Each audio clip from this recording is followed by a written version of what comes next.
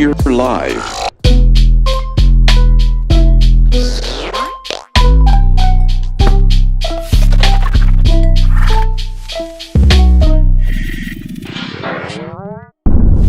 That's paint.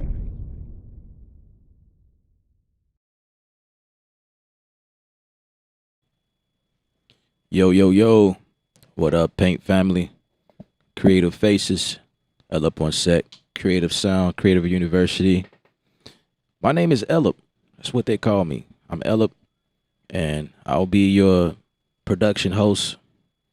Get this live stream going. This is a live stream, meaning these videos can be kind of long. So if you start out by giving me thumbs down, I'm cool with that. It's all good. But feel free to give me thumbs up. I'm going for thumbs up. I appreciate the thumbs up on the stream because I give away a lot of nuggets while I'm streaming. And like, what better place to come to and ask somebody who's been in production for over 25 years and give you answers for free. You know, it's not a lot of people out here doing that. It's a lot of people streaming, but there's not a lot of people who will stop what they're doing and help you the way that I help. If I know the answer to it, to the question, of course. You know what I'm saying? What's up there? What up, 803? Appreciate you guys for coming to hang out. If anyone that's watching is new here, I appreciate it.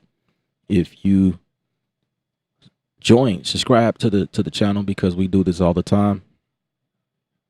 I stream almost every day if I can. You know, on here like every night, Central Standard Time, of course. I realize that I have people who watches me from all over the world. It might be bright daylight where you are watching, and I realize that. But it's nighttime here.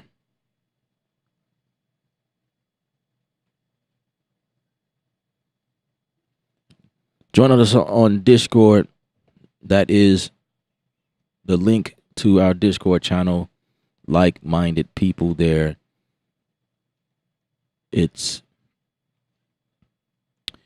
I don't want to say it's like Facebook. It is, but it's not. I think it's better than Facebook. And the reason being is it's tailored. Like only music producers or people who's involved in music of some kind is in this group. Versus your Facebook family that may or may not be involved in music. And you all know how that goes. Facebook is just filled with a bunch of nonsense, right? So if you are a producer watching, this is definitely a place to be, and it's very diverse of all types of people, advanced, beginners, people in the middle. This is where we are. I'd like you to join. I'd like to get to know you. Let's build a relationship. Let's vibe. You know what I mean? Let's get something going. That's where it is. So don't be shy. Feel free to join us over there. Women are welcome as well. We are women friendly. We'd love to see more women in the group. That would be amazing. So without further ado, let's go ahead and just dive in.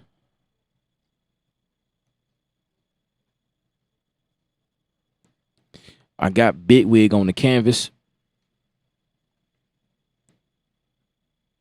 So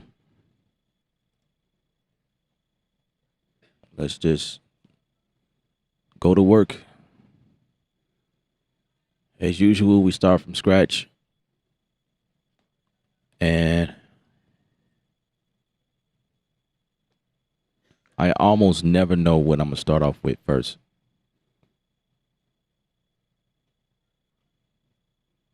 That's usually how it goes.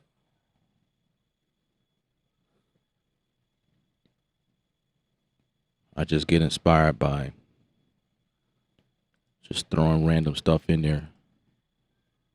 Like this. This is so random.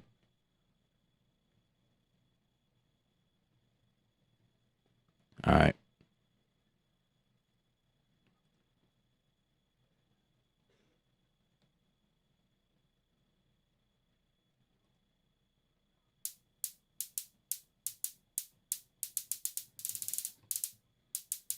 Okay. That's supposed to be a hi-hat engine, I think. Yeah, of course. That's a kick.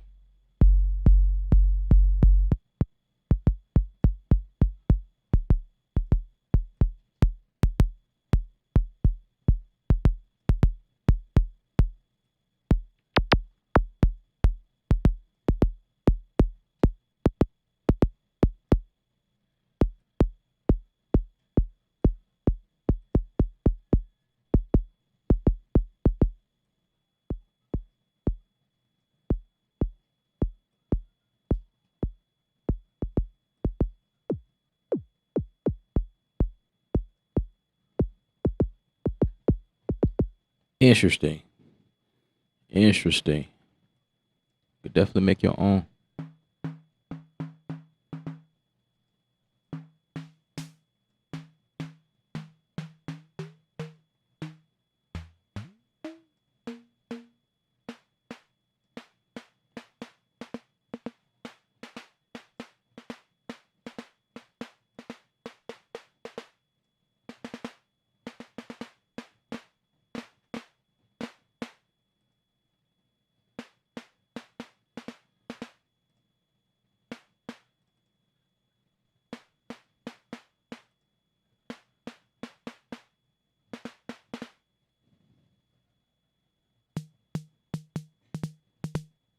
Okay.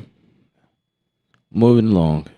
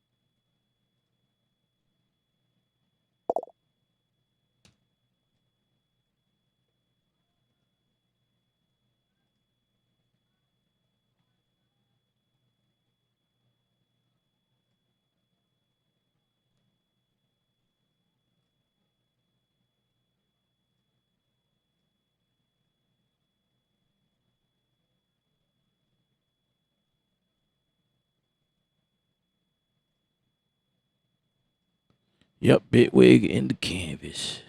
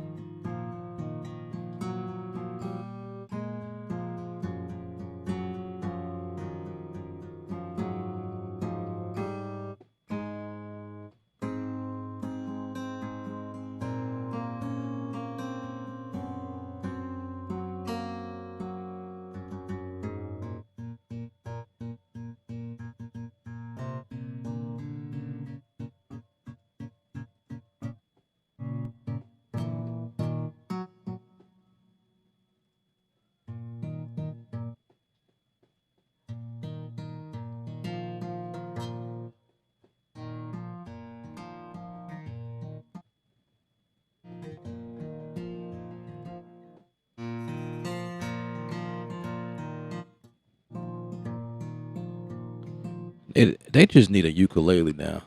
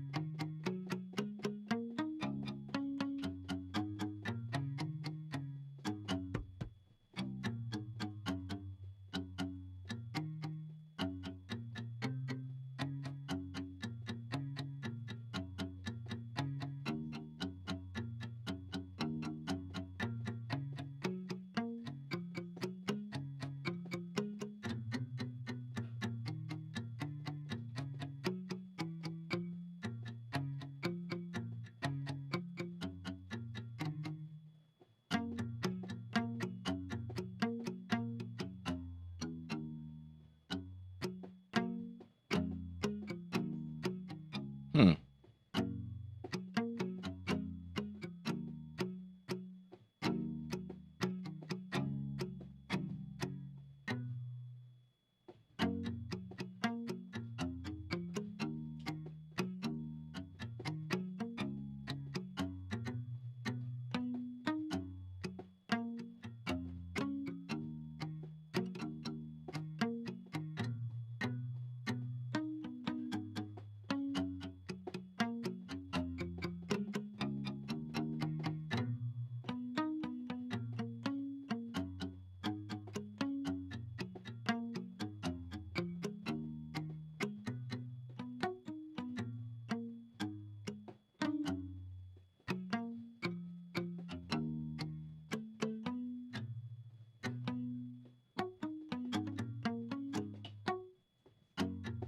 I don't know. Let's try it. That's kind of different. Let's try it.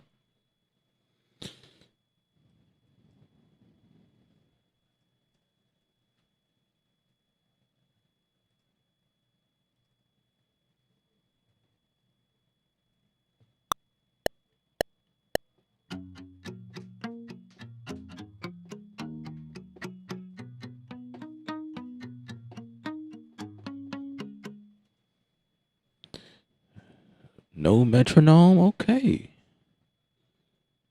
Leave me hanging. I just need it on for a quick second.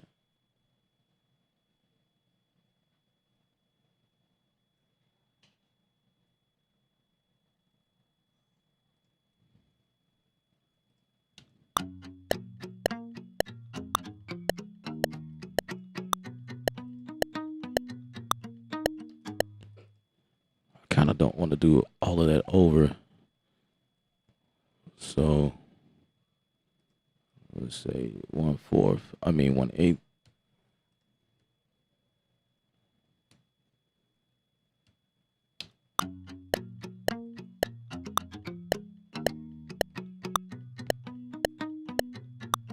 Okay.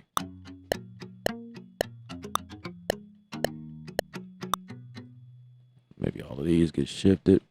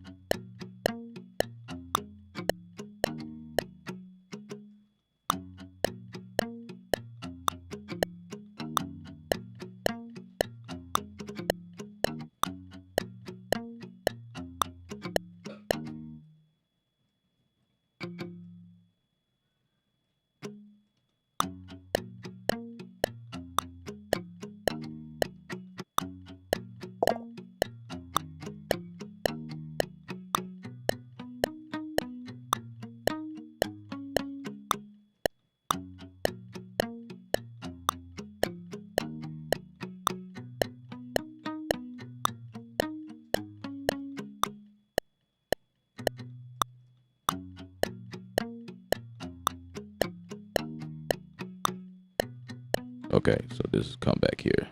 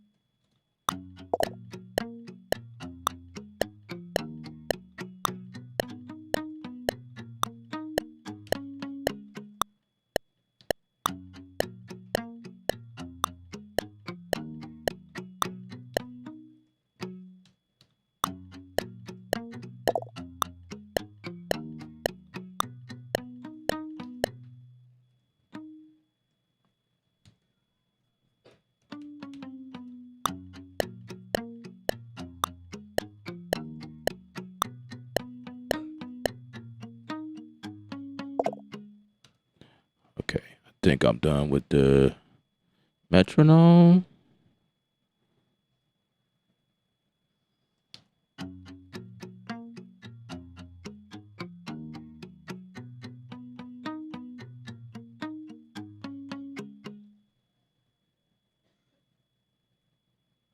You said, Devin, you can't hear the instrument. Yeah, that's because right now it's muted. It has it's very muted. But I promise you, you're gonna start to hear it when I bring it together real shortly. Cause I'm getting ready to add on top of this. It's not as loud.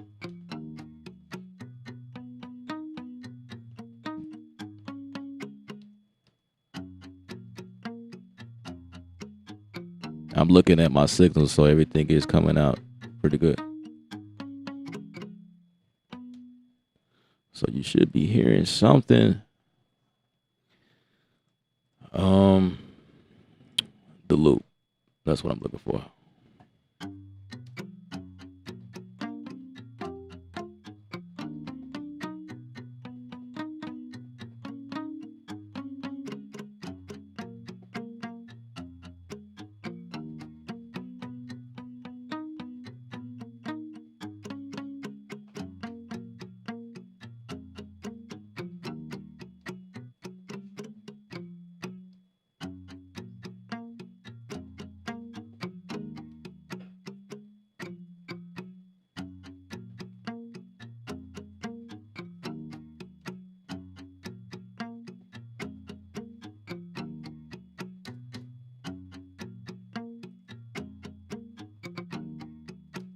Oh, got to fix that.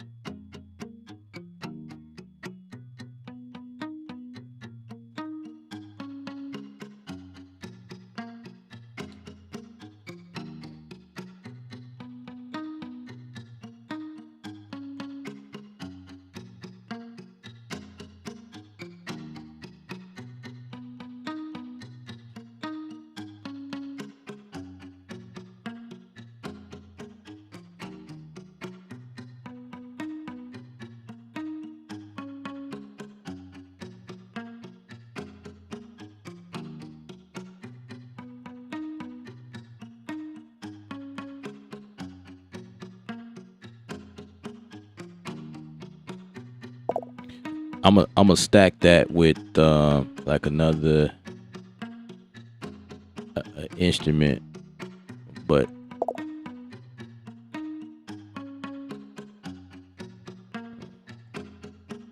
I'll stack it with this one.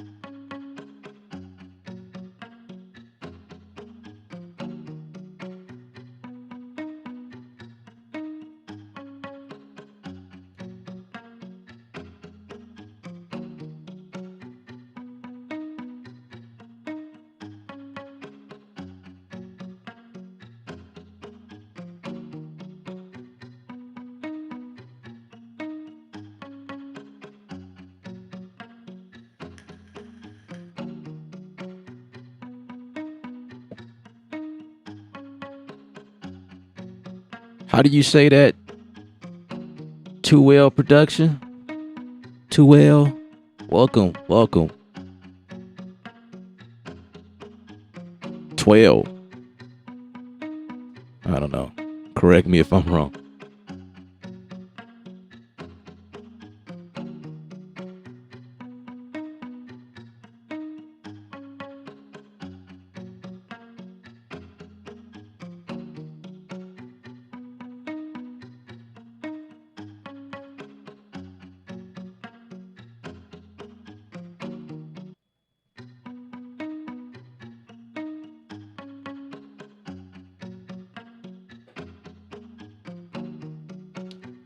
Okay. So now I got instrument 2 in here.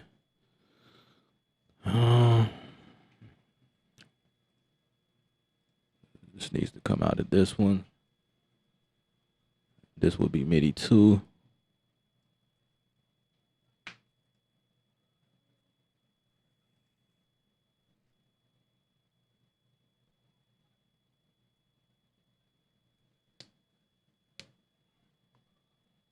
Trying to remember how to do this now.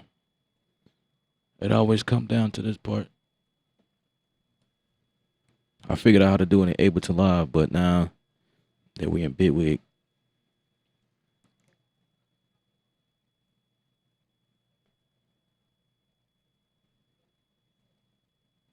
hang on a second.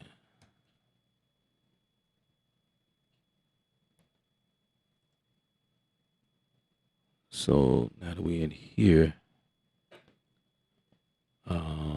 add missing chains. I'll say 2, 3, 4, 5, 6, 7. Oh shit. Well, that's not what I was trying to do. So I don't need all of these. So we got 7, 8.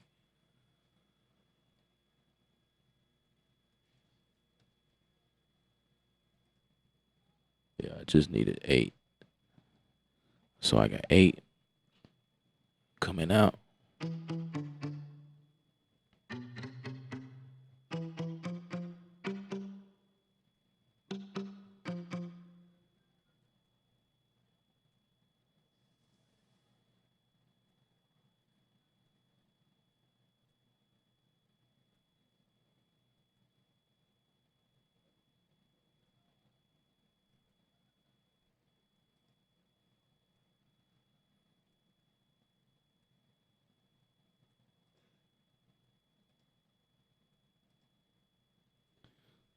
Okay. So in this case,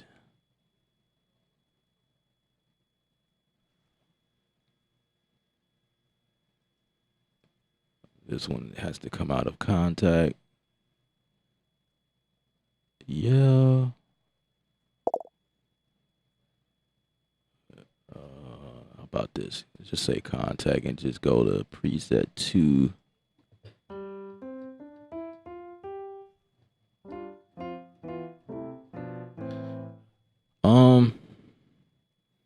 Isn't there a device I can just grab right quick? Say,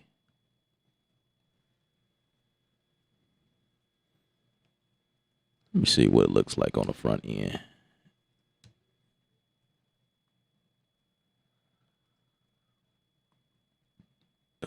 Okay.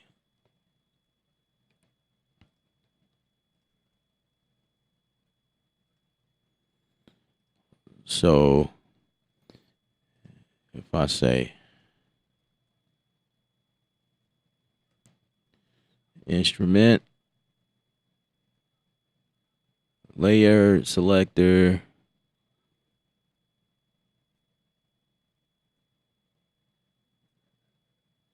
it's got to be a Bitwig device.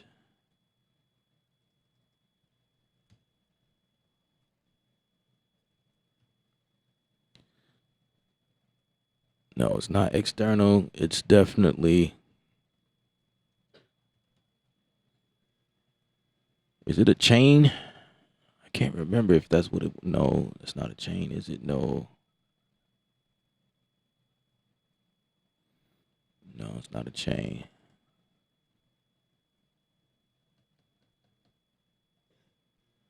Javion, what up? Boy Wonders in the building. What up? What up?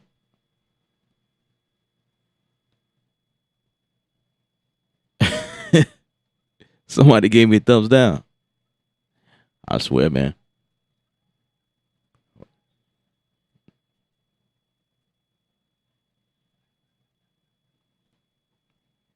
Instead of just unsubscribing or not looking at the video, they decide to come and get and share their thumb down.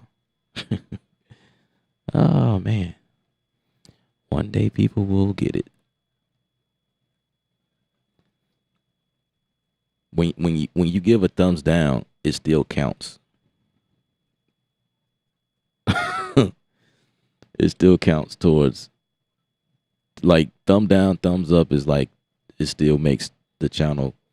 That's only there for show, like for people to gain their, like, it just triggers people a different way. Oh, he got a lot of thumbs down, for those videos that has that, but you don't know that it still count towards the points in a good way, actually. Like, it thumbs down don't make your video not shown. Like, like some people don't know that. I guess if you're a YouTuber, you know that. You know how the algorithm works. You kind of know that already. But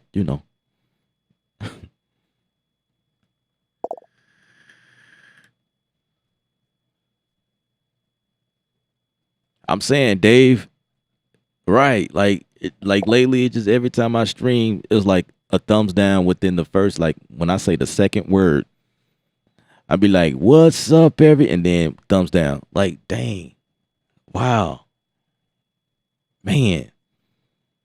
Okay, I see what's going on.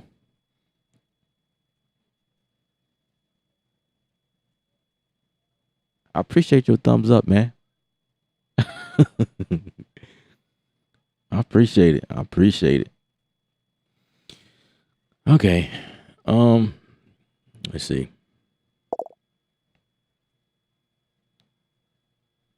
HW instrument. What does that mean? Ooh, this thing looks so serious.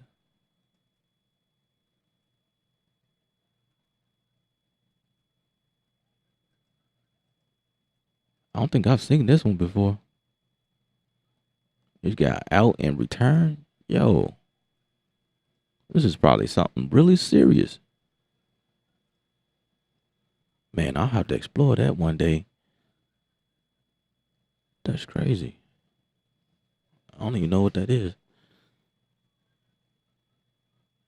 Okay, let's try instrument layer. Drag devices here. Okay, I know what that is.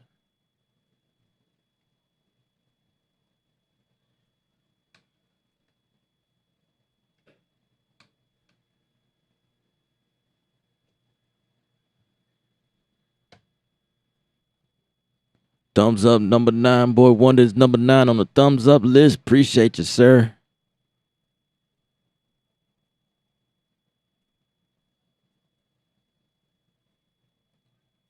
Number 9. Number 9 in the building. Who's going to be number 10? Who's going to be number 10? Can we get a number 10 thumb up? Can we get a number 10? Number 10, number 10. Dave was number 8 on the list. I was number 8 just using my Wi-Fi. I should be hooked up soon at my place. Miss chilling with you and all. Hey, man. We'll be here waiting on you, bro. When you get up and running, for real, we'll be here. Welcome you back with open arms, sir. So you can watch all of the lives you can. Yes, indeed. All right. Trying to figure out what devices that I can use. XY instrument. No, that's probably not. That's not it.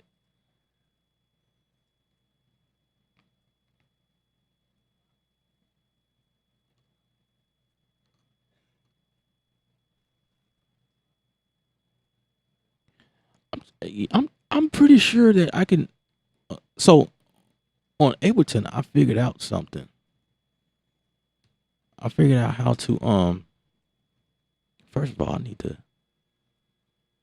figure out how to toggle back and forth with this thing again. Like it's not working for me no more. Show device panel. Okay, let's set a command because that's annoying. Let's see, toggle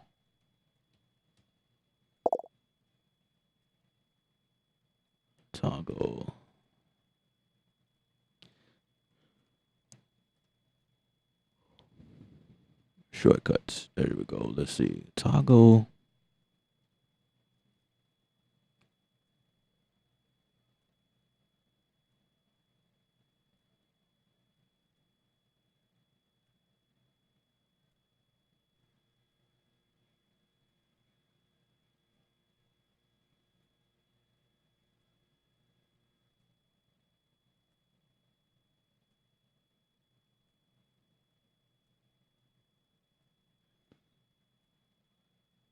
device window.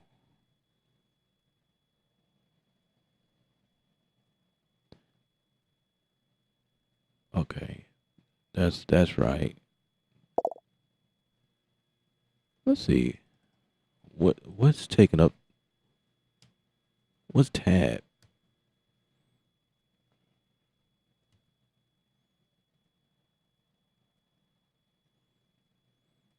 Let's see. I need to show device panel, show automation. Dang, really? It took me all the way out? Like, seriously? Is that what we doing?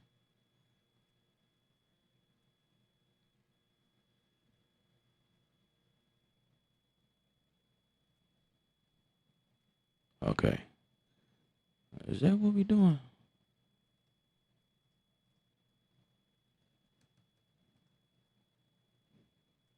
I think I just toggle windows. Ah, look at that. That's not supposed to be like that. Oh, man. Okay. Whatever. Let's just keep going.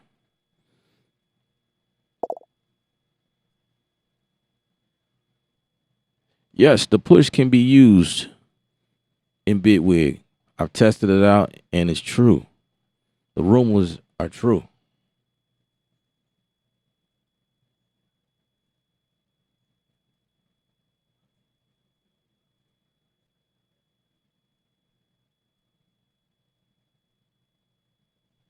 Y'all had Canadian Thanksgiving.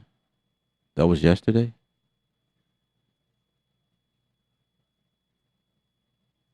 Wow. That's what's up. Why y'all ain't tell me? I would have feasted with y'all.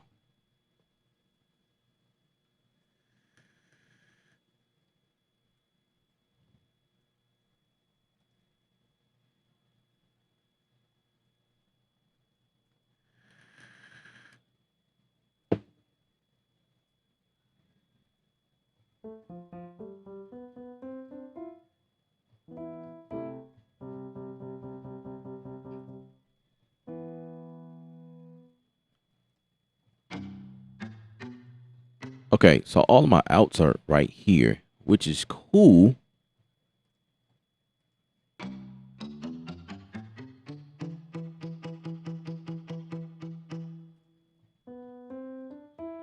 But me, I guess.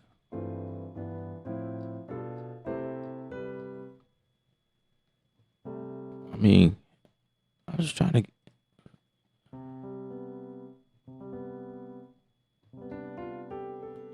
I was trying to get this one to see, because in Ableton I can make the out. Oh, you know what? Now that I think about it. Now that I think about it, what if I said audio. What if, just what if, it's a chain, a container, audio effect, audio receiver. What if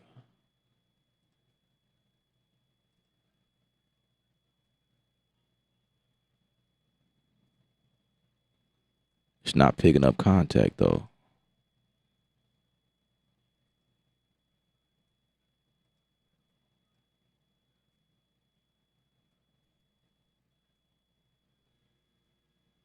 Man, I thought I was on to something. Cause that would be crazy.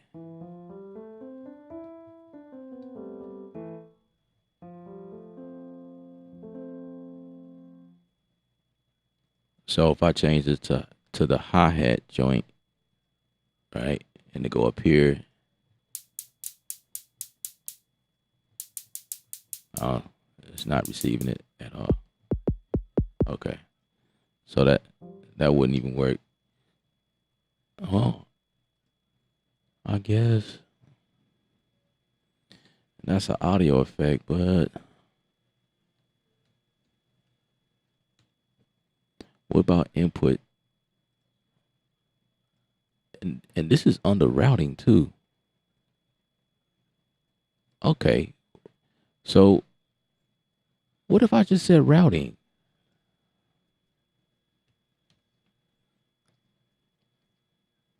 Nothing. Nothing pops up. But what is routing?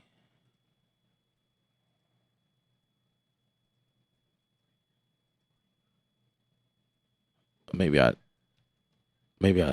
searched for it wrong. Okay. Audio receiver is the only thing concerning routing.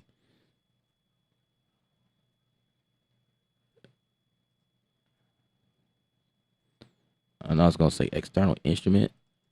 I forgot. I gotta look this stuff up again because it's been a while. Nothing on the external. Say, what if I put MIDI in there? Nope, nothing under MIDI.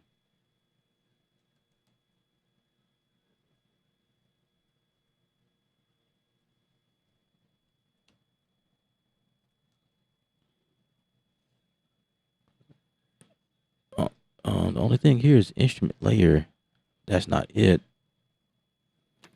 I'm trying to get this instrument here to receive audio as well. So it just won't be like a MIDI deal here. That's what I'm trying to do. That's what I want to do.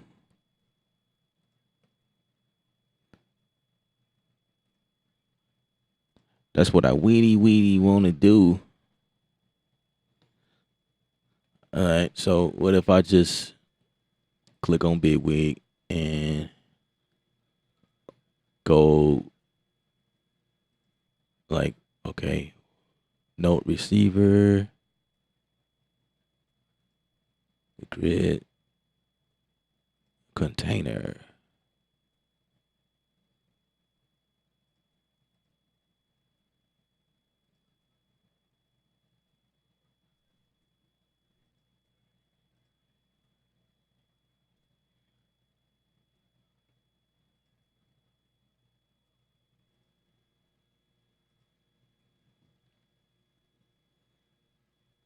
Okay, I guess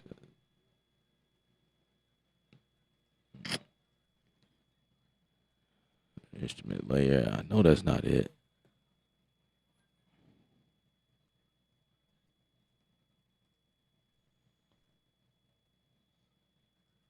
Like, okay, so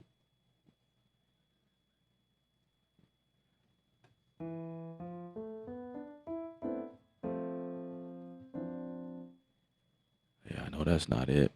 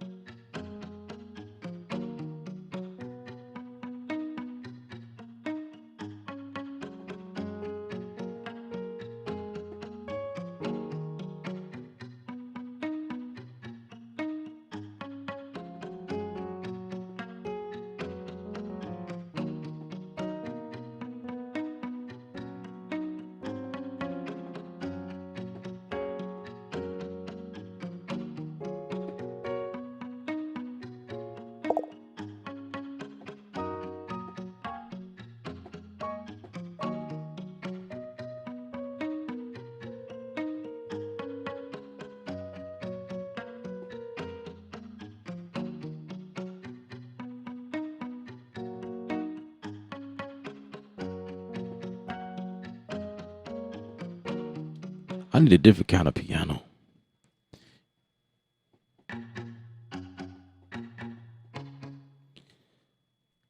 You do do do do do do. Dum dum dum dum dum dum dum dum dum dum.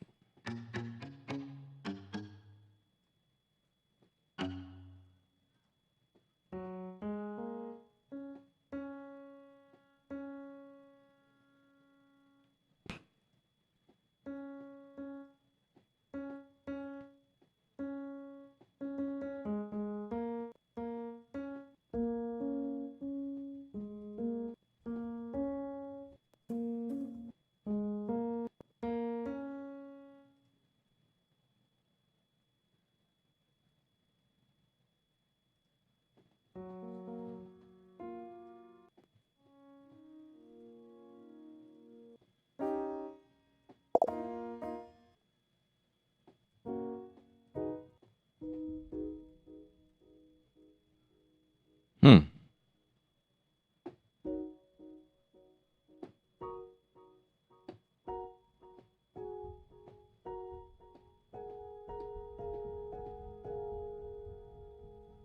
Dude, that's interesting.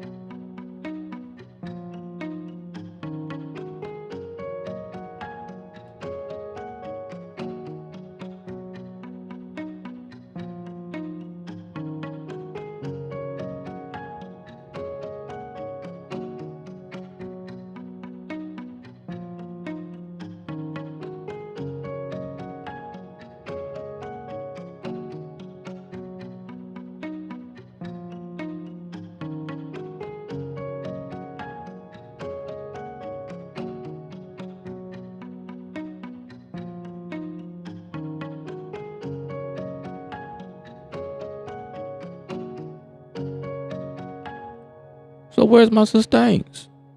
Where my sustains at, man? I need to adjust that. Unless I could do it over again. All right, let's see.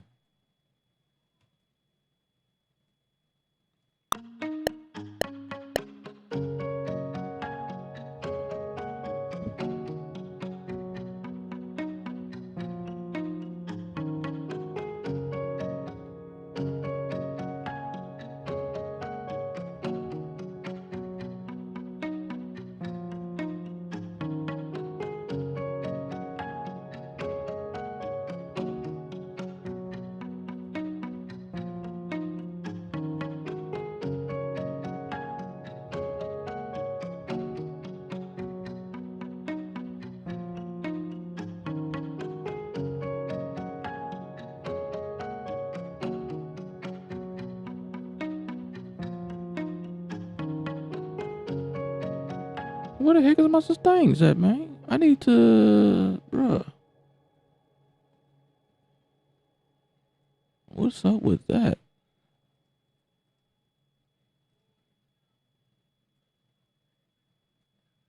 Is it over here?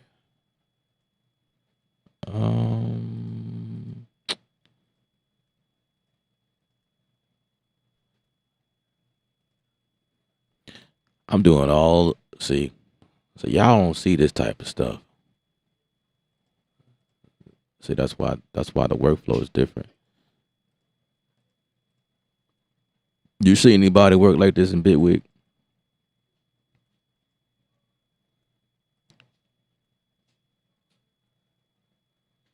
Because this type of stuff, unless y'all know, please share.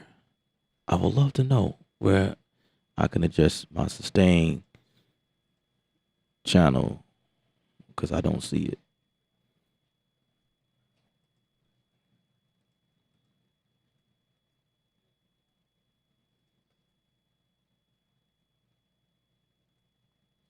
I don't see it.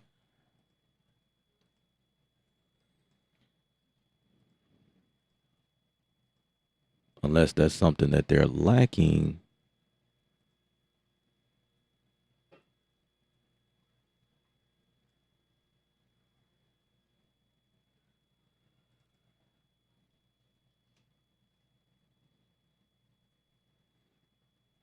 I see gain. I see timbre.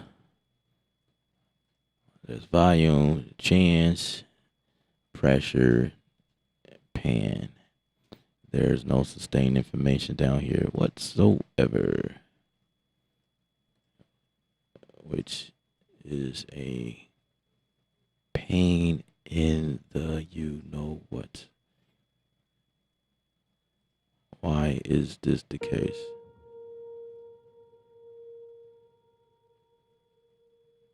Expressions, pressure, yeah, no sustain.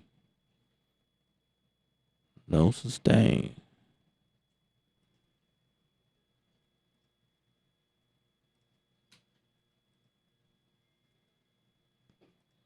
No sustain.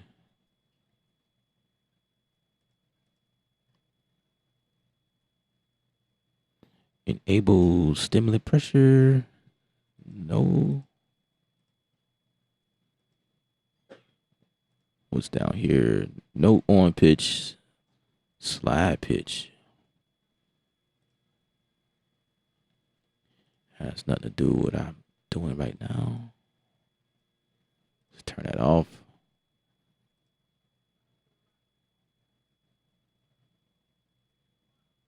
Events.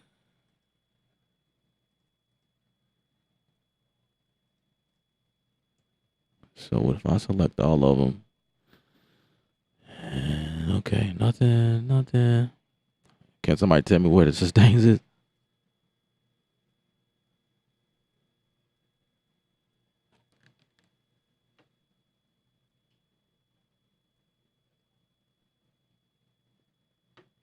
Anybody, somebody. Don't matter.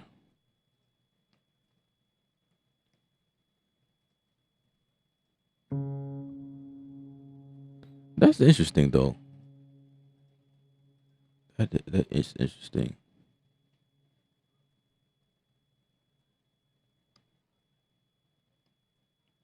There's something that Bitwig needs to fix. Sustain should be down here. Should be information down here at the bottom. What about if I go through here?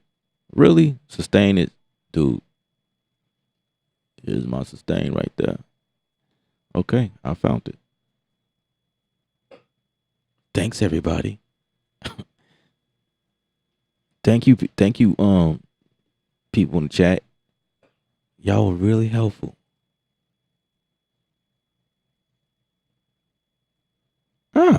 So there's my sustains. Check that out. Okay. So it's in the automation lane. So this is a whole page dedicated to, okay, I guess. Okay, the sustains look good, I guess. I guess they look good. Just move it over just a little bit. Maybe.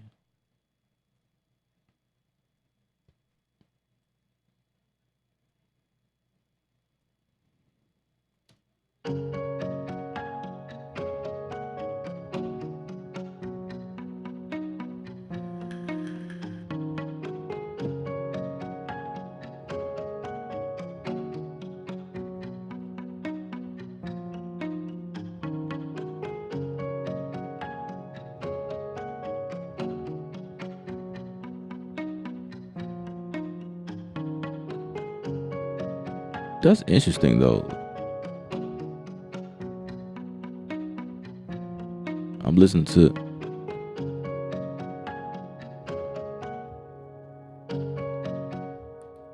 so the sustain in this instrument might be too much. The release or something.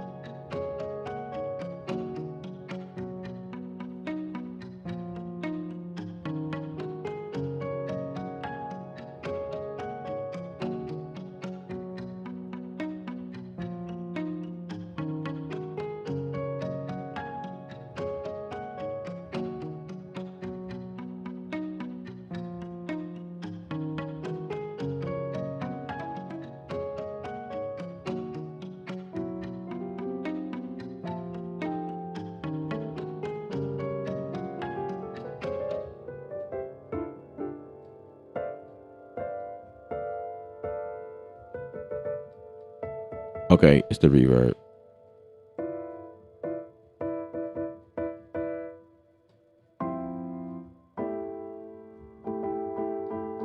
Okay.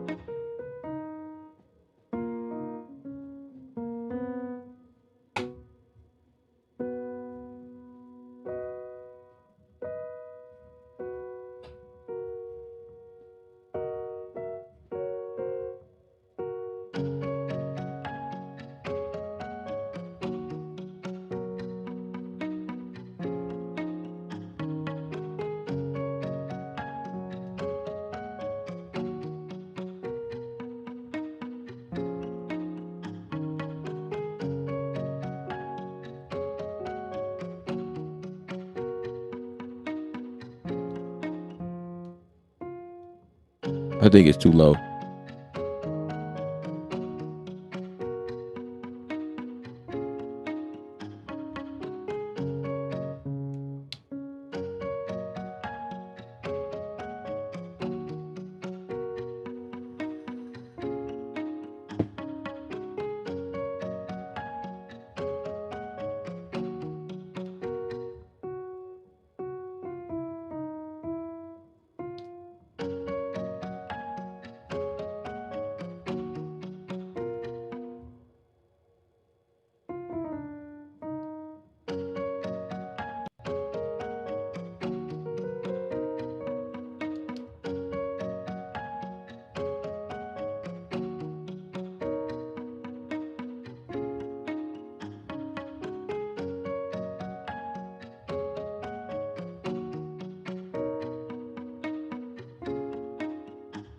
I don't like that note. I mean, this chord. Yeah, I don't like that. That sounds so boring.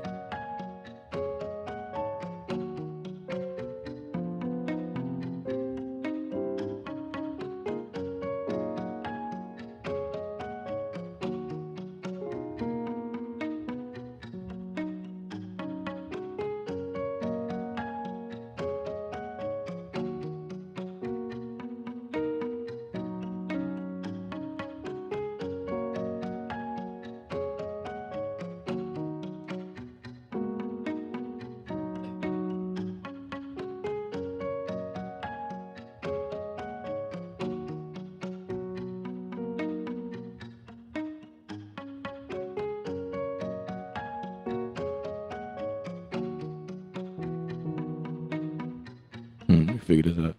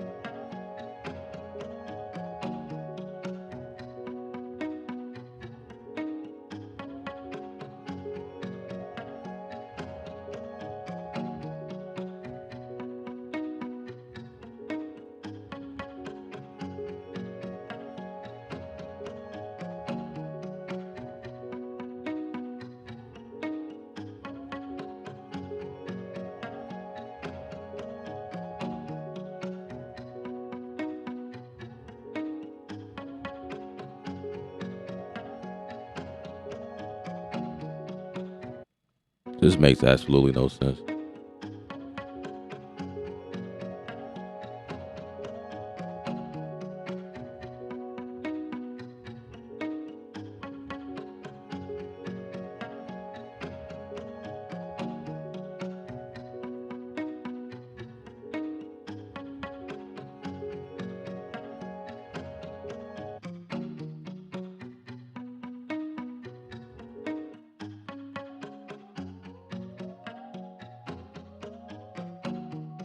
It sounds like I've moved some notes around.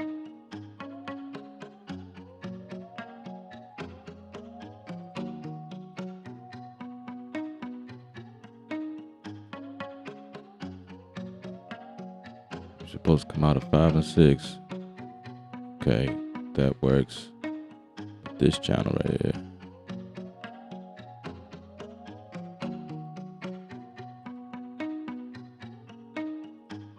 This one is not responding at all.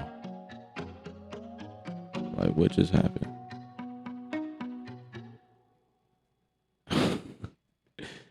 What the heck happened?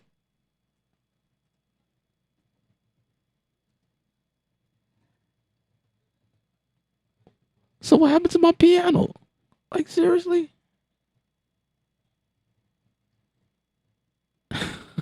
Oh, man. Okay, it's muted, but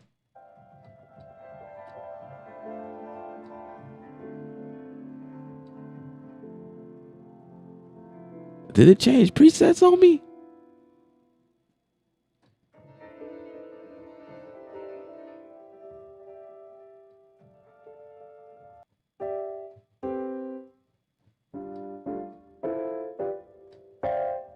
Wow.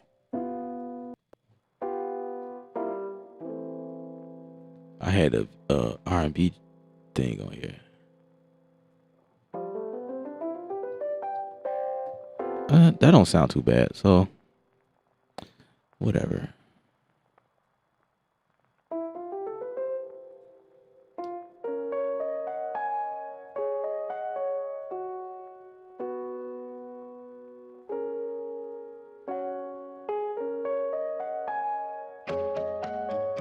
That's weird.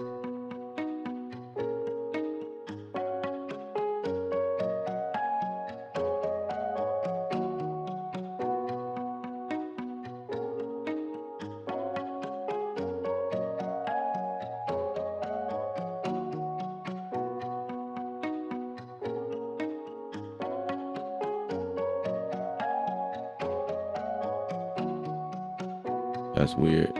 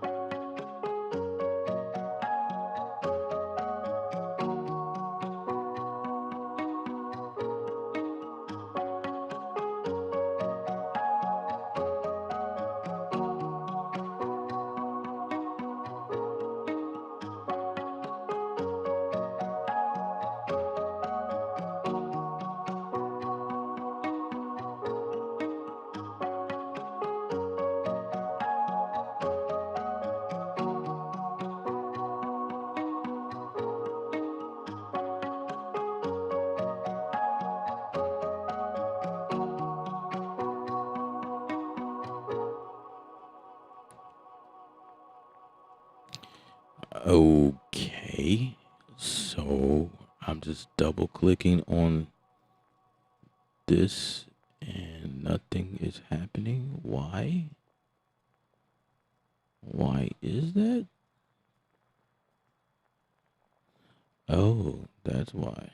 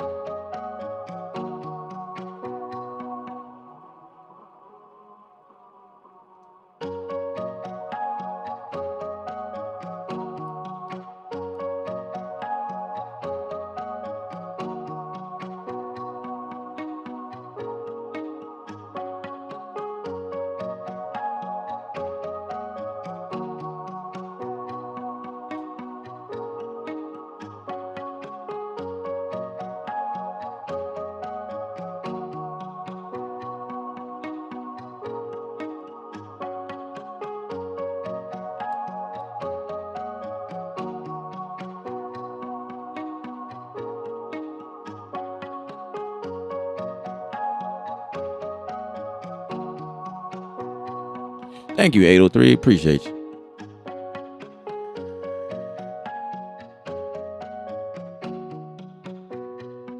Oh, you were responding to Dave. Okay, never mind.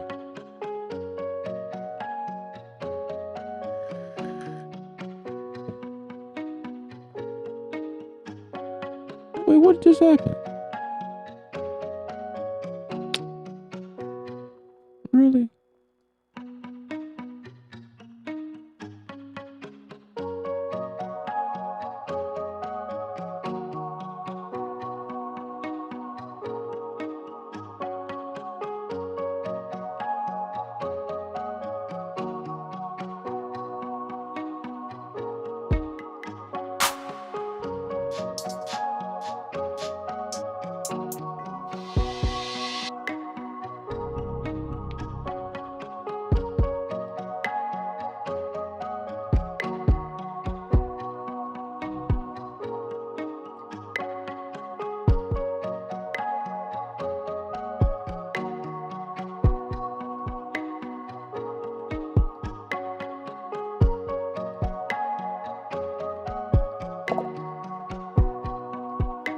I don't like that chord. Oh, that chord is so cheesy.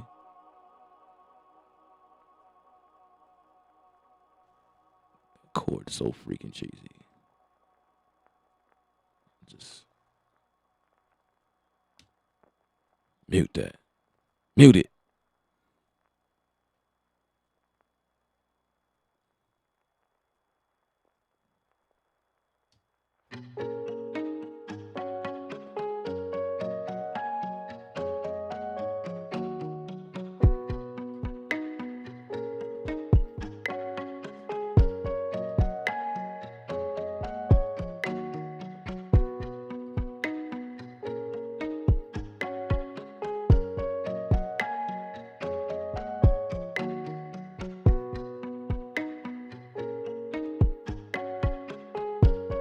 I keep doing that.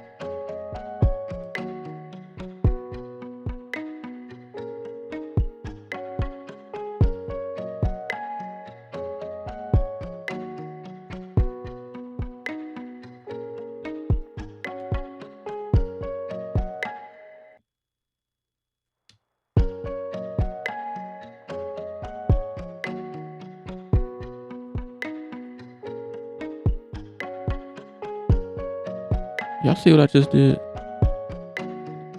Never mind. I ain't about to explain that. That was dope.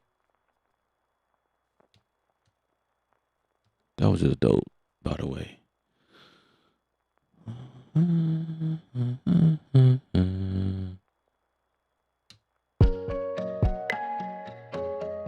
I put the plug on there and it played without.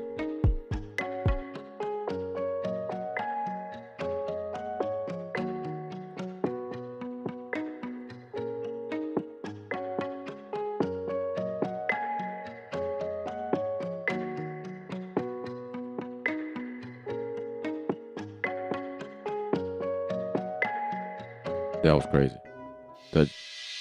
That was Chris. That was bananas to me, man.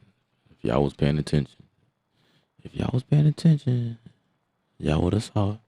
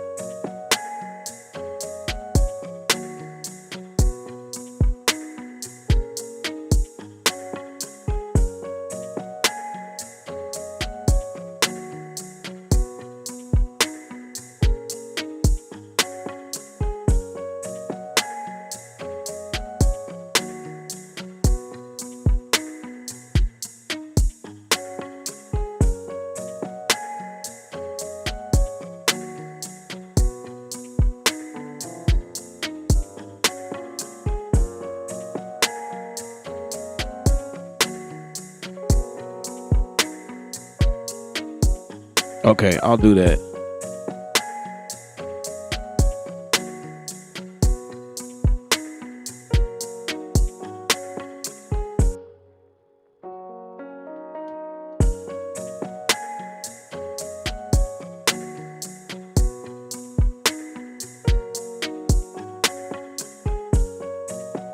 Yeah, that sounds a little better.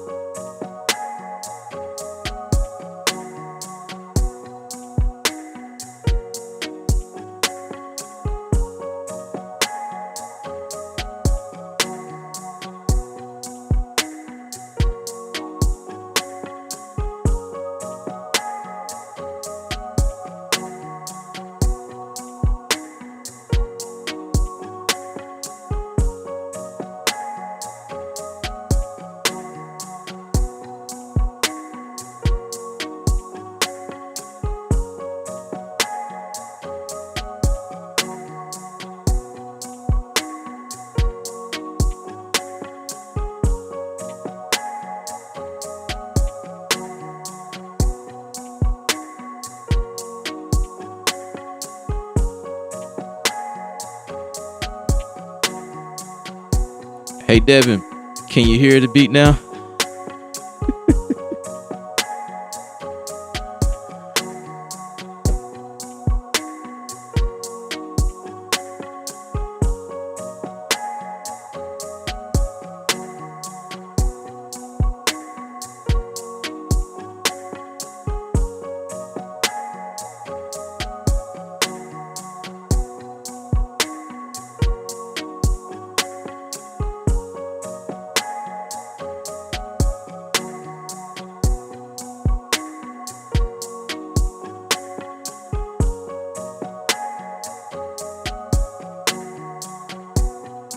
I wonder if I can like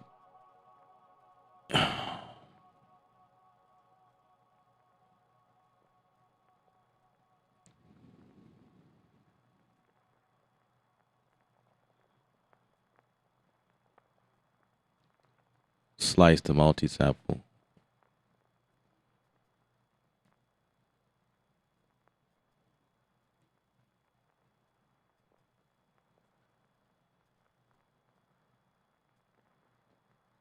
Slice to multi-sample. What does that mean? Let's try it. Oh, no, that's not what I want to do. That's not it.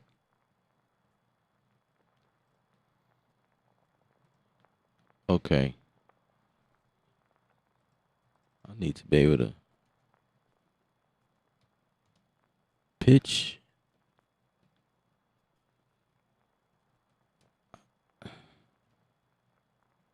Export MIDI. Export MIDI.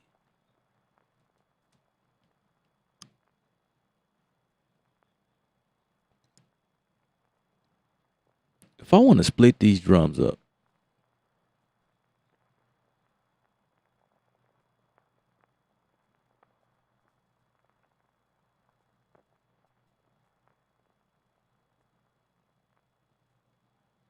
all of the other instruments are much louder.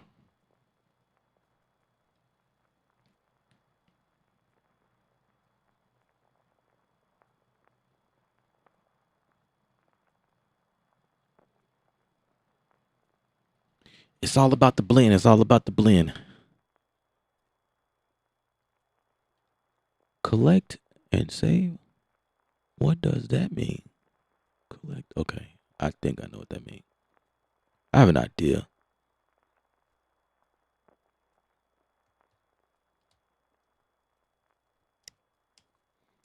Okay.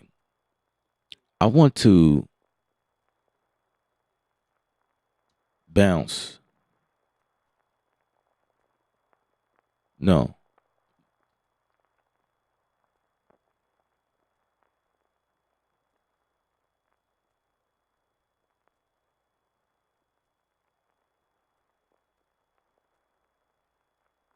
I need to be able to. I guess Bitwig don't do that.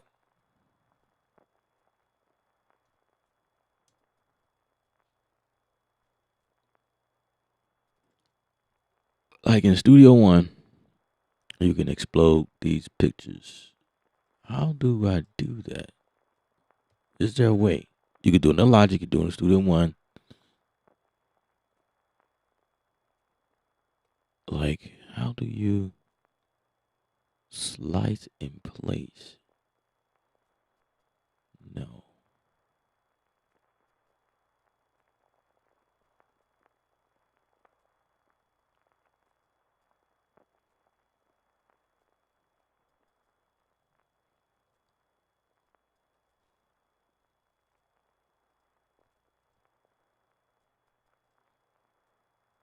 I guess I gotta do some more research. Um,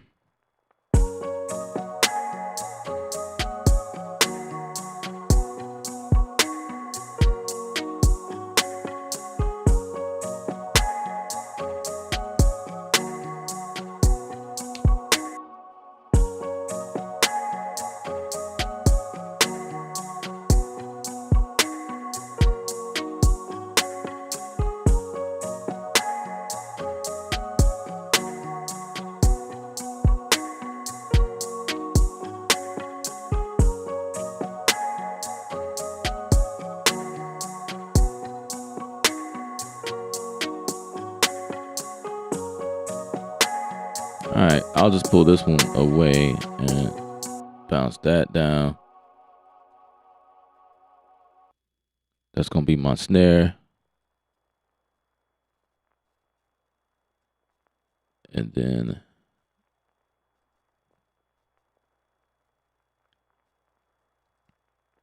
I'll mute that. And then mute those.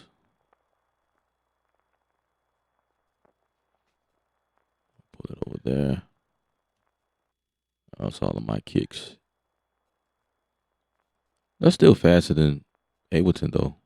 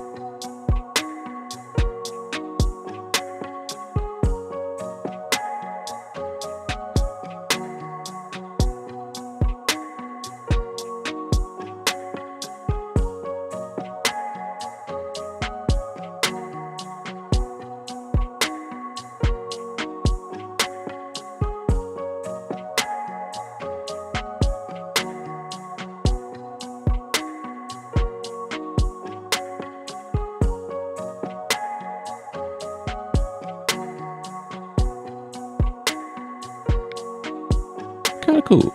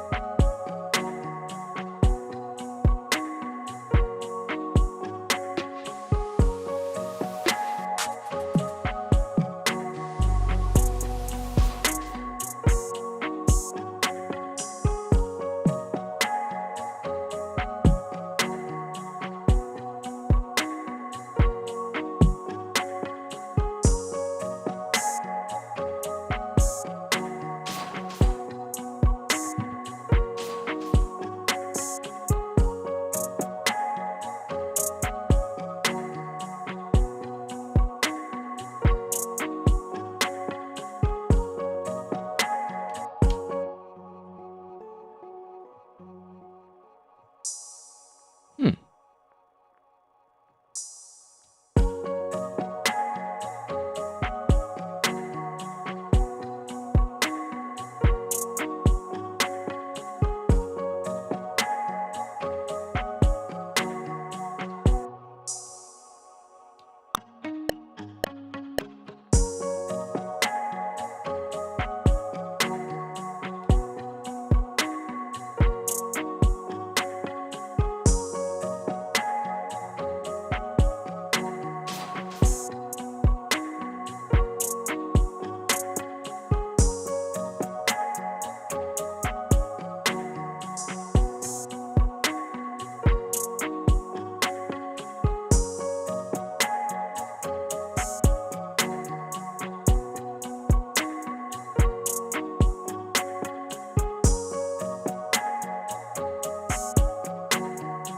Add a little bounce to that.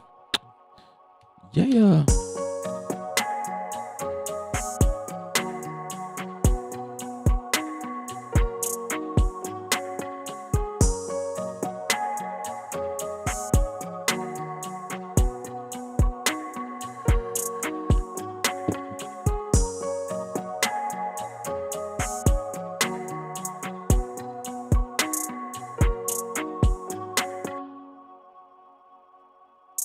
Like to lower that one down. Something like that. No?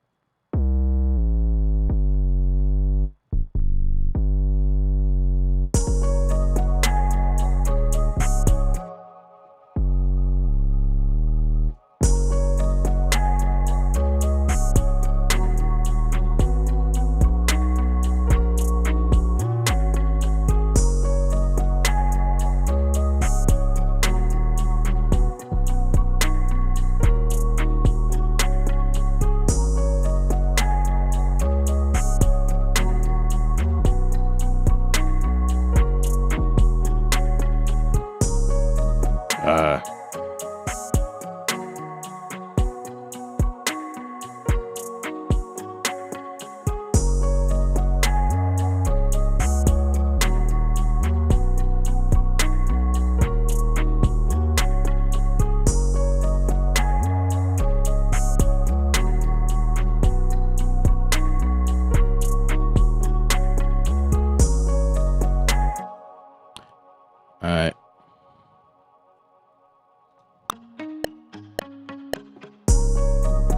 I always do that.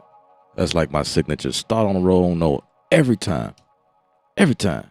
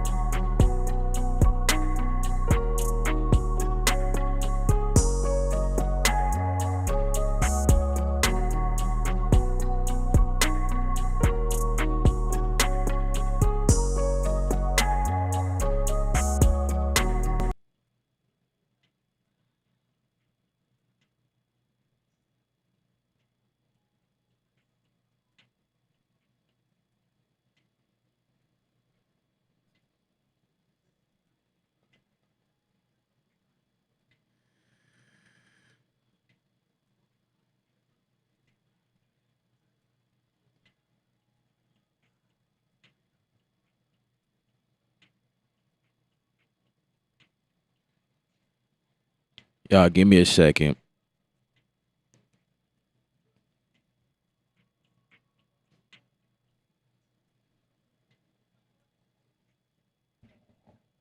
Just blew a fuse.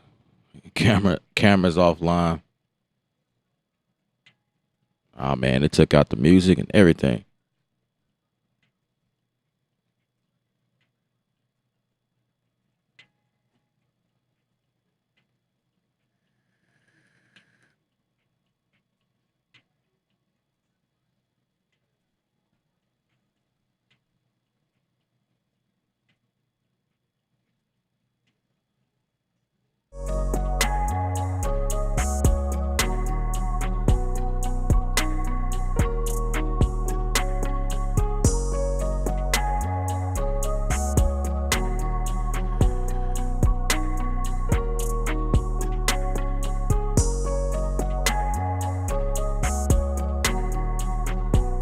I think I'm back.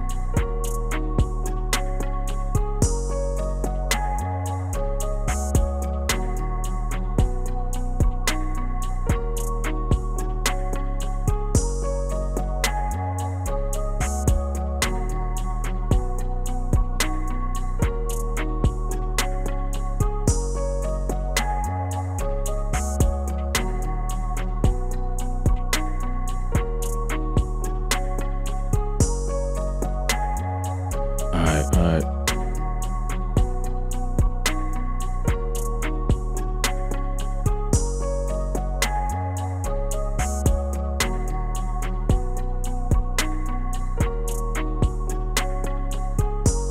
I'm trying to think of what I want to do. And this obviously going for a female R&B artist. Probably like a movie score, you know, somewhere in the some show.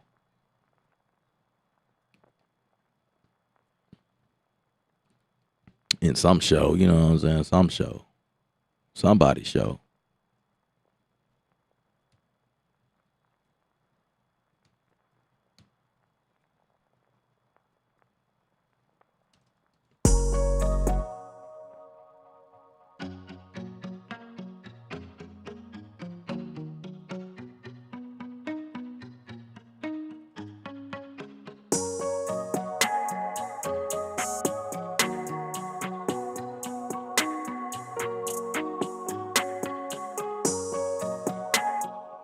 I like how that starts like that. But for the next section,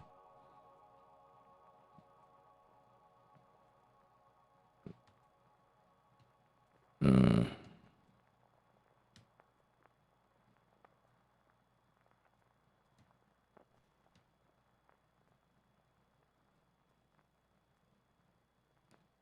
what did I just do? What function was that?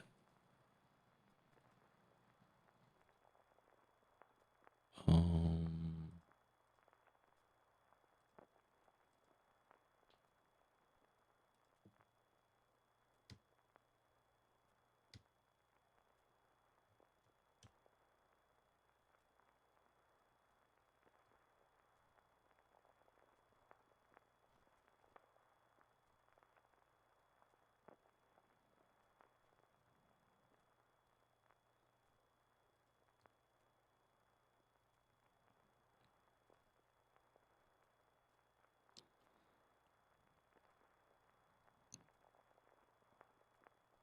insert Q, show Q markers.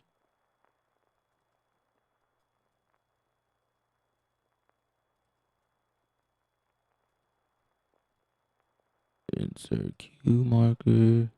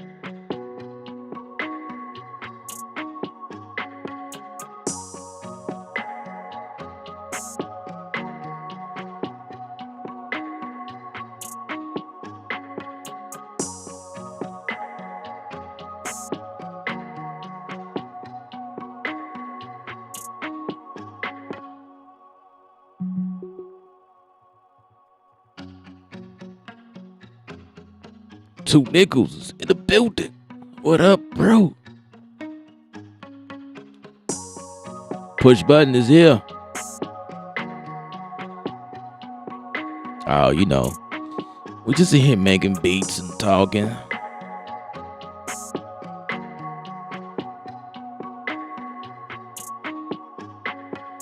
All right, let's let off this loop right quick.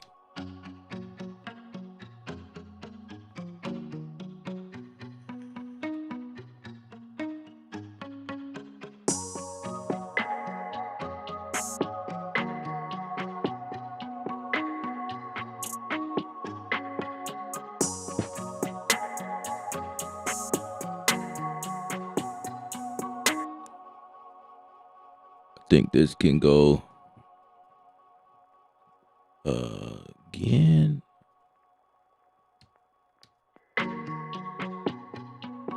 But bring this in. This right there. Wait a minute. Not so fast.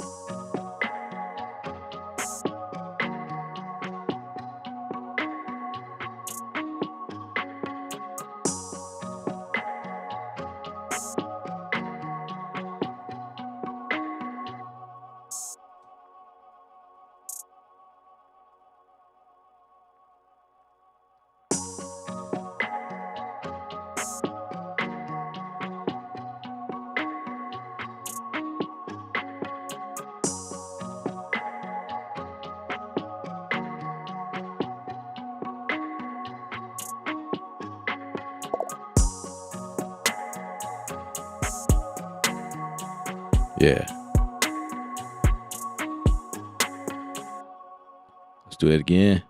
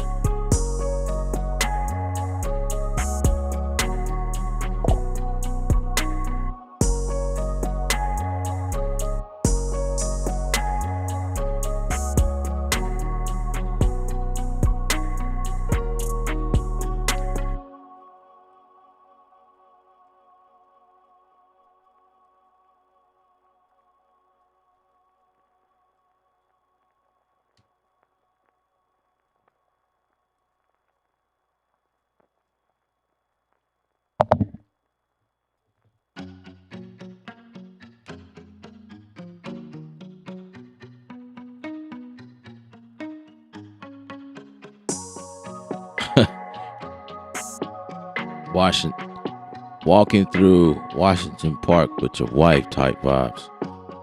Absolutely.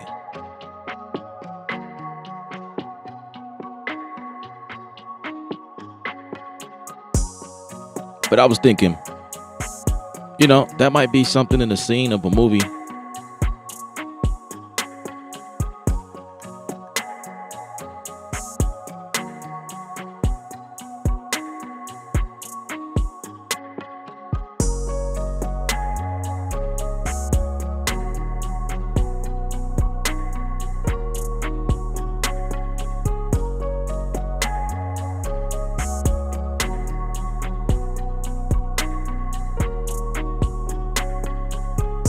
Yeah, okay. Let's end that real quick. And then add this back to that. To the back end. Replace that like so.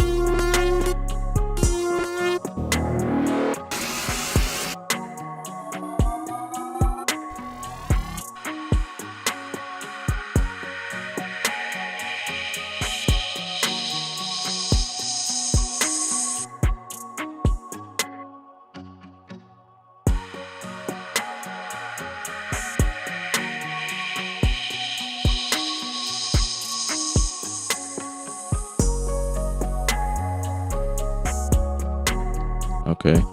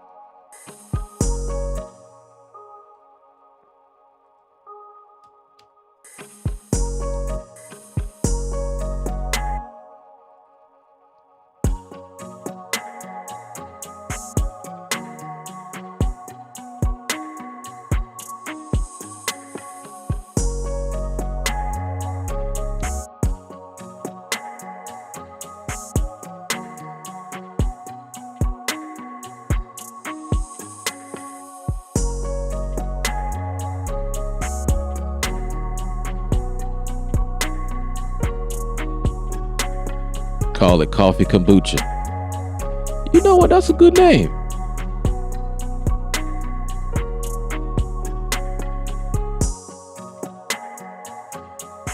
That's a good name. Coffee and kombucha. I like that.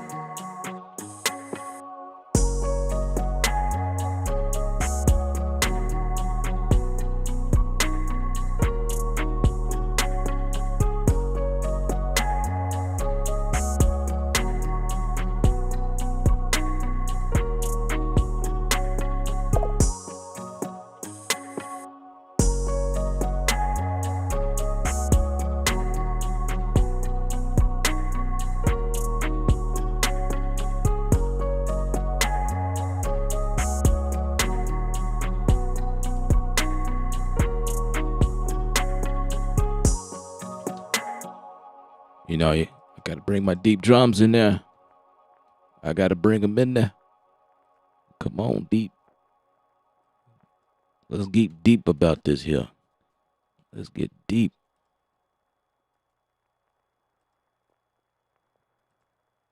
Let's make this deep and personal.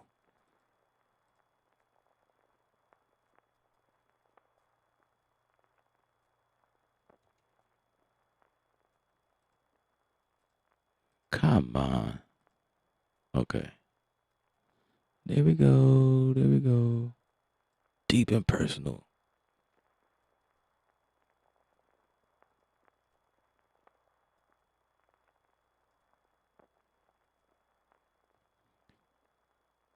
Coffee and kombucha. I love it. I love it.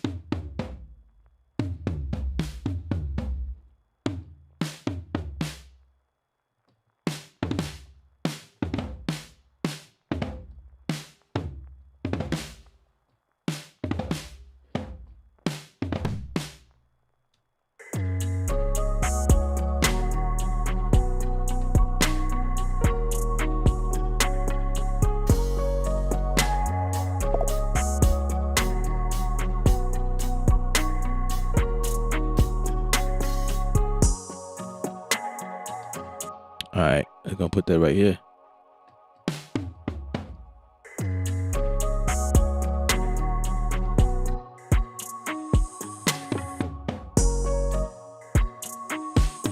Ah, missed it.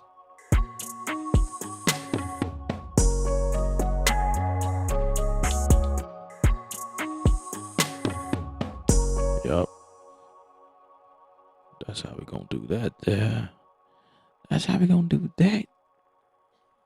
Then we're gonna add this here on here.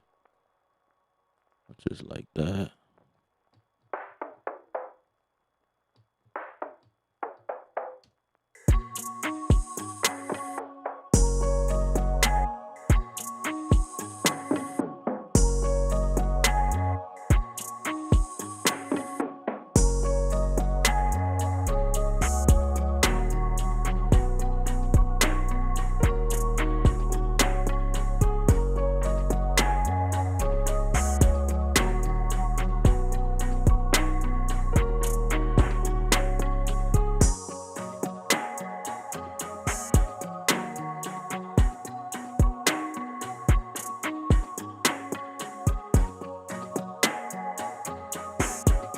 Oh, I like that.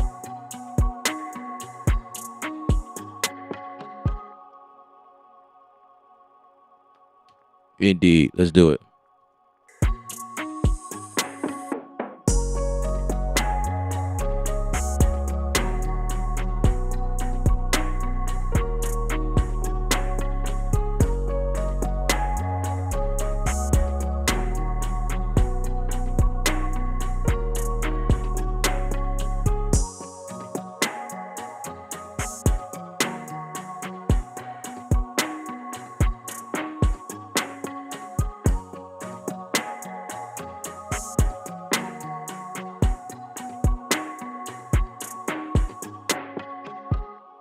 Yeah.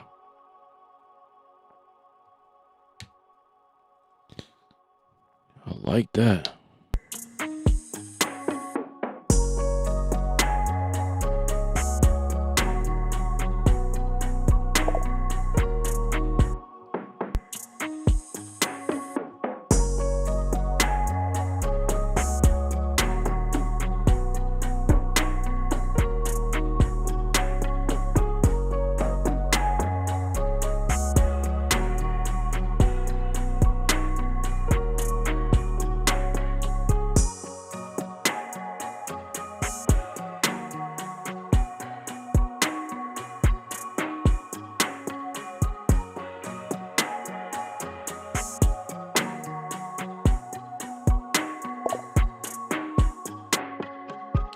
Yeah, that's solid to me.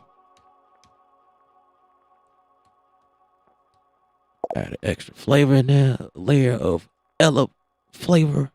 You know what I'm saying? Got to.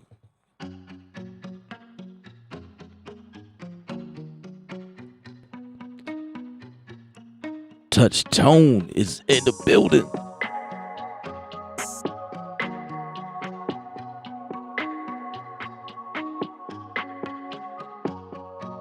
Is there a way to be covered on all bases in the publishing game, digital sync game, and songwrite all under one umbrella?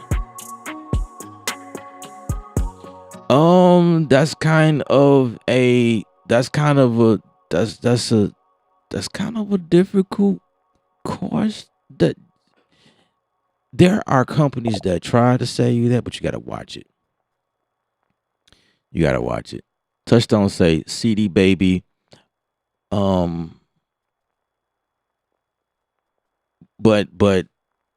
you gotta be registered with the pro company.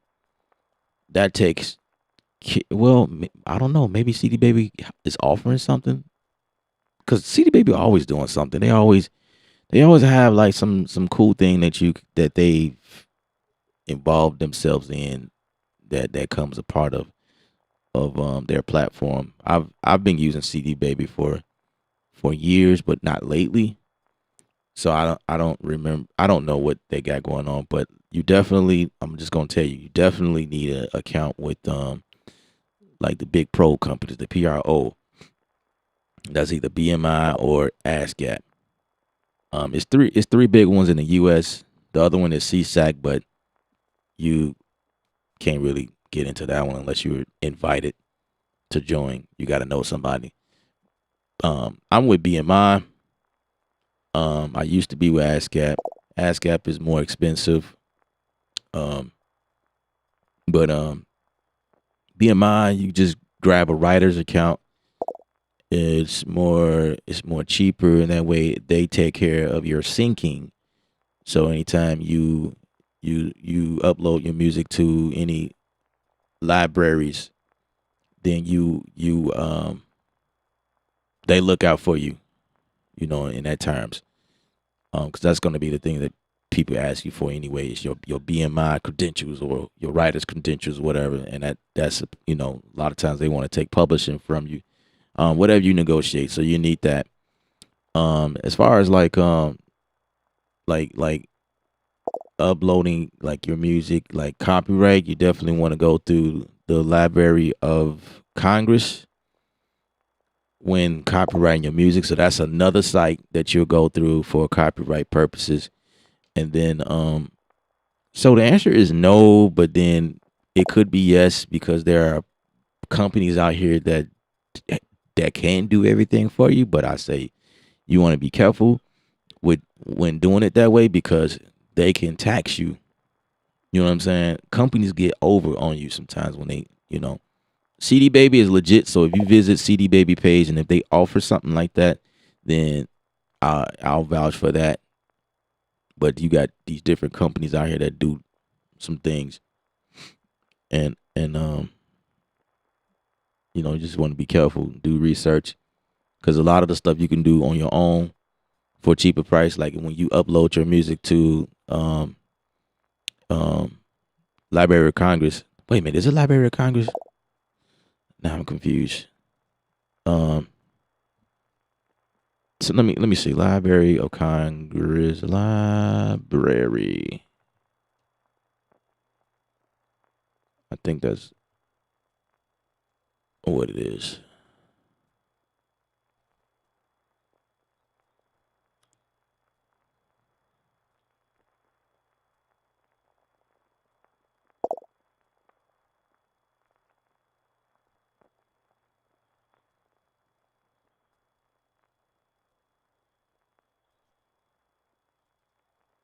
Wait a second. I could be off. Wait. It's been a while since I sent the music. Um,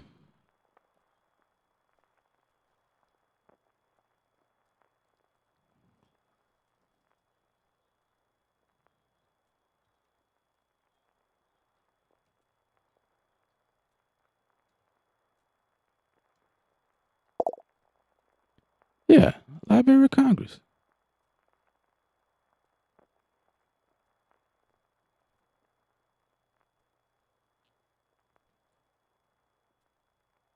Okay, but it's copyright.gov. That's the site.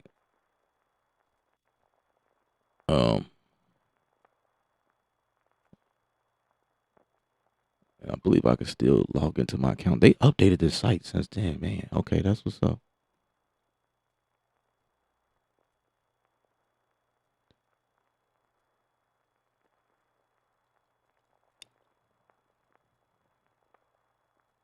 Yeah, Library of Congress. I had it right. I had to second guess myself. Like, man, wait, does that? I don't even sound right. But yeah, yeah. So, um,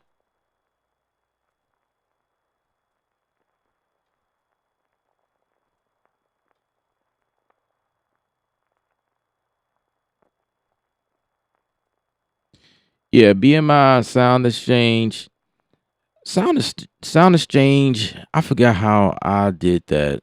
Um, yeah, you definitely want to be on Sound Exchange, because that also covers like another ground, like things that BMI don't cover. Sound Exchange picks up. Um, it's, they remind me of like like lost money, like lost, like everything that's not picked up by the big PROs. Um, Sound Exchange is like more of a digital type. Like they work with BMI, I believe. Like they pick up stuff like people be trying to get over on you or whatever and play your if your stuff is copywritten and or like if you register with a big pro company like BMI or ASCAP, like I mentioned, they are somehow linked together where they cover more ground. You know what I'm saying? But you definitely like as a professional, you getting into movie scores and or like having your music on like different sound libraries or whatnot. You definitely want to have a writer's account of some sort. Now with ASCAP, you are required to have a writer's account and a publishing account. I'm gonna share a secret with you. This is a secret.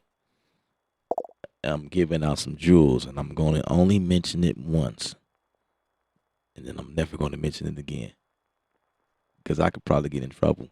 So I shouldn't probably say this, but um, so when you with BMI, as long as you have a writer's account, you are actually covered as publishing as well. They cover you both.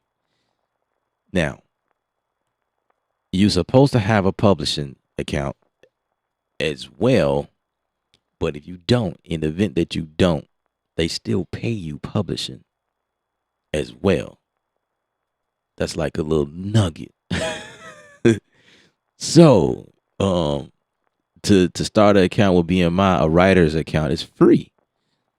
The publishing I think is 150. It may have went up, but with ASCAP, their fee is I think it's like 150 to start with them, and then your publishing is cheaper. It's like $65. Again, it could have increased, but that was like when I was in the game, like looking for publishing or whatever. And that was so long ago. I think I still have a publishing account with ASCAP. To be honest with you,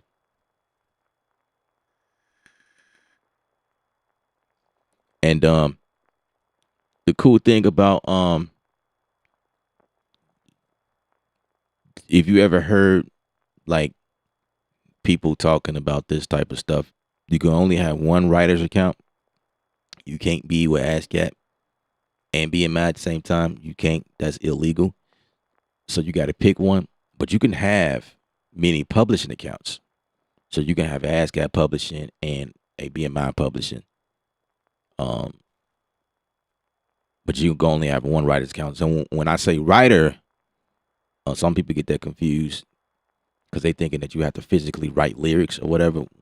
Writer meaning you're the music producer.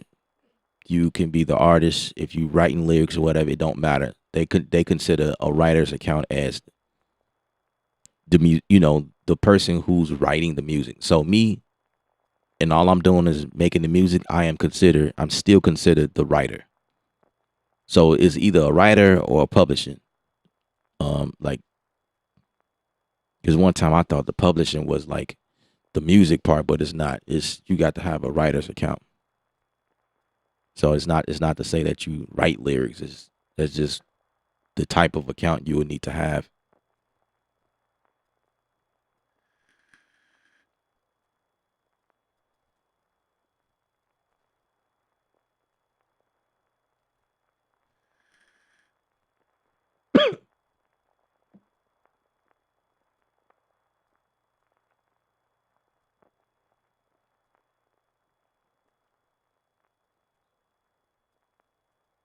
Yeah.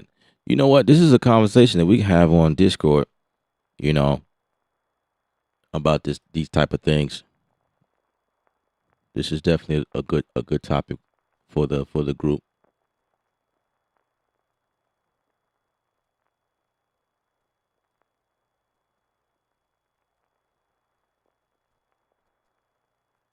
Say they do more sync licensing sound exchange specific.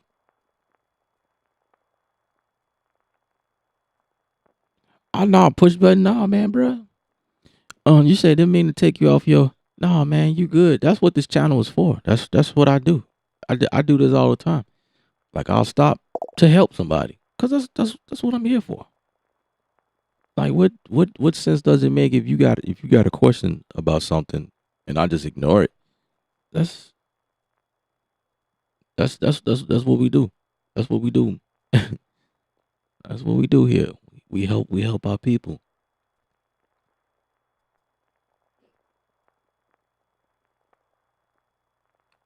So yeah, you say then register as a writer and a producer. No, you're just registered as a writer because I don't think they have an account called producer. You know what I'm saying?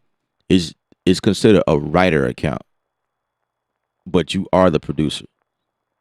But when you start like submitting your work to what I mean um to the account, then you could be detailed at that point. You as the music or whatever. Um, those details will definitely be written down when you copyright your music. Once you copyright it, that's when you go for options that says that you are the music composer. Um, you know what I'm saying? Because when you do that, BMI and the copyright office talks to each other. Because it's like when you copyright your music, you put your publishing information in those documents, and vice versa. When you register your publishing, you add your copyright information, attached to that song in that whole ordeal. Um, yeah, that's how that works. Now,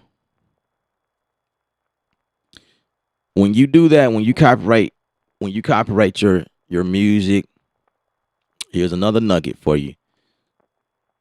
Um, so there's a fee, right? When you do it online, and then you can also send it in or whatever. So for a long time, people were sending in their music on a CD. I did that before too. You can like send your music on a CD. The rule of thumb is to put as much material on that CD as humanly possible. That way, you only pay one fee and copyright a bulk of songs, right? Now, I've done that, but I think that's only great for if you doing a project and pieces of that music is being like like if everything is kind of like together anyway.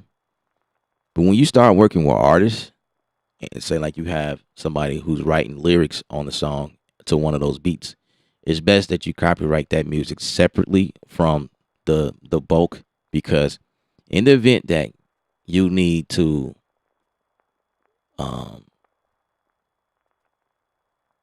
stir up a lawsuit, you know what I mean? It's just best that you have that beat by itself, because I don't think you can even do that if you do it online. Now, see, I had an account online where I could upload and copyright music online. I was a part of the beta version. They and like when they started doing that, opening it up for submitting your music online. It was like a selective amount of people who was able to do that. Everybody couldn't do it.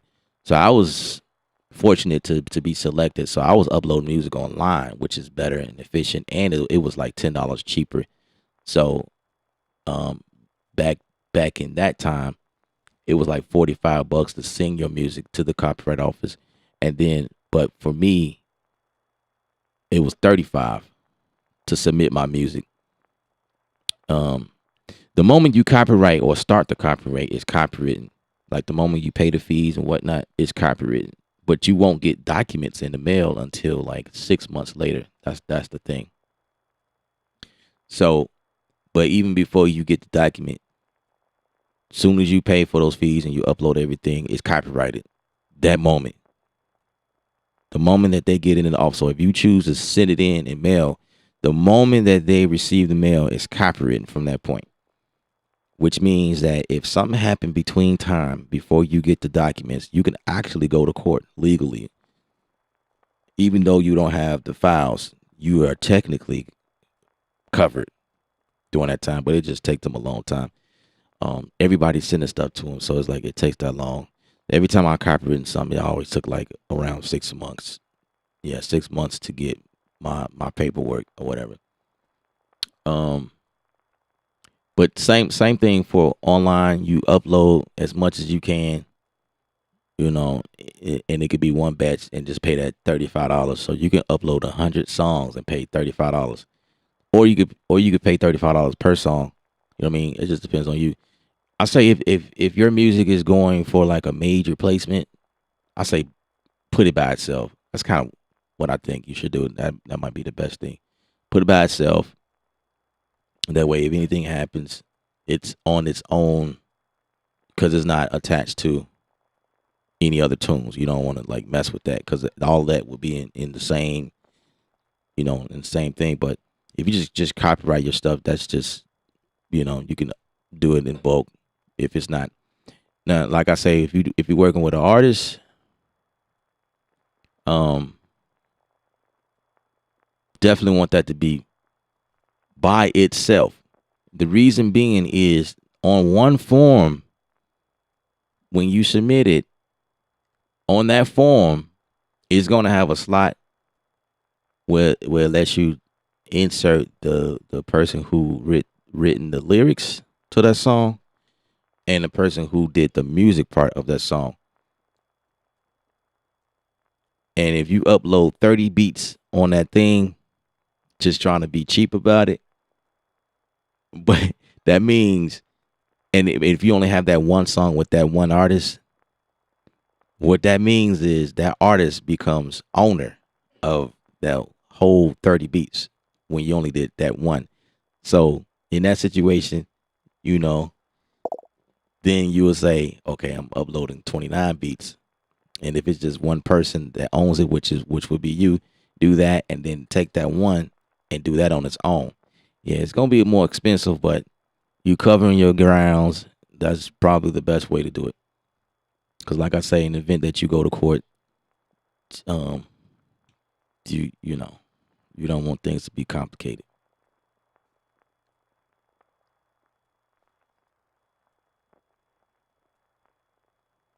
Split sheets.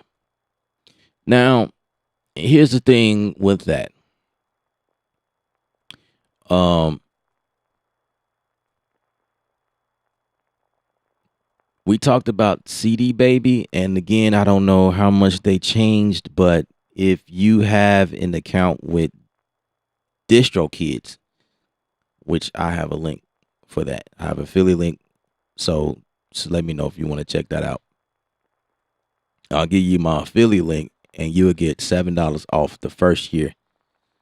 The cool thing about DistroKids is that as long as those parties, like say like me, I'm with DistroKids and I'm working with an artist, and in order for the artist to get his cut, it's built in automatically in DistroKid. So once I submit the song, say like we do a single or whatever, I don't have to do any paperwork or have to do any like setting up anything. It automatically happens. So as soon as we make a sale, or every time we make a sale, DistroKid will make that split automatically. It'll hit that person's account, it'll hit my account, and it's like I can sleep. I don't have to worry about, because I remember when I did that, like, and that was when I was with CD Baby, and I had to check the account all the time to see how much money we made, tally it up. All the money would come in my account, and I have to split it, take half of that and give it, or whatever the amount we agreed upon, give it to the artist, the person who written the lyrics. But with DistroKid, they distribute it for you. It's like they do the split shits within the account. I thought that was really cool. So, but the thing is, both you guys has to be that person has to have an account with DistroKids as well.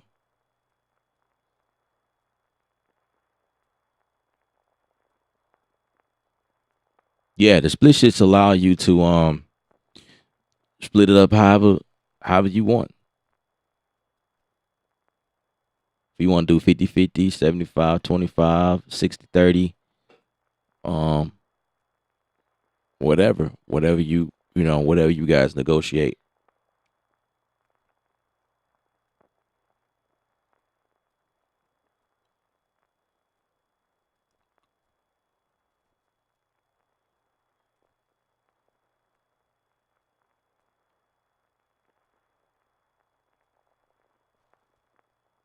Yeah, so 803, that's a good point. He says he does all of his, he copyright each song separately. So in all scheme of things, I'll say like that 30 track, say like you did 30 tracks, 50 tracks, whatever. Um, just for the sake of copyrighting them, that's probably the best route that I would go. You know what I mean? Like you got 30 beats, just copyright them all, just to have them copyrighted. In the event that any of those beats that you did as a bulk or a bundle, in the event that somebody likes one of those beats and they want to get on it and do something to it, then you have to re-copyright it because now it's something new, it's something fresh, and you don't want to get the 30 beats that you upload as a bundle mixed up with the artist that now has lyrics to your song, the melody, because now you have like and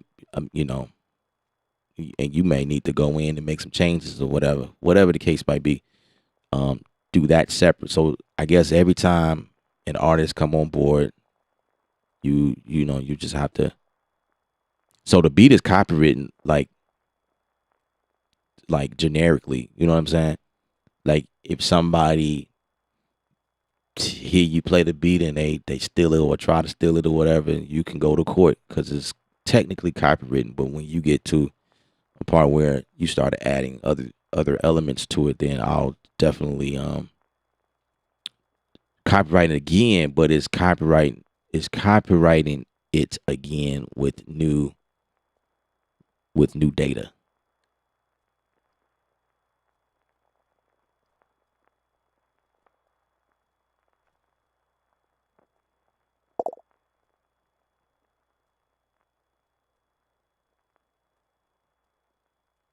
You said distro kid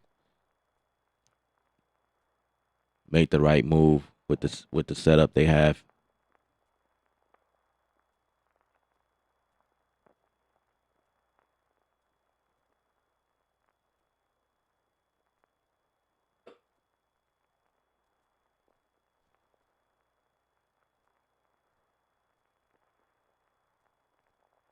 This music thing was going to be my second DBA under my one EIN business number.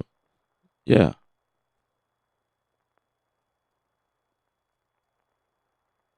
absolutely. You can actually absolutely do that. Yeah, absolutely. Second DBA, you can use. See what the cool thing about when you have an EIN number,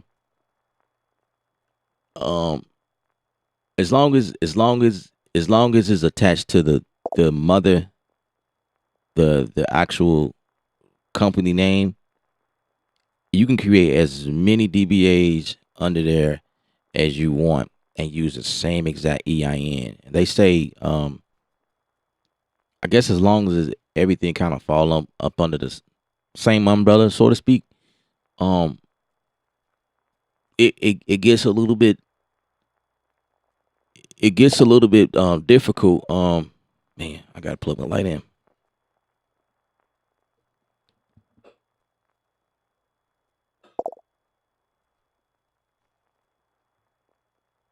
Oh, that's interesting. Anyway, it gets a little bit difficult when you're doing music, right? And then you open up a bakery.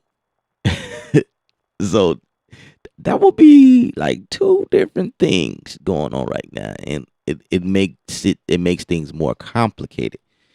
They say you should start a brand new company if you're going to do that, and then there should be obviously another EIN number that attached to that. But you know, if you say like you doing like music and or you start a t-shirt company, you know what I mean?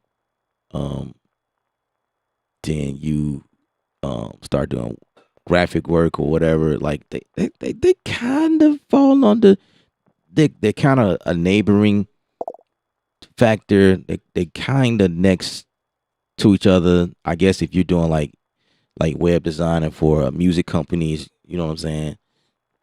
Um, music t-shirts, like it's all music. It's just kind of a different. It's like a different branch of something that's kind of falls under the same umbrella.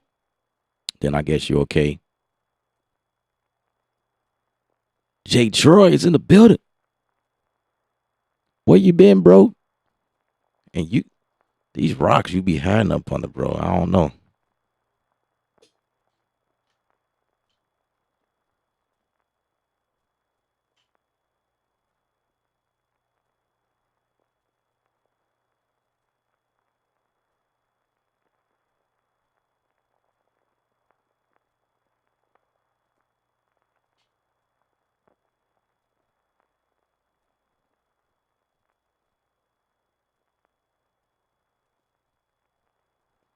These rocks you be hiding up under Jay Troy. What's up with that, bro? Where you been, bro?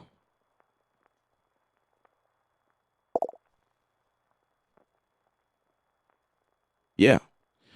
Never mix business and pleasure. Absolutely. That's definitely key. Working, man. Like, what do you mean, bro? I've been working. Like, what else would I be doing? Like, are you serious, bro? Out here grinding.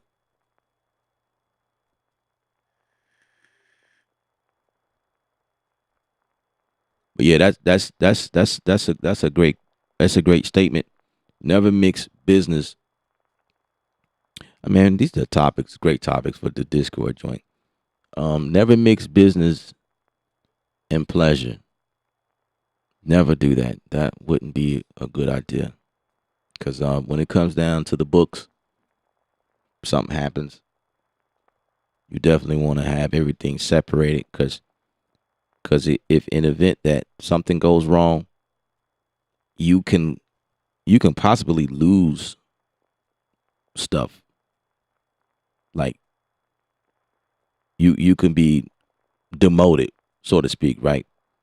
If you don't have business separate from personal, they can definitely um yeah, things will be totally different. So like if you are starting a business, you definitely want to have a business account and that needs to be separate.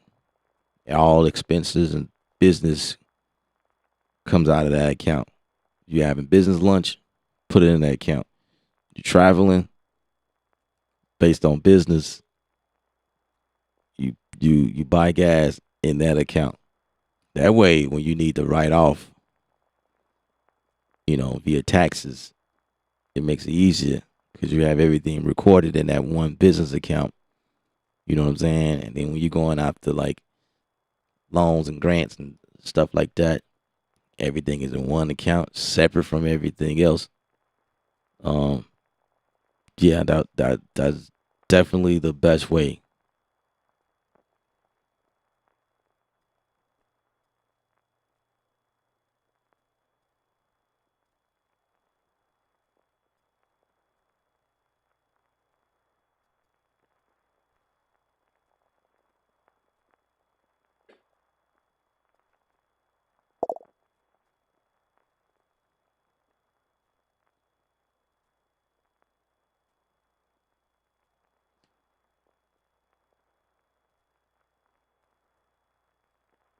Yeah, definitely. You definitely can't explain that cannabis purchase.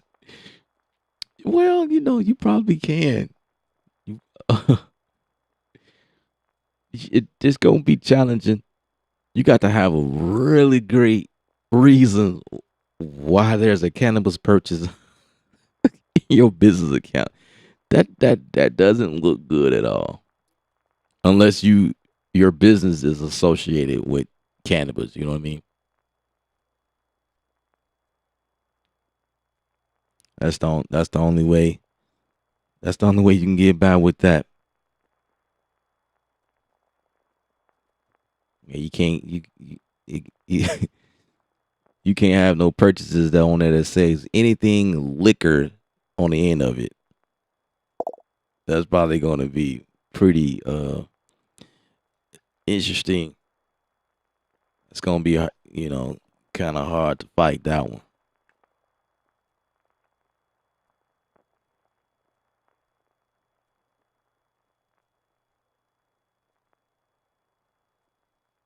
He say is wow, wow.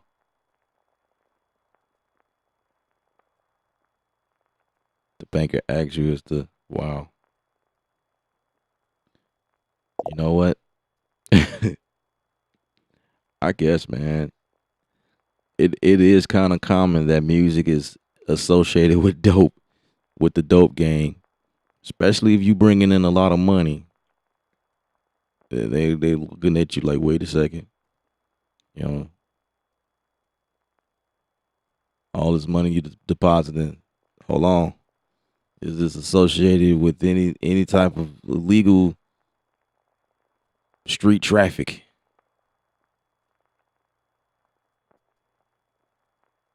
Like, how dare them? How dare you stereotype me like that? Like, seriously?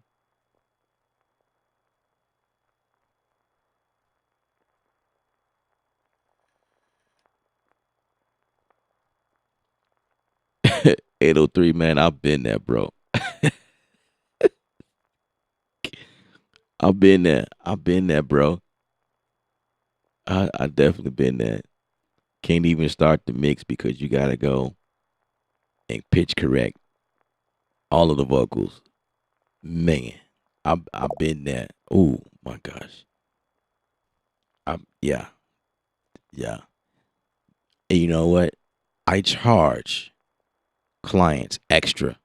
Like it's an extra fee.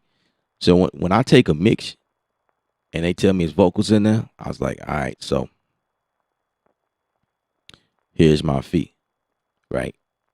Now, if you need me to fix any vocals in there, this is the extra that you have to pay me because I'm sitting here going through every vocal and pitch correcting everything. Like that's a task in itself. I've taken projects where I vocal correct everything and I wasn't even a mix engineer. I was just hired to pitch correct everything.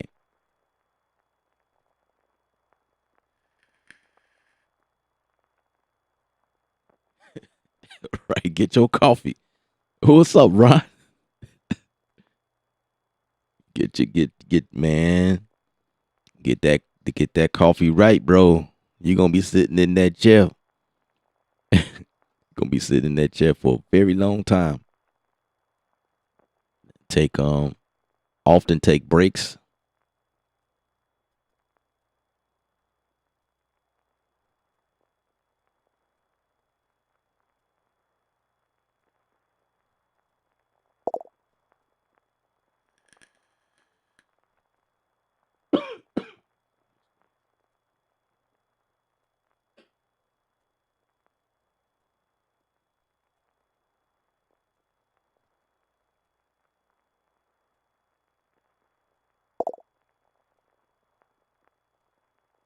Man, yeah, push. I've seen projects like that. Um, man, I've seen projects like that. I just look. I open the session and be like, "What the hell is this? What? You know, you got to go in." Another thing. Now, I've seen engineers do this too. Which is very important. This is why I try to label everything. I try to do it on the stream too, but sometimes I can't do that. But before I send this project, if I was to hire a mix engineer to mix this song, I I I'm very keen on making sure everything is organized. And I appreciate the people who send me tracks organized. Label your tracks. Please label your tracks. If your tracks are not labeled, then a mix engineer can actually charge you overtime for that. because now they have to find everything and then label everything. Like that's work right there. Never send a mix engineer stuff that can't be identified, like audio one, audio two, audio three. Like the generic instrument seven, instrument this and that. Um, like in this case, I have Massive X as my bass. Probably should go ahead and rename that as bass. You know what I'm saying? You got your drums. You using like battery, like me. They are bounced out each time, and it just says battery something, battery this, battery that. You need to go through and label your snares, your kicks, your hi hats as such. The appropriate names. If you do that, you save yourself money. You save yourself time. The mix engineer don't have to do that extra work. Even if you don't know how to mix, you know nothing about what I'm talking about. Just know, label your tracks. That is the best thing you could do to help out the person you hire to mix your song. I get annoyed when people send me stuff like that, and then I gotta sit there and figure out everything and rearrange. Nah, man, I'm gonna need an extra blah blah blah blah blah.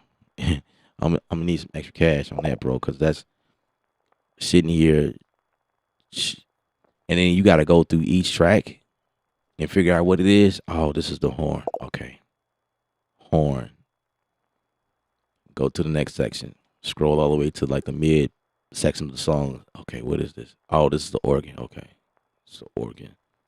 You know what I'm saying? You gotta go through every song because when the guy that's mixing the song is not going to mix your song the way you gave it to him, I need to know where the organ is, where the keys are, where the toms, the hi hats, the overheads, the bass. You know what I'm saying? The horns.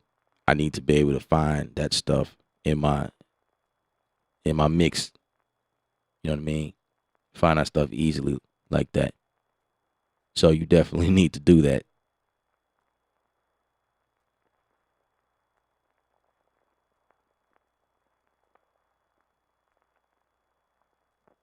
Exactly. Labeling your tracks, give it a little color.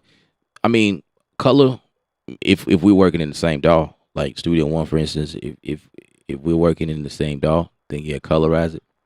But um, a lot of times when I get stems from people, they're working in a total different DAW. So they're like export everything down as wave. So at that point, everything is coming in as the default color of the DAW that I'm using to mix, which in my case is Studio One.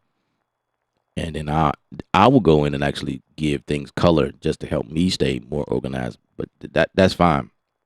But the label part, if you don't label your joint, that that's annoying. Sitting here just trying to, oh, okay, what is this? What is that?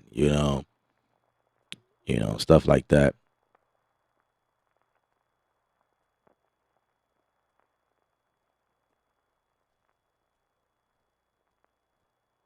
See, if they're all out of whack, they won't. That man, there are some engineers that will do that. Like if your joint is just like super crazy, some mix engineers won't touch it. I do know that for a fact. They're like, nah, bro, you gotta clean this up. Send it back to me. Um, some mix engineers have details on their site. If they're set up like that, they have instructions on their site as to how to submit your work and what they expect it to look like. And yeah, they can, you know, some I've seen some sites like that.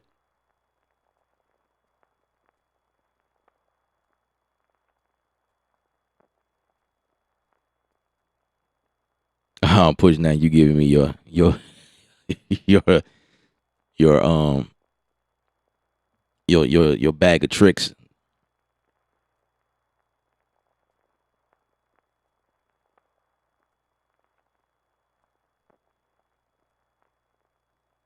Yeah. So this is what we came up with.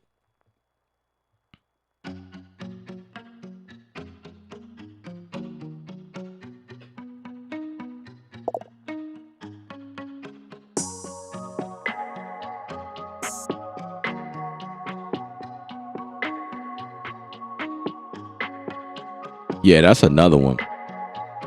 When I get these projects, sometimes it just be like, um,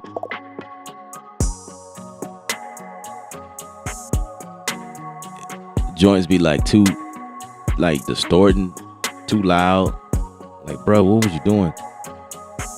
And people like to play with the master fader. I don't know what that's about. Like, leave that alone.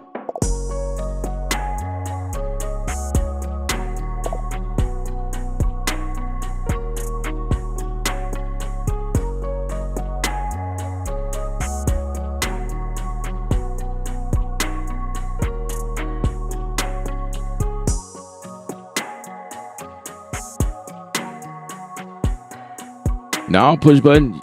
You said you said some cool thing. See the thing is, man, the things that you're mentioning are simple things that people need to know. Um, everything we're talking about, like I'm dropping gems based on what I do as a mix engineer, what I expect. I'm just kind of telling y'all what to do. You know, these are definitely things that, like, if you are a music producer, you have to do these things. And here's other thing, guys.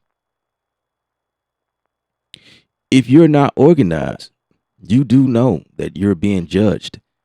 The mix engineer will judge you based on how your files look. They, yeah, there's a respect level, like stuff like that.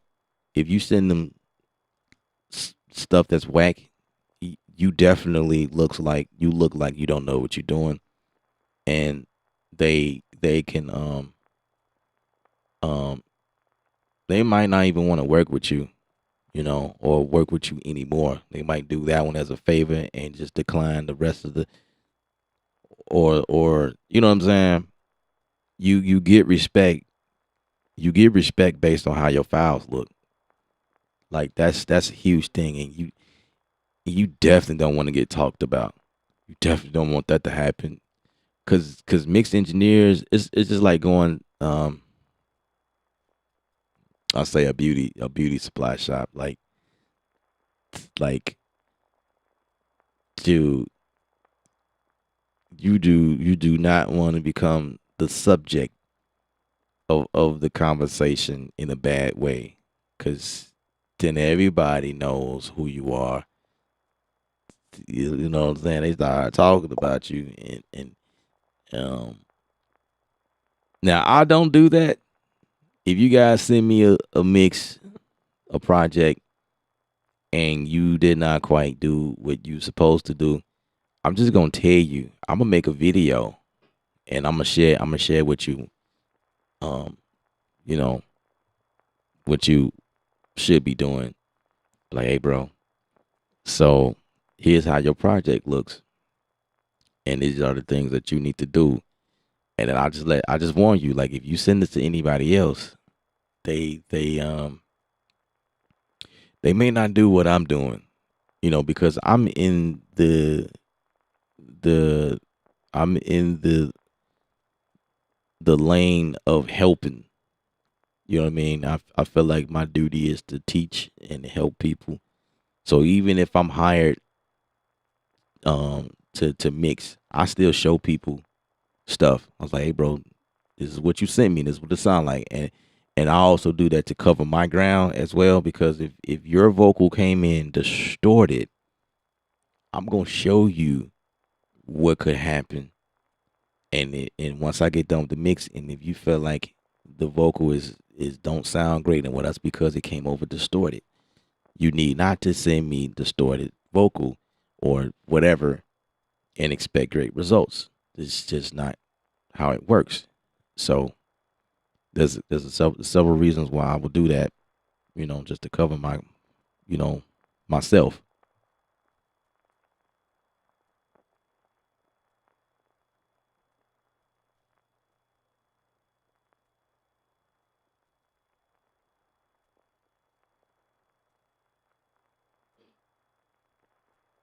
Stage gaining is like one of the beginning processes before you start a mix.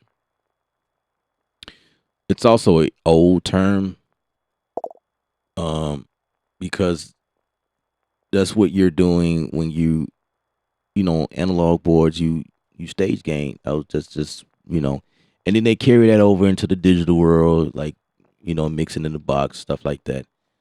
It still exists. Studio One actually supports that idea. They have this thing where you can turn on the input control and it allow you to stage gain. In other DAWs, it might be just adjusting the clip gain. That you could do it that way. Or you can add a plug-in on each channel, like a mix tool or a gain tool, and its own only purpose is to move up and down the volume. And the whole process behind that is just to make sure everything has a nice balance.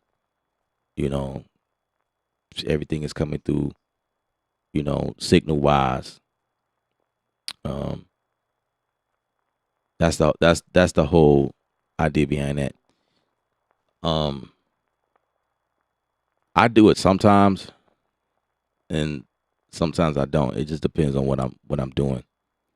You know what I'm saying? Sometimes I just, if everything is organized and everything got good strong signal, I just start going in or whatever. But yeah, if I got good signal on everything, you know, cause my whole philosophy, man, everybody do something different, but like stage gaining sometimes can take a minute, cause once you do that, you got a nice balance. Here's what's gonna happen next. When I start adding plugins, compressors, and stuff like that, it's like I still got to mess with the signal, and I may need to turn the gaining down because now I'm pumping. You know what I mean? So it's like it's like one of those. It depends. It depends on it, but yeah, stage gain is definitely an old school term because of what they were working with at that time. You know, um, but yeah, it's definitely a process that I still use. You know, Christian Calvo, welcome to the stream.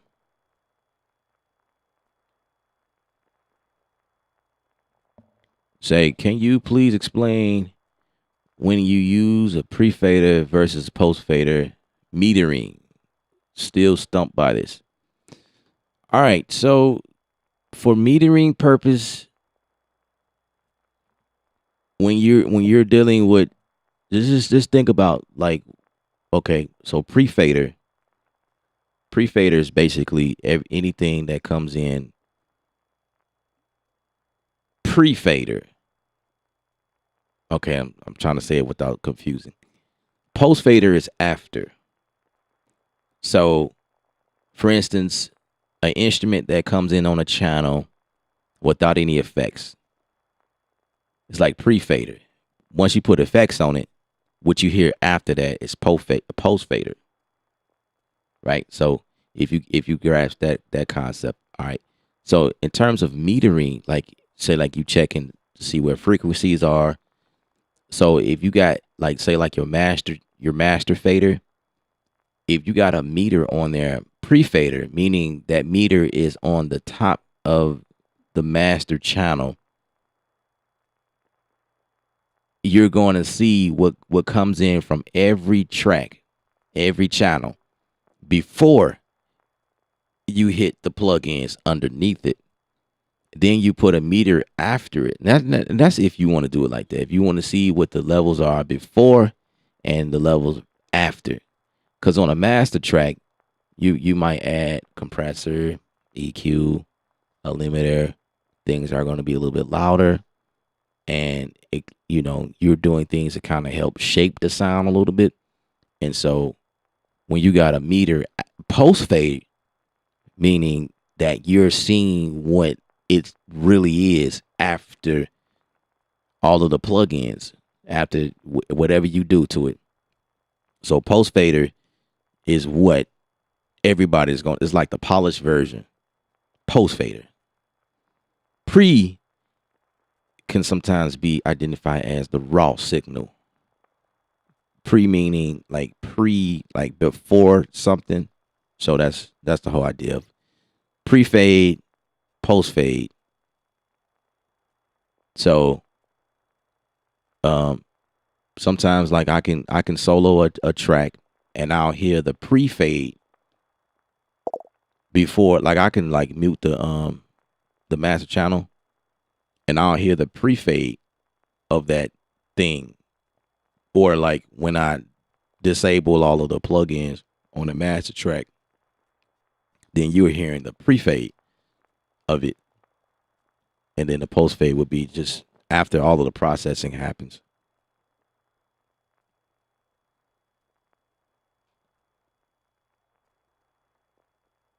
Yeah, so post fade is kind of like wet, dry knob for any insert you put. Yeah, that's the idea. That's definitely the idea. Um, like for instance, like if you're recording vocals, it's gonna come in dry unless you have something connected that is going through something.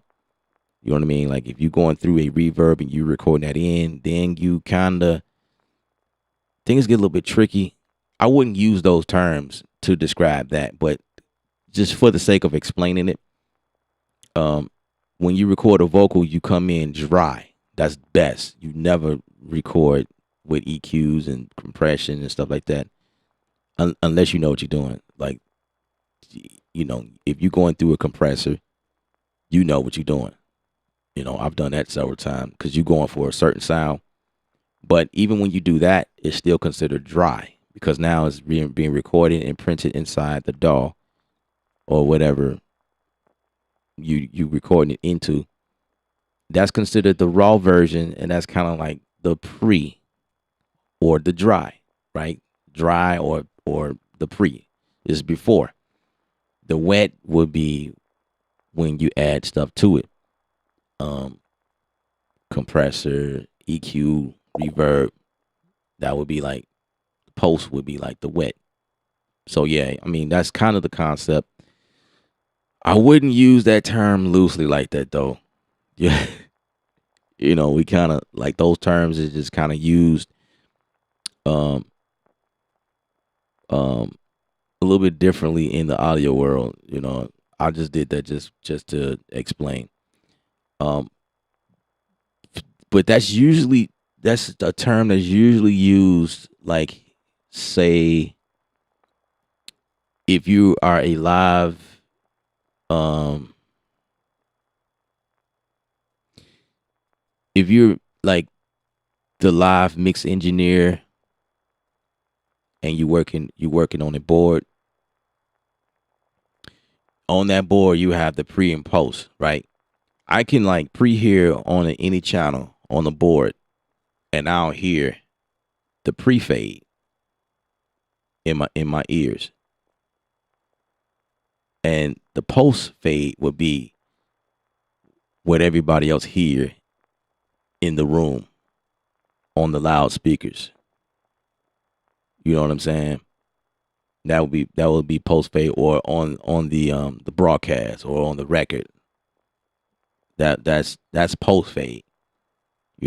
Everything you doing, the mix and all that. Because when you pre-hear on something, you going into pre-fade mode, and you hear that vocal as raw or whatever it is you listen to. You hear that's the raw form, and it's coming in at a different type of audio signal. You know what I mean? And you get to control that pre-fade mix.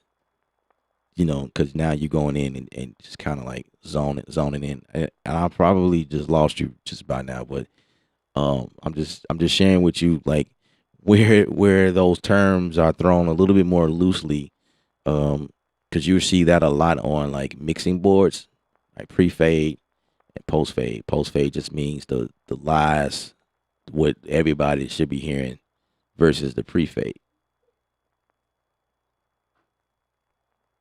I hope that made sense though.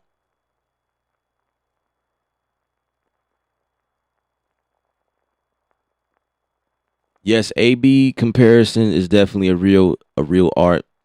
It's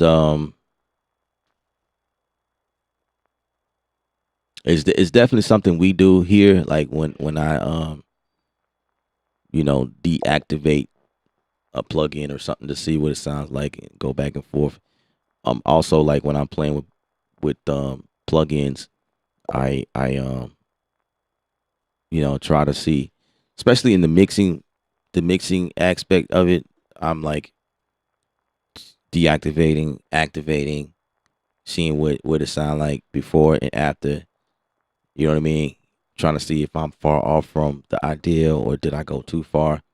So some plugins offer A/B um comparison, some don't, but it's still the idea of like disabling, you know what I mean, or enabling.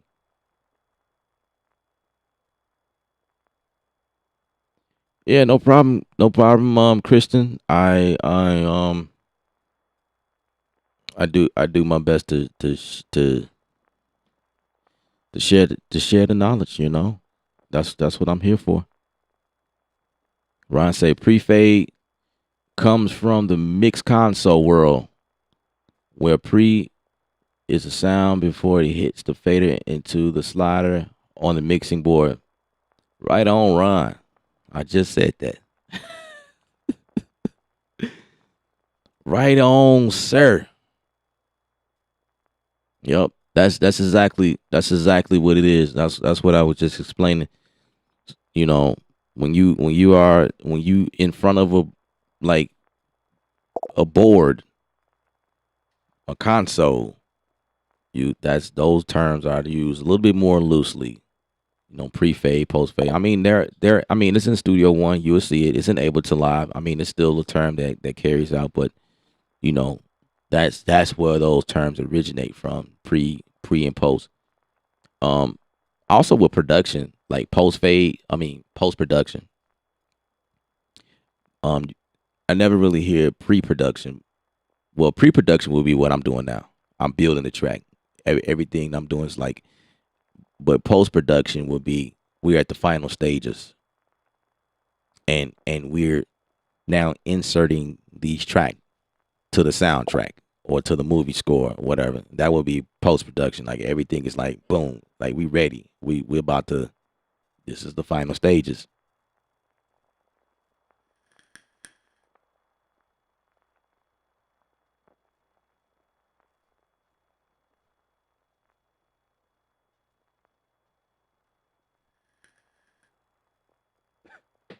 Yeah. Well, there are there are there are still people who send me 2 tracks, but for mastering, every once in a while I get people who say, "Can you mix this?" and they'll send me a stereo track. I'm like, "What? What do you mean mix that? I can't mix a 2 track stereo. That's impossible. Only thing I can do is when we talking about mastering, there are some techniques that I do. Um, I can I can adjust frequencies to turn down something like, say for instance, the snare is too loud. I can use like a multi-band compressor to like adjust the snare a little bit, but I can't do too much with that because then it falls into frequencies of other things that makes that track. So, um, I still get tracks for mastering. I mean, that's fine. If you send me a track, a 2 track, and you want me to master it, I mean, um, a stereo track, that's fine. That's fine as long as the mix is good. You know what I'm saying? And I tell people the master is only as good as the mix.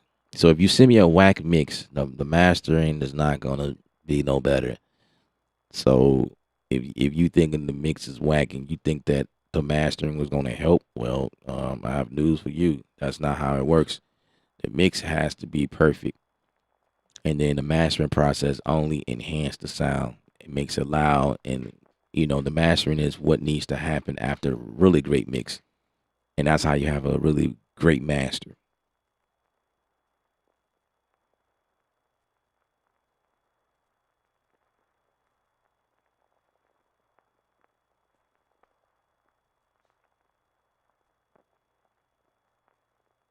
You had an X32. I mean, an X32 is kind of equivalent.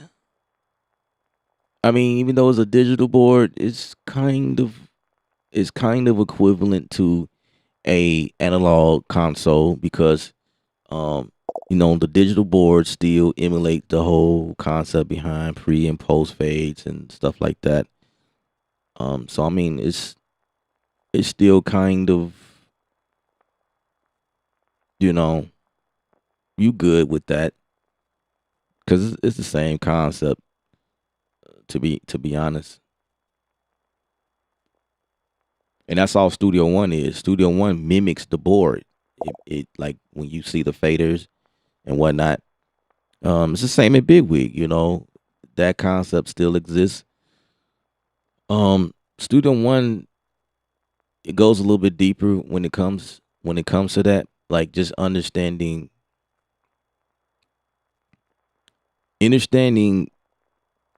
the concept behind pre and post.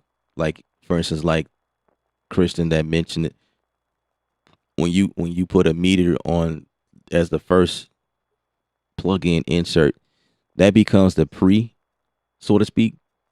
And then say like you add EQs and compressors after that, and then you put a meter after that. That would be considered your post fader. But in Studio One, there's actually a post fader section. So all of the plugins on the top part of it is considered the pre and the post. If you think about it, um,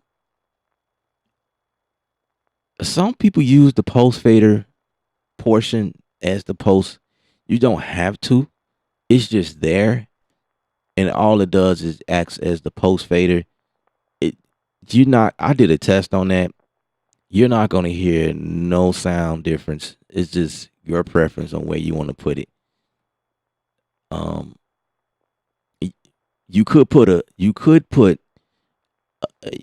put a meter in the post fader. There you go. Put a meter in the post fader, and that can become your post fade. You know, because like it's essentially after everything anyway. So that's a concept you can do. Just kind of put you know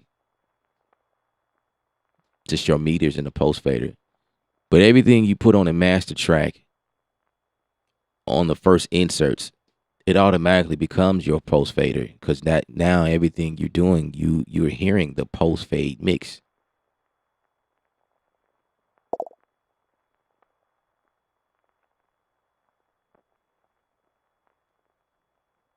Because sometimes you can put effects, like for instance, if we go back to the board, sometimes you can put effects on a track and it may not come post fade.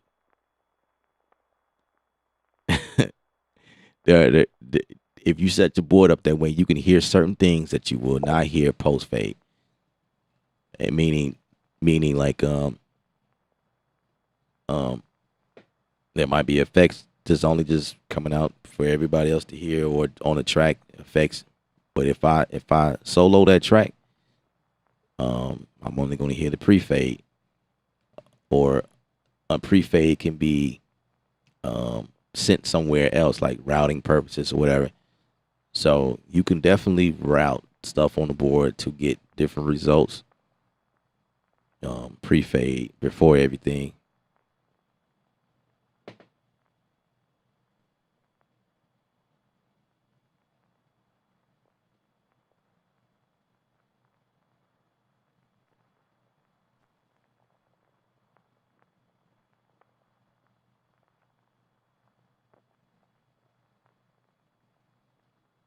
So that's a good question. So what does a good mix engineer have to understand if they want to be good at mastering?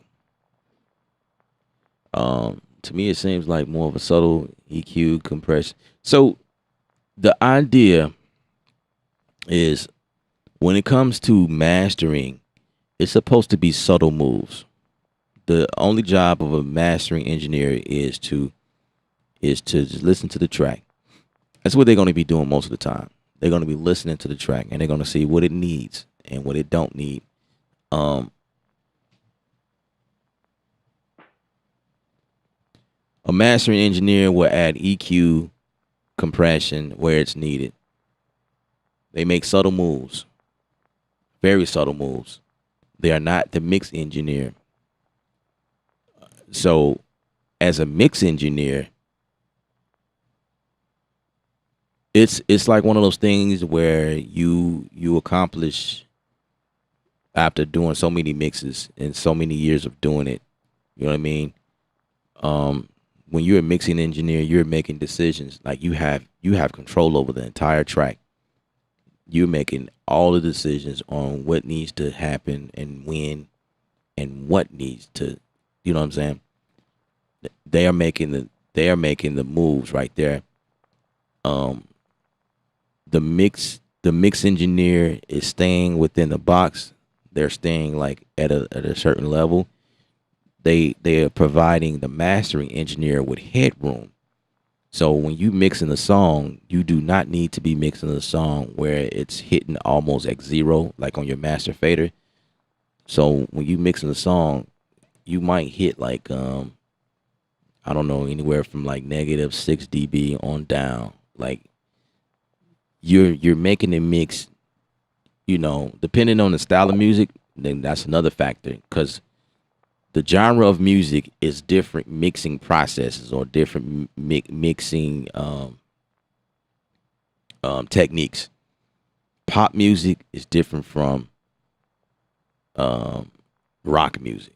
You know what I'm saying? Like you gotta understand when guitars should be present. If you're mixing the rock songs are usually guitar heavy. On a pop song, not so.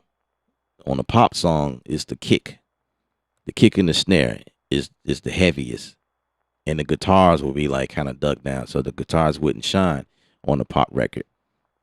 Hip hop, of course, your drums. The drums is popping. You know what I mean? And then you have to mix the vocal accordingly. You know what I mean? Um, you know what I'm saying? This is like different genres it calls for. Gospel music is like the choir, the vocal, kind of. It's just things you do, moves you make as a mix engineer. You have to. The good rule of thumb is to have somebody to sing you a reference and you follow that reference, like Push Button mentioned not too long ago. Send me a reference track. That's a great start. Even professionals prefer you to send them reference tracks. You know, if you're a Grammy Award winning mix engineer, you have to send him reference tracks. That's just what is a reference track?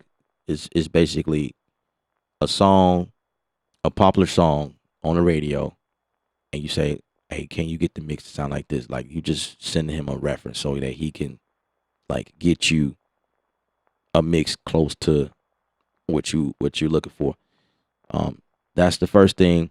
Also, send him a reference of what you did. That's what I prefer as well. Give me a rough mix of what you came up with, and it gives me an idea of what you hearing and how you mix. My job is just to enhance that concept. But so that means you sending me two references. You sending me your idea of the mix, what you feel like you need to hear, and you send me a reference of the actual like a popular song that you like. You love the mix of that, so you send me that. Um, but yeah, that's the move that a mix engineer makes. They're they're doing things that like when that mix is right, it sounds good. Like it just sounds good across the board. Another gem is never mix too high. You don't want to. You got some nice speakers, okay? You spent like $700 per speaker. Okay, great. You got some nice subs, but when you mixing, you never want to mix too hot. You don't want to mix like that. You like a great mix engineer understands that he needs to mix low.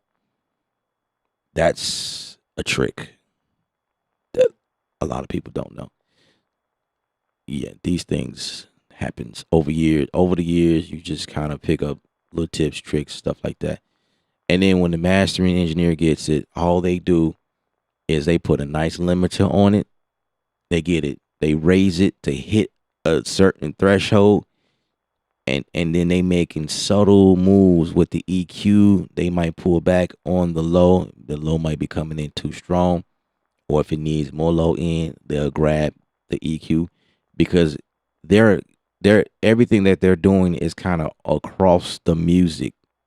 They don't have control over the kick. They don't have control over the bells. They don't have any control over the vocal. That stuff should have been taken care of in the mixing process. Now, I'm taking things back old school because actually there is a mix engineer. Okay, break it all the way down. There's the writer with the idea, and then there's the producer that creates everything, or the beat maker, whatever. It could be a beat maker, but then the producer oversees the whole project. That's where the term producer. The producer is the guy that's in charge of everything. So the producer is the guy who's gonna make sure the beat is dope. Either it's him or they hire or buy a beat from somebody to do it for them. Regardless, the producer is the boss. They take the music, they make sure everything is in play, make sure the music is good. The artists come in, they sing on it, make sure the lyrics good. They may change lyrics here and there. That's like a producer call. So they just kind of oversee the whole project. Once a song is completed, then they send it to the mix engineer, and then they start the mix process.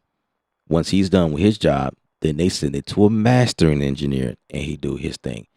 There are two different hats when we're talking about mixing and mastering. The mastering is a master at what he does best. He has tools and things like that that allows him to master the song. That's his job. He's good at that. The mix engineer is good at mixing. But fast forward to 2021, everybody's kind of doing everything now. You got the producer that makes the beat. In some cases, they singing or rapping on there, and then they go and mix their own beat, and then they master it.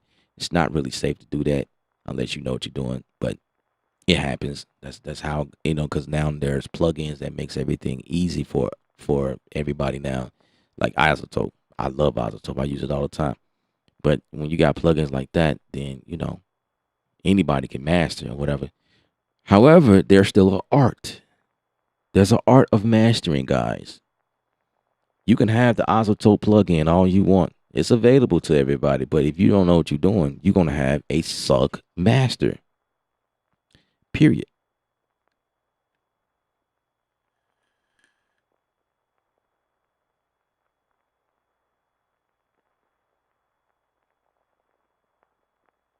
And the last part of your statement, Christian, is you don't get it close to zero.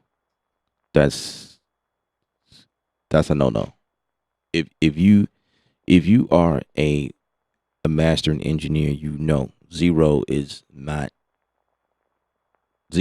safe. So when you master, that's you probably see a lot of guys do that, and there's a lot of YouTube videos that will show that. But zero is not that's not professional. Because when you're a mastering engineer, you understand that there's many systems that your music is playing through. If you go for zero, there are some systems that can interpret that as distortion. So even in the mastering process, you're also kind of creating headroom, so to speak. But that's for different systems to play your music and it not um distort or peak. Eric, what's up?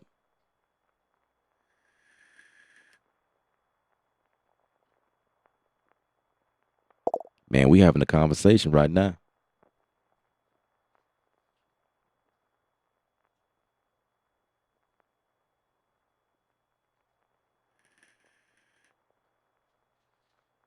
Push button says -6 dB.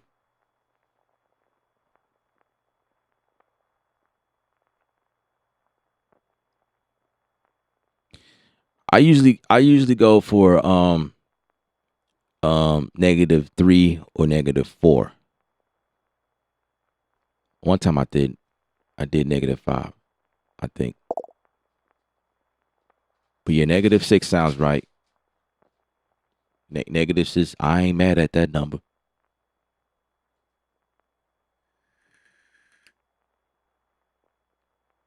And then sometimes it depends. Here's the other thing: when you're a master engineer, um, they need to know where it's being uploaded to. You got Spotify, you got YouTube, you got Apple Music, you got Amazon, you got other platforms because they have different rules. So that's the other thing. Yeah, it's like it's a lot. There's rules. So the mastering, you might get several files for different uploading. Because what's going to happen is, um, if you due to that what I just said, if you have one file you uploading everywhere, here's what's going to happen. Spotify will compress your track to meet their guidelines. Apple will too. So your track may sound a little bit different. I mean, it may not make that big of a difference. You know what I mean? You just got to kind of hear it, but there is a difference. They will do things that compress your track to meet their guidelines, and so why give them the creative? It's like they taking the creative juice from you. They swiping away your life. They take your they taking your creativity from you. You know, so the mix engineer has to know that he needs to export different tracks for different digital upload.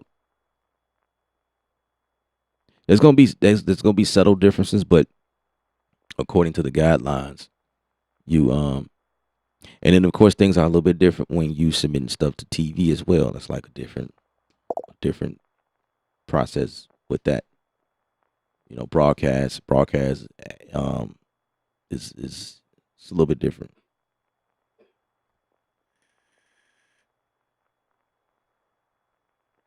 Yeah, radio is still 44.1, I believe. Just the sample rate. Yeah, yeah, that's still typical. 44.1. Um, especially when you're going for this digital distribution like CD Baby, stuff like that. It has to be 44.1 and 16. What's it? 16 is the sample. So is it the sample rate? It's definitely not 24. So like 16 and 44.1. Those are the guidelines.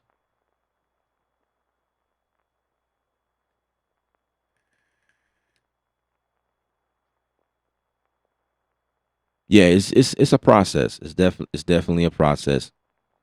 Um, yeah, it's definitely a process. In some cases, it may not make a difference. You know what I'm saying?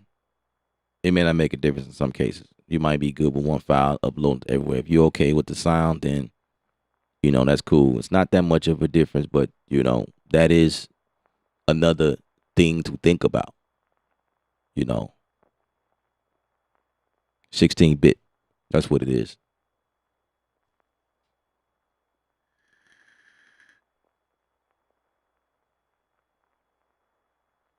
Those are the typical exporting um credentials, and you have to also make sure your music is dithered, because that also play into the um just how it resonate on different systems. You need to make sure it's dithered, and that's something that usually comes in isotope. Like there's a dithering section, you have to just turn it on. I think you could set it to 16-bit. Um, if you set it, especially if you're going for like upload your stuff digitally to Apple or whatever.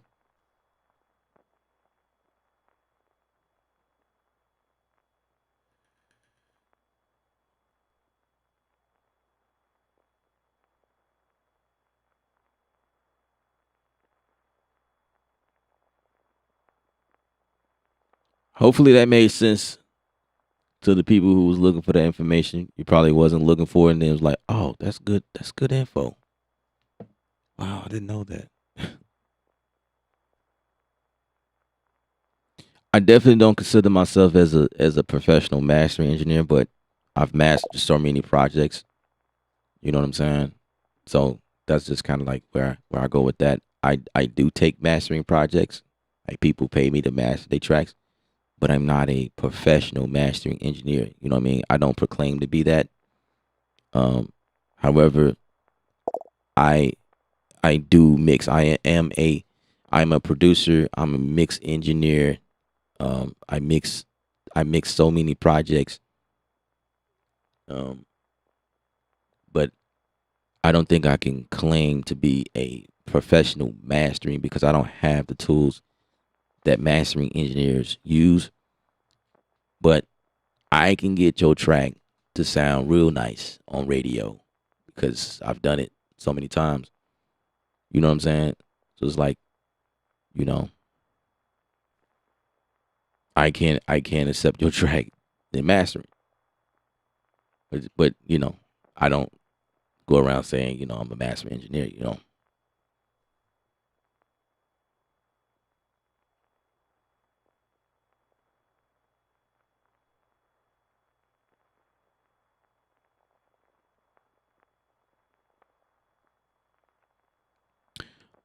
Dithering is important because, like I say,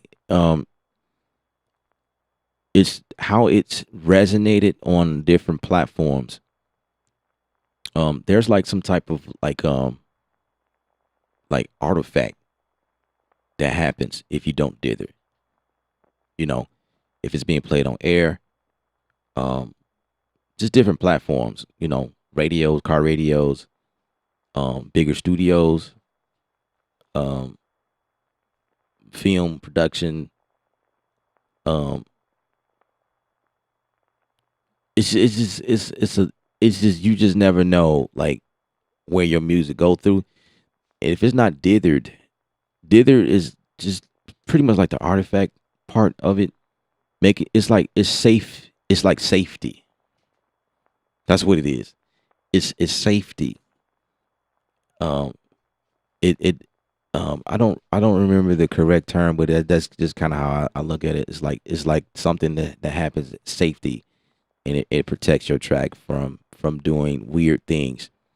That's the purpose behind dither. I just always did dither. It's there. You know what I mean?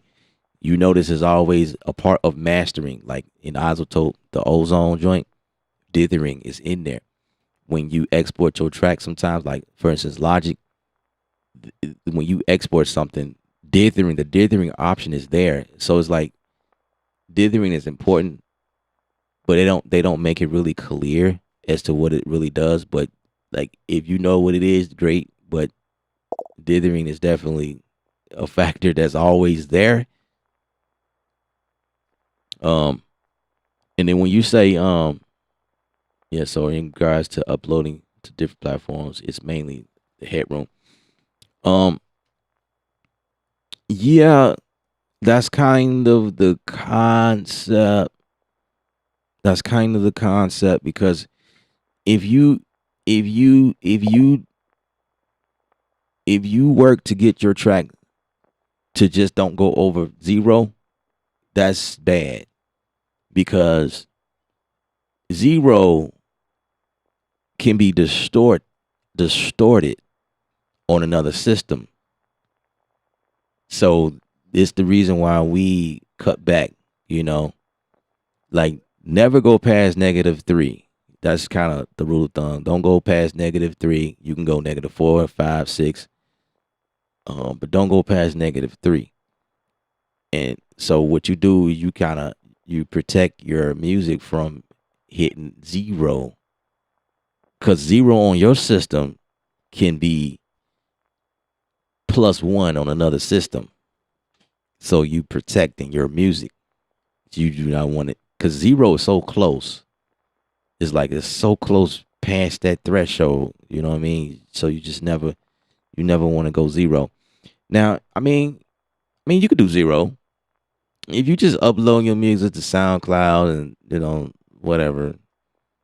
You know what I'm saying? Just on your website or something like that, then you should be fine. But when you talking about like you want to go and for professional, then you know that zero is not.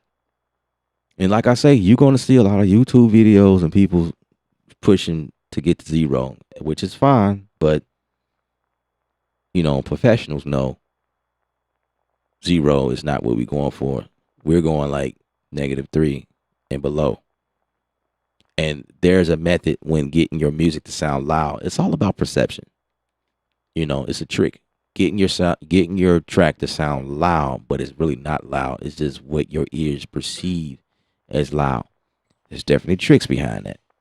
That's why I love Azotope, because their plugin is advanced, where you can break things down, where you can mix the sides from the mids. And so in the sides, you can actually cut frequencies or boost frequencies, depending on what you're trying to do. So it has this imager in there, that produces a wide sound, and just you can increase certain frequencies to give a wide sound, and then you can cut back on some of the bass. It's just all types of little cool tricks in there. They have a multi-band, a dynamic multi-band EQ in there, which is kind of cool, for trying to achieve punchiness in certain areas. Making frequencies punch a little bit more than the other areas. There's actually a multi-band compressor in there too. So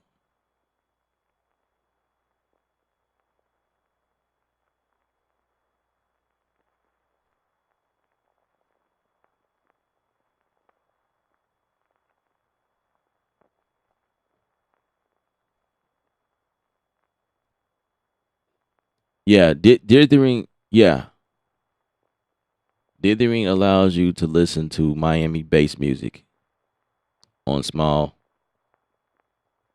speakers.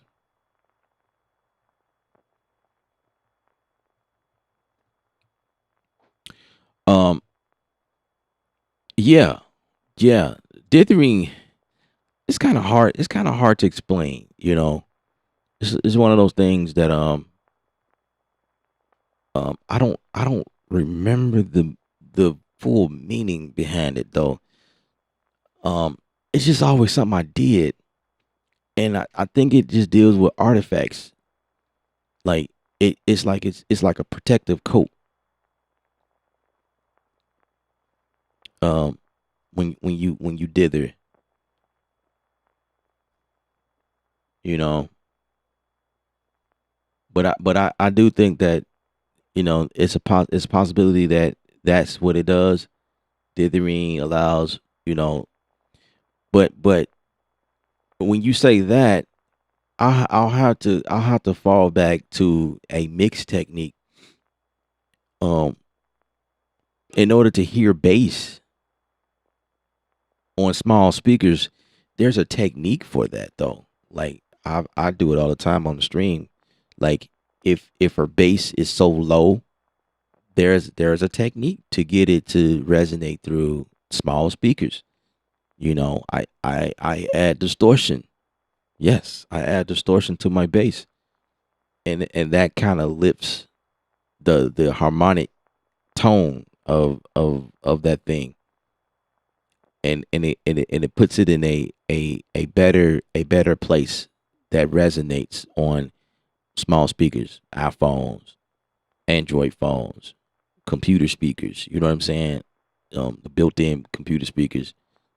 Um, you know, it's like some things that you can do that helps something resonate better on a on the system.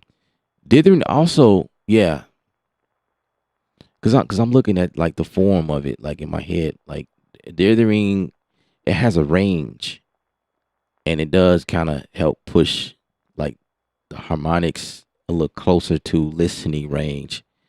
So yeah, I do think that dithering does play a role in helping it resonate better on systems.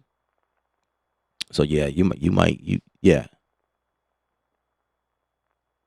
I have to look that up and like learn what it is again. And I encourage you guys to do that, you know. Yeah, but dithering is definitely important.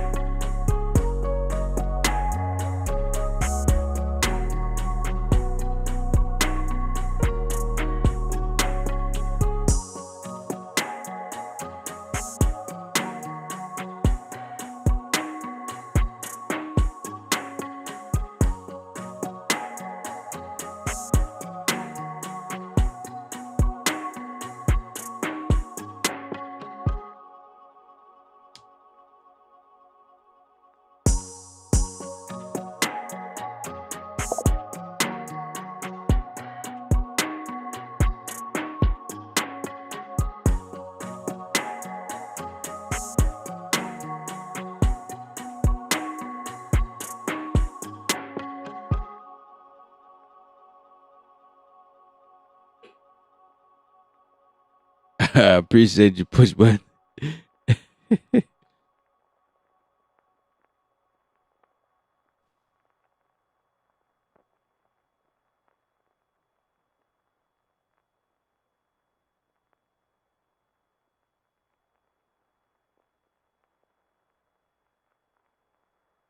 Man, Ron, man, we hit, yeah, we hit a lot. I'm probably like just open. I'm like an open book. I done opened up so much information. Like I feel kind of drained a little bit. Like man, y'all pulled out some stuff in me, but I'm cool with it. You know.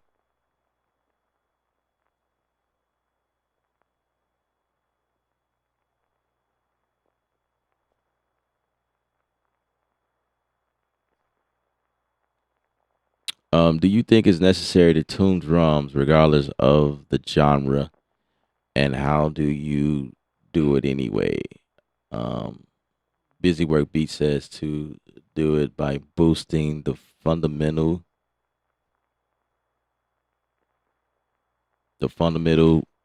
frequencies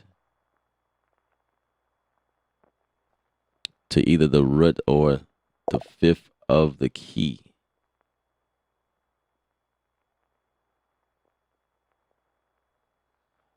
So, um, here's the thing. Busy Works is pretty nice. He's cool. However, I don't follow. I don't follow his concepts. I don't really watch him like that. I'll every once in a while I'll tune in to see what he's saying. But here's the thing: everybody has a different process. Everybody do everything differently. You know what I mean? Um, there are times when you need to do that, and there are times where you don't necessarily have to do that, depending on what you're going for. My rule of thumb is that if the beat feels good to you, then you good. You know what I mean? If it feels good, is good. If you are a beginner, then yeah, some of the techniques that he shared could be very useful. For someone like me that's been doing it for a long time, I just kind of do what I want because I already know what I'm doing. Um, in your case, um, when you say tune drums, it's really going to depend on what you're doing. It's going to depend on the drums you're using, um, because it's going to boil down to the quality of drums, um, the style of music you're doing. Um, yeah, it just really going to depend. It depends. If you're talking trap, and you dealing with 808, yeah, I would definitely tune the kick or the 808 um to the song, to like where everything is going, like kind of like what I'm doing here in this song.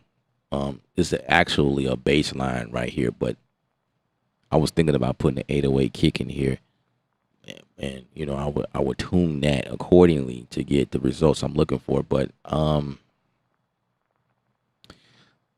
it just depends. It depends on what you're doing. You know, that's kind of where I go with that.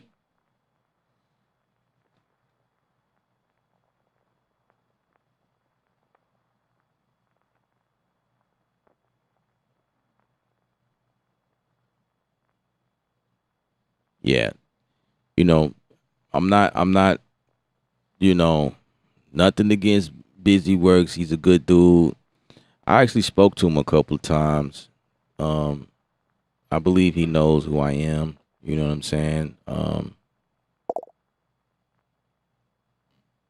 But I just really think it depends. It depends on if you're making the type of music that he's shown in that video you learned that from, and it sound good. I'm pretty sure it sounds amazing, and that's a good nugget for what he's talking about. But I just think it depends on what you're doing, because I don't know. I don't know what you're doing. Um, I definitely wouldn't use that technique for every song. You know what I'm saying? I think it's just like case scenario.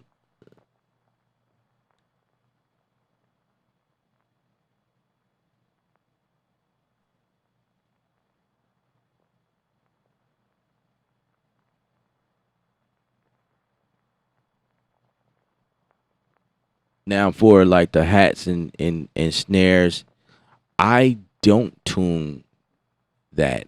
I I don't think you should, like, no, I don't. I'm I mean, if he said that, then that's totally up to you. I just go by the tone. I'm listening to the tone. Now I do tone stuff. I move stuff up and down. Like if I'm not feeling where it is in terms of like the frequency, the pitch, then I might tune it high or low. That's kind of what I did here on one of these joints. Like I tuned the hi hats with something else that was in there because it felt better. You know what I'm saying? But I don't necessarily follow, you know, the scale like that. Like You know, tune it to the fifths. Because you got to also think about it like this: when the drums are created, they just are just created. You know, they created, and if you go and follow like this specific template, that guideline, tuning everything according to that method, you might render some unwanted results. But again, it just depends. It depends on what you're doing, because different snares has different tones, and you know what I'm saying. It will sound different depending on what you're using, and depending on what you do with it afterwards. It just depends.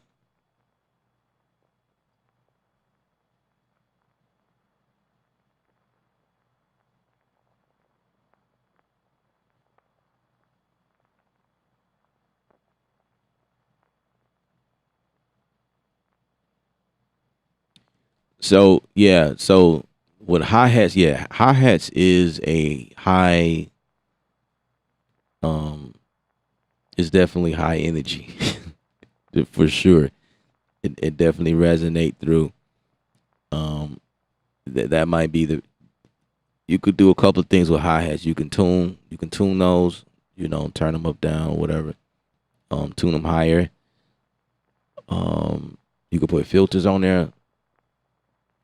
You could do that. You could do that as well. You can also EQ them. They might just be too. They might be too like the piercing, ear piercing. You might have to like put a filter like where you kind of decrease the high end or whatever a little bit. And again, it just depends on what you're going for.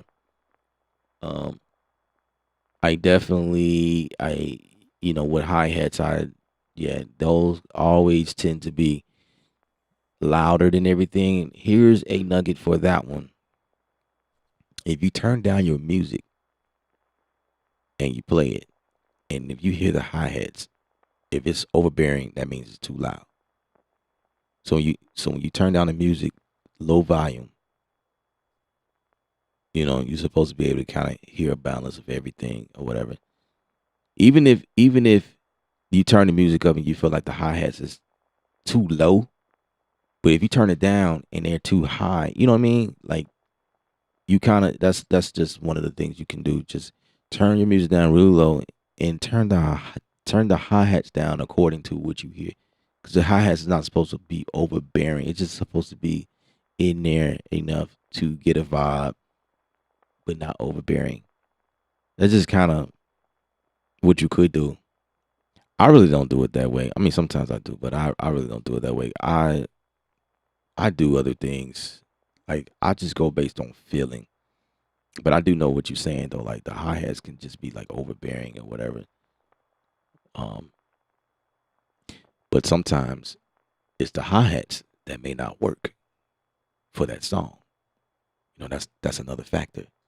It may not work, so you may have to put a filter. You put a filter on it, it may work better. It just depends on what you're doing. So like for this one right here,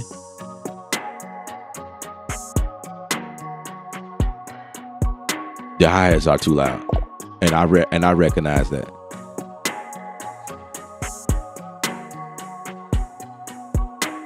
And that was going to be one of the things I was going to like try to figure out where I put the hi hats in here. Oh, I know where is that? It's right here on this one.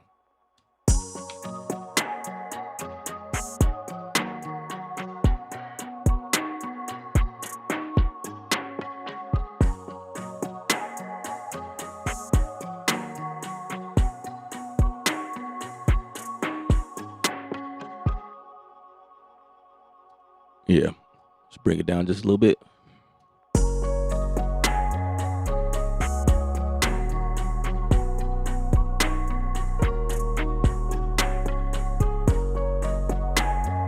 Yeah, so for a lot of you guys, I just encourage you guys just to keep doing music. Just keep building, keep playing around. Listen to uh listen to like major records and listen. Like a lot of improving as a beginner music producer, a lot of it stems from just listening. That's you're gonna listen. You have to listen. Listen to the records. Listen to where things are being placed as far as like panning. Um, listen to like what's in the record. What are they adding in there? Because a lot of times you'll find yourself listening to like the most simplistic stuff, like not that much going on, but it's all about placement.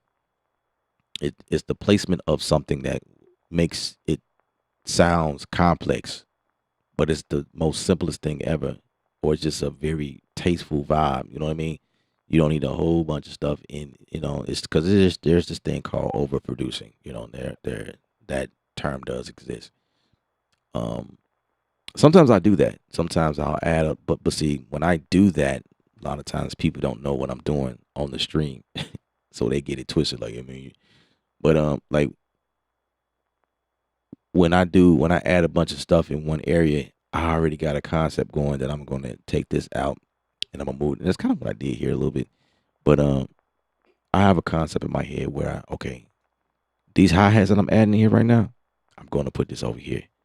But I just putting it in right now because I came across this sound that I like, and then then it boils down to this just a matter of like placing where it should go.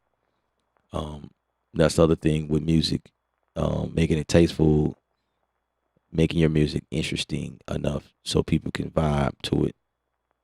Introducing different elements here and there. Don't loop everything over and over and over and over and over. As you guys hear what I'm doing, see, this is what they're doing in real music. Like stuff you hear on the radio. There's a verse here. You know what I mean? Start off with something soft, and then we just kind of gradually go into the next section. You know what I mean?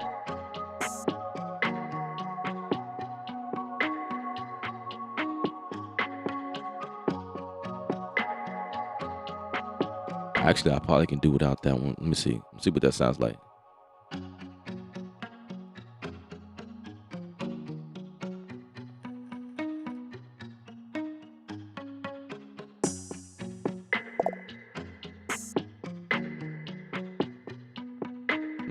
I don't know.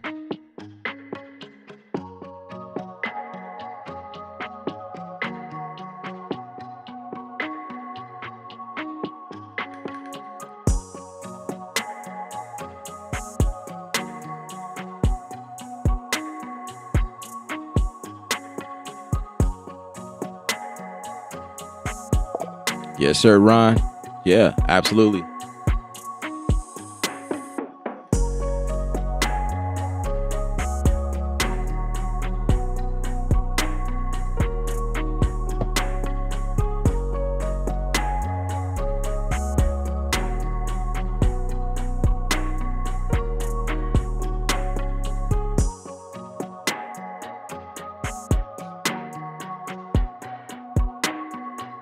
Say, what's the point of mid-side processing? Isn't that what pan knobs are for? Like make two copies, pan one left and the other right, and leave the original in. No, no, no, no, no, no, no, no. No, no, no, no, no, no. It does two different things. When you are so mid-side processing is a little bit different. It is the process of painting. It is, but when you processing, then it's um. If I'm breaking this down, it's going to be what's the process of mastering and the mixing part. So, for instance, when I'm mixing a beat, I am doing I'm doing panning a lot to make room. Okay, so here, so here's what we're doing. Typically, the only thing that should live in the middle is your kick, your snare, the bass, and the vocal. Those are typically the things that lives in the middle, you know, straight middle out. But there are instances where the bass is stereo. It's kind of like a wide thing, that's a different topic or whatever. But typically, your bass is the middle, your snare popping in the middle, your vocal in the middle, your bass is in the middle, they're all center. Everything else can be panned. Now, some people hard pan left and right. I never do that. There's only a certain instance where I do that. I never pan hard left, hard right. Never, never, never, never, never, never. Um, I don't like the way it sounds. Some people do that. I don't like the way it sounds. And that's like when we're building the beat or in the mix, pan everything. Now, when it comes to mastering, when you processing your mid signal, it's like you're doing something different. Now you tapping into the stereo imaging RAM. Now you're taking things a little bit further, because now at that point you're now you're carving and you're cleaning up the track. You cleaning it up from muddiness that could occur. So you got like the mid signal that that could be there could be bit bass in the mid signal. And usually what I do is I try to decrease the bass in the mid signal, but see, that just depends on what the bass is doing. If the bass has the stereo feel and is creating a vibe on that track, then I will kind of leave it there, but I'll kind of EQ it, just to get out certain frequencies or whatever. Um, and then in the middle is where like everything, needs to be, like for a solid signal in the middle. And that's just kind of like cleaning up stuff. Because when your track is muddy and you got bass coming in the mid signal, um, it causes problems in the mix. So it's a method, man. I will have to like, yeah. I teach on this basic stuff in my mixing course. I don't go that far into it though, but I just kind of share with you like a good place to start from. I have a mixing course at creativeu.art, which is why that website is there. I have a couple of mixing courses on there. Um, yeah, I just kind of touch the surface when it comes to that. But I do think that I do dive into that a little bit. Like I have a vocal mixing on there where I kind of dive in there a little bit. Then there's another mixing course on the site that I kind of just dabble in there. Um, but yeah, there's a process behind that. Um, there is an art behind it, definitely. You gotta know what you're doing.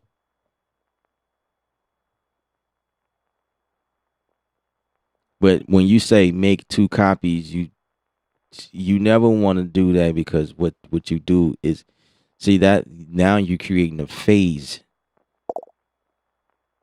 You creating a phasing issue when you copy two tracks like that. That now you in a different RAM you don't want to be in. So you never create copies. That's why sometimes when, like, I get people who send me tracks.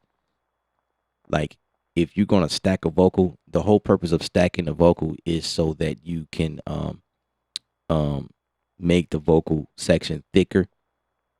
Like, for instance, like harmonizing in a section um is usually consists of like a soprano part, alto part, a tenor part, right? That's like the typical things. I had some artists that would send me a track. They sung the soprano part one time, the alto one time, the tenor one time, and then copy that to they'll copy that several times, duplicate it like on top of each other. Like it's gonna create a stereo sound. No, it's not. You have to physically record that stuff a few times in order to create a stereo thick sound. So if you got a soprano sound, you're going to sing that part at least 2 times. At least, like bare minimum. You can do it 4 times, 6 times. I would typically go for like even numbers. You know what I mean? Because when you do odd numbers, it's kind of awkward. You know what I mean? If you give it to me 3 times, that means the third time you sing that note, I kind of put it in the middle, but it's like you want to leave that area for the lead vocal that's going to sit in the middle. See, the lead vocal in the middle, the background vocal should be over here, the other background vocal should be over there. And it like all vocals kind of create like this flower, right? Everything just springs out. And then the lead just sits in the middle, along with the kick, the snare, the bass, all in the middle. Like that's the target. Everything else kind of just falls around, just create this beautiful stereo sound, this image sound, just kind of gives you like, oh, when you put the headphones on, it's like you hear things coming out over here, something over here. It's like it's a wonderful experience. Um, so that's the concept behind vocal. You sing it 2 different times. If the vocal you did for the ad lib or the melody, you only record it one time, then you try to like double that and then pan it, it's gonna still sound like this mono in the middle. You're not doing nothing. Some people do that, thinking that that's going to create a difference. It's not. It's you creating a. I suggest people just to record it that many times. Just do it at least 2 times. Then that way, that give me a better. It puts me in a better position to make your music sound proper.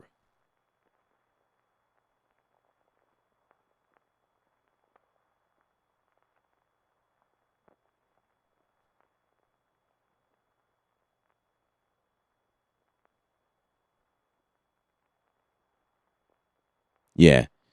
Um. So panning one left, panning one right, and leaving one in the middle. Um. I Nah. I wouldn't do it that way.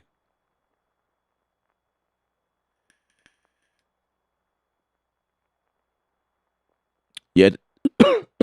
The site is creativeu.art. It's on the screen.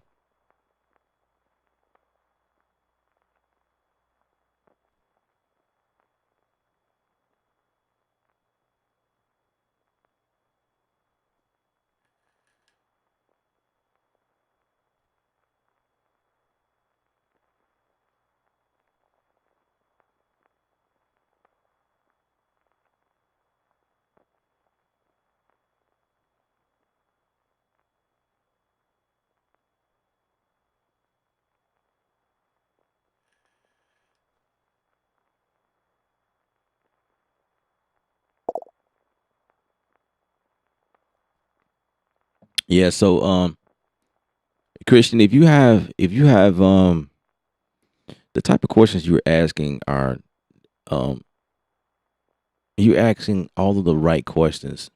It makes me think um you're yeah, you might need to connect with me, you know what I'm saying? And whatever you're working on, I can give you like my thoughts on what you're doing. I do one-on-one sessions, by the way. I don't know if you guys are aware. I do one-on-one sessions. So if you want to like schedule something with me, I can definitely do that, and we can just kind of go over some things, and then you can you know what I mean, get a better grasp of and then I can show you exactly. I can do demonstrations right in front of you while I make the moves that I make. You know what I'm saying? We can definitely we could definitely do that. But yeah, um,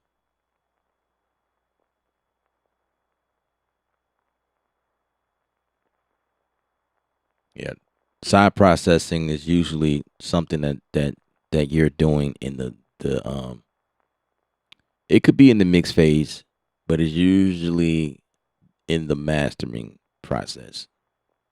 You know, that's a process that happens on the mastering side.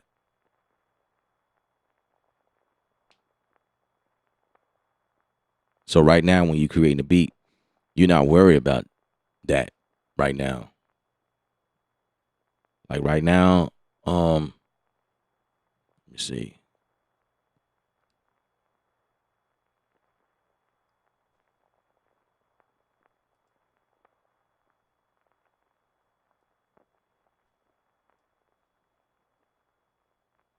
Yeah, right now I got like a few things panned. Like this guitar right now kind of has a stereo sound, so I kind of left it in the middle.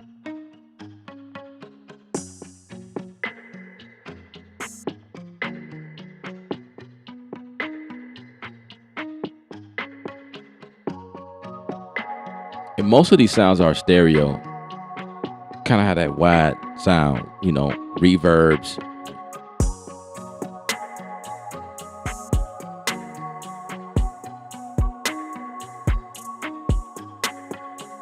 And you know, in that case, it's okay to leave it in the middle if it's creating a wide sound.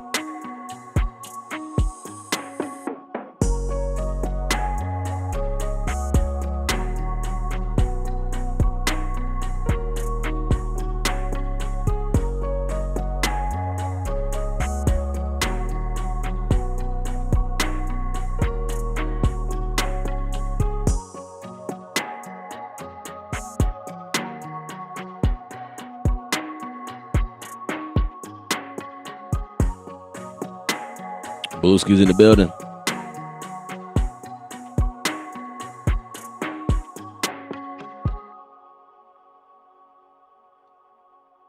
Yeah, definitely, definitely.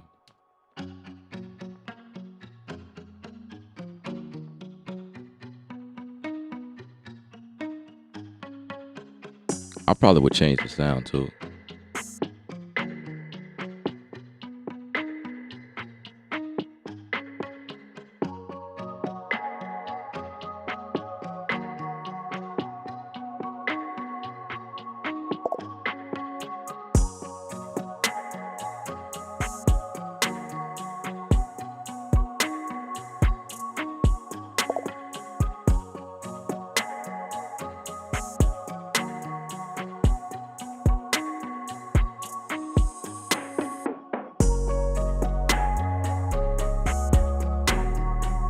Yeah, that's a good point. Push button. Yeah, definitely. Um, that's how I mix drums, to be honest. Um, not only because I'm a drummer, but especially with orchestral stuff, I have a chart that I follow because there's a certain way you mix that stuff. Like the cellos is on one side, and you got the flutes on one side, the clarinets on the other side, and the trumpet one, trumpet two, um, um, French horn, baritone, tuba. You know what I'm saying? And then you got your string sections, your violins, your violas.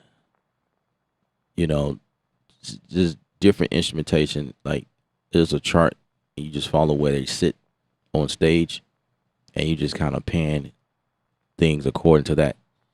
And that's probably now when it comes to that now that's the only time I'll go into panning something hard left and hard right, because depending on where they're sitting, it will require me to go all the way left and all the way right if I'm, you know, doing orchestral stuff. Then that's when I would do that. But see, when I do that, there are other instruments that are kind of filling the gap, creating that wide sound. You know what I'm saying? So I just feel like with the panning, There's a reason it's there, but people abuse it. But again, at the same time, if it sounds good to you, it sounds good. You know what I'm saying? That's what it all boils down to. At the end of the day, if it feels good, that's that's just kind of what we all going for right now. You know, these are just basics that I'm sharing with you guys on the stream, but you know what I mean? It's definitely not in all be all. You know, you're not whack if you don't follow what I'm saying. It's just like some of the things, like kind of basic stuff, you know.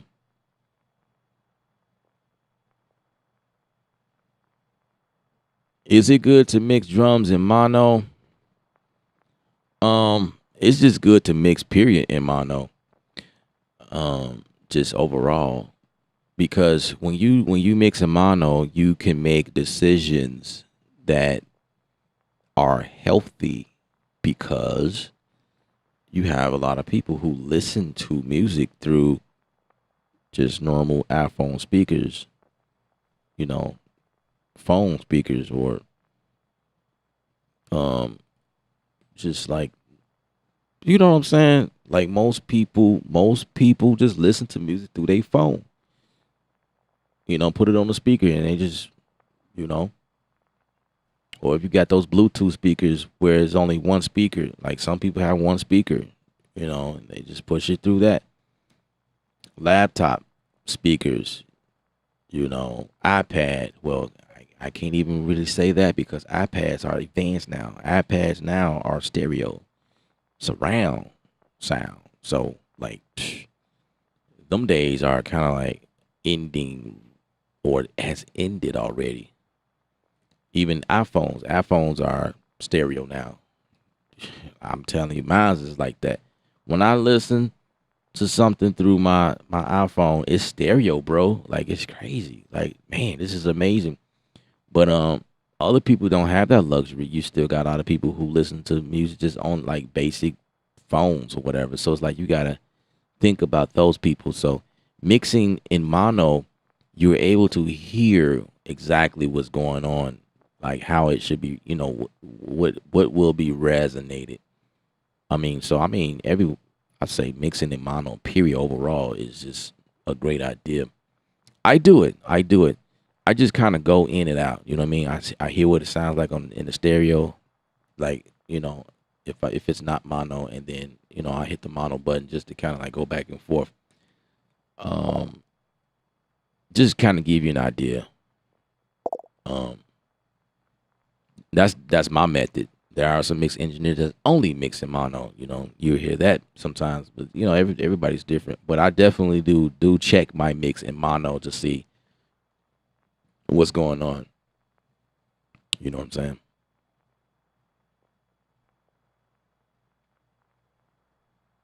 Yeah, my iPad that I have has four speakers in it.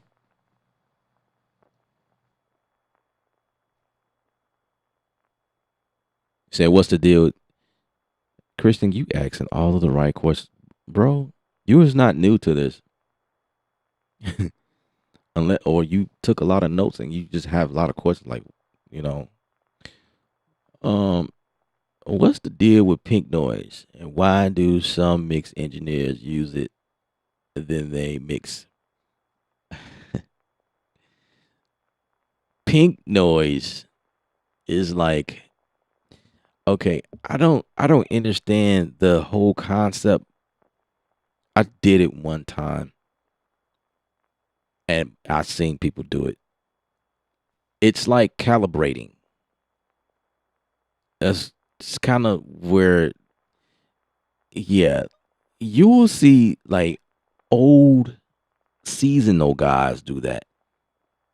If you see some young guys do it, it's because they got it from an old head, but that's like an old technique. There's this one particular guy that does it like on this set that I do every year, and he pushes out white noise across the system. It's his way of calibrating the speakers, making sure he hear like kind of like the same sound or whatever. Like he's adjusting speakers accordingly when he pushed that through. Um, so I would say pink noise is really for like calibrating. It's just really all I could think of.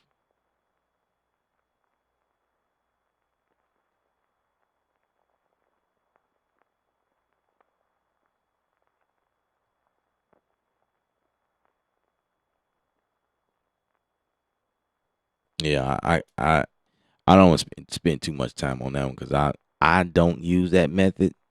Um, it's not something I do. I've done it before just to try it out and see like what it was and what it do and like I I I don't know. It's just something I couldn't really get into. But yeah, I think it's just calibrating.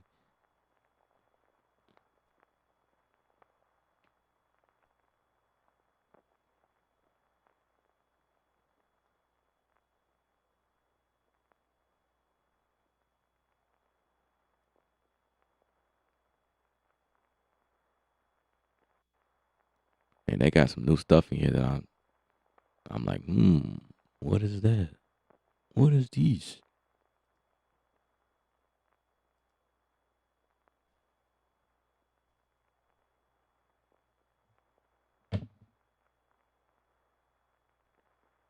Tell you what you wanna hear. Yeah, yeah. Ooh, ooh, ooh, no, no.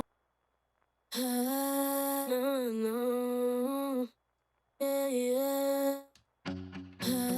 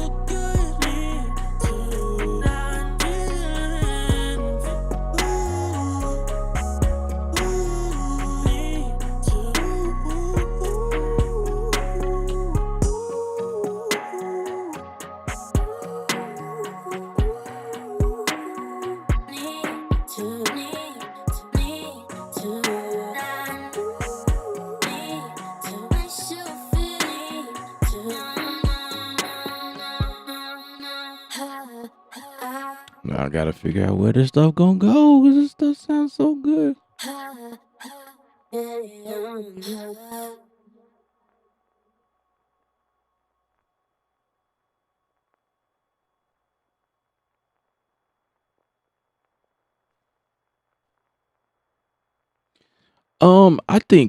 I think sound boost is still necessary. Um,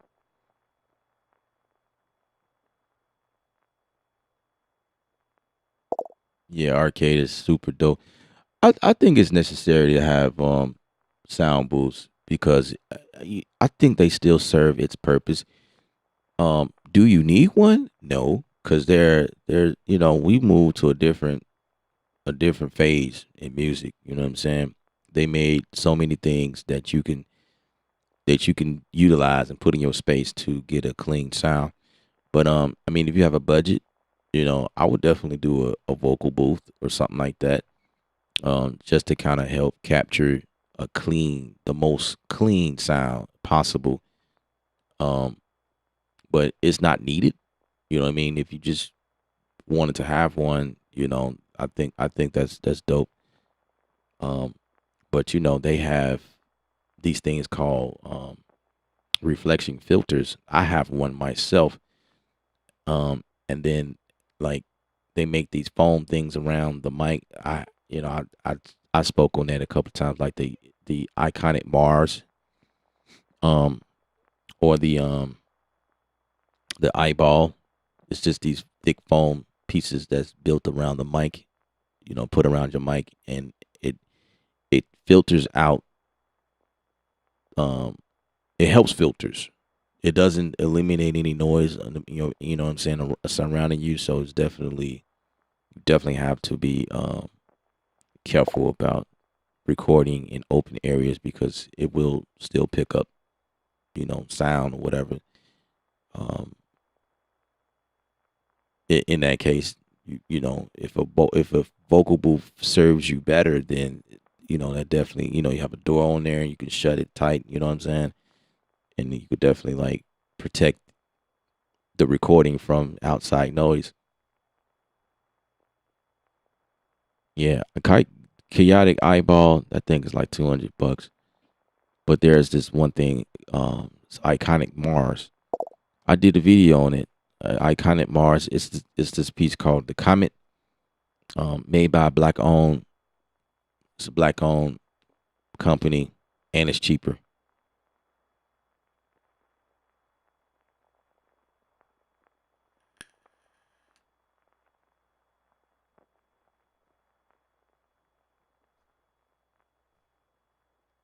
I'm saying, Ron, like bro is asking. I feel like I'm starting to feel like Kristen is came on to test to see who I am. Like, dude, you know something. You ain't no beginner, bro. Like, you came on, you trying to test to see this Ellip guy. You always streaming every day, and he be talking about a lot of stuff. Let me see how much he really. Let me see if he's a real deal or not. It's like you hitting me in areas, like, cause you don't never really hear me talk about a lot of stuff I just released tonight. So it's like, let me see.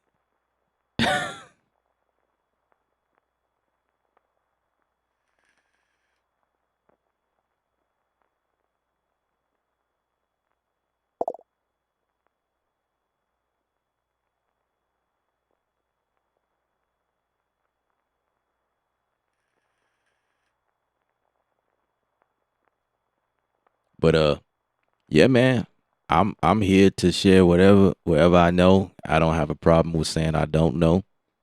Like with the peak noise, I couldn't really go really far into it, I'm familiar with it. I do know it's a method that is used. I don't use it. But yeah, spectrum analyzing, like Ron, I have one on my phone. As a matter of fact, like there's a bunch of them you could download on your phone, and I use that spectrum analyzer, like checking frequency, like frequencies that jump out at me, like said, like I'm the I'm in the room as the live um engineer. You know what I mean? And that is going into something else where we ringing out the room. Checking frequencies. If they're using mics in the room. You know what I mean? Like that's just some technique that I use when I'm behind the board.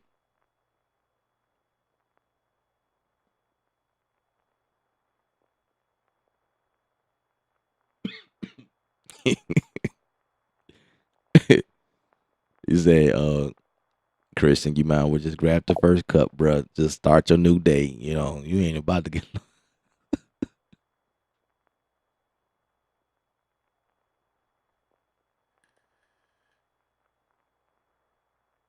Man, y'all milking me, bro. Milking all the info out. I see what's going on. But you know what? It's crazy because, like, the type of stuff that I just released, the gems I dropped on this live, is the stuff that you pay for. You pay for this information. I say some of the same stuff in my courses, but I take you through the process. It's like blah blah blah blah blah. You know what I mean? I break things down. I take my time and explain, why you do something, why you make this move. But this is information you gotta pay for, bro. Like there's not many people giving out this type of information. That's why you should be subscribed. I hope you subscribe, Christian. And I hope you gave me a thumbs up.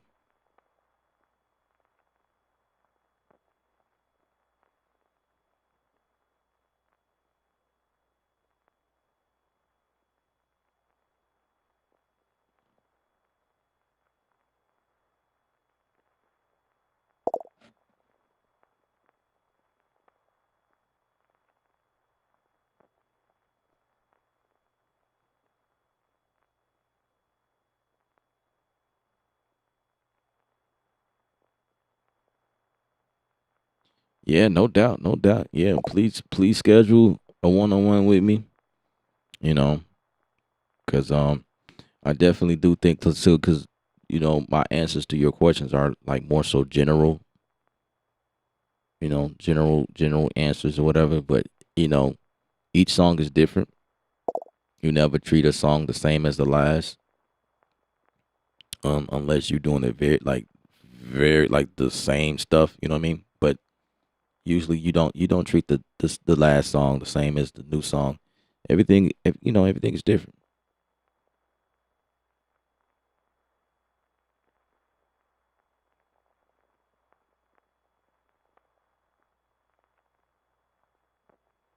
Absolutely. There you go, bro. Hit that thumbs up and subscribe. That's what's up. I appreciate it. I felt like you should have did that a long time ago, but I'll take it. If any of you guys watching and you gaining info, you know what I'm saying? I would love a thumbs up. It helps the channel. It helps me grow. Subscribe and as Kristen said, um um hit that bell notification, hit that bell icon, and make sure you switch it from just normal notifications to all notifications, because you will definitely miss video uploads and me going live. 'Cause some people do come back and say, I had to know you was live, I just finally caught you. But like, you don't have that bell icon switched to all notifications. And the reason why you want to be subscribed is because we do stuff like this all the time. Um, and this is a good spot to promote the Discord channel. You definitely want to be here. Kristen, you definitely want to be on our Discord channel. You are new to the game. You want to stay connected with me and the group. These type of questions you're asking is definitely healthy for the group. You're a perfectionist. I am as well. And when you are a part of the group, a lot of your answers, a lot of your questions will get answered, because there's a lot of other people like Ron. There's 803 in there. You'll see him a lot in there. Some other people in there, really talented people that's been in the game for a very long time. Some people that's seen things. You know what I'm saying? We got stories that we share. Sometimes we do live sessions in there, just exclusive to the group. We in there sharing, shedding, you know what I mean? Any knowledge that can be spread will be spread in that group. Um, there's a section where you can grab free VSTs, like links to free VSTs, um, deals and sales that's going on. Everybody's just contributing information in the group. It's you want to be surrounded by like-minded people. You know what I mean? So Discord is that place. You could definitely reach out to me through there as well, and we can set up one-on-one sessions and things like that. Just kind of like sit down and look through your stuff, see what you got going on, and then we can just kind of go from there. That way that those sessions are tailored to what you working with. So, and that's free. You know, that's free to join. Don't cost you anything. So yeah, creative.com/Discord.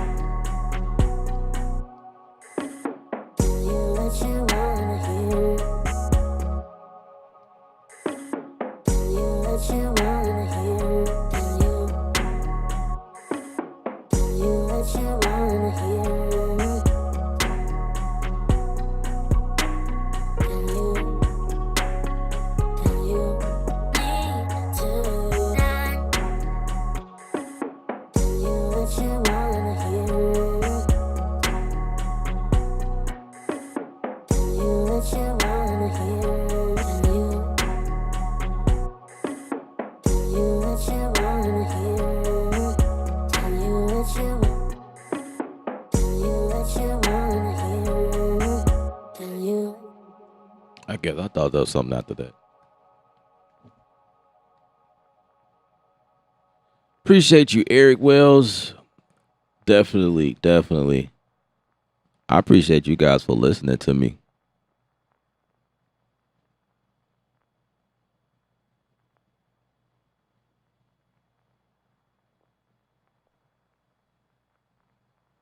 Yeah, I appreciate having people to talk to. Y'all don't know how appreciative I am, you know. So I'm just humbled. I'm humbled. I've learned a lot over time, and like the information I'm sharing with you guys is like valuable information. People pay money to get that type of information. And I just don't want to be the jackass that don't share it, you know what I'm saying?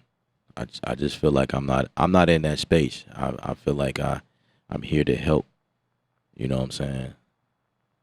I'm here to help. So whatever questions you guys got, you know, just ask.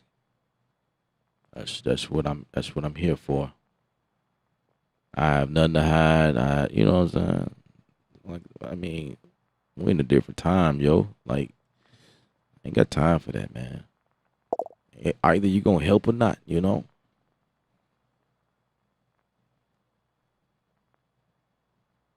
And then you got some people who will say certain things and leave out stuff, you know. So there are still some good people out here that share, but I don't mind. I don't get why I should hold that stuff in, you know. You know, you know,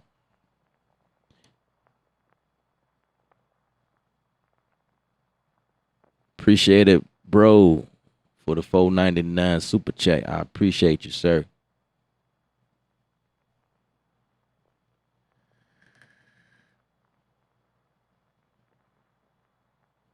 And shoot, I be learning from y'all sometimes. You know what I'm saying? It goes both ways. I be learning from you guys. Ain't no shame in this thing right here. I'm human, you know. I'm always in the space of learning.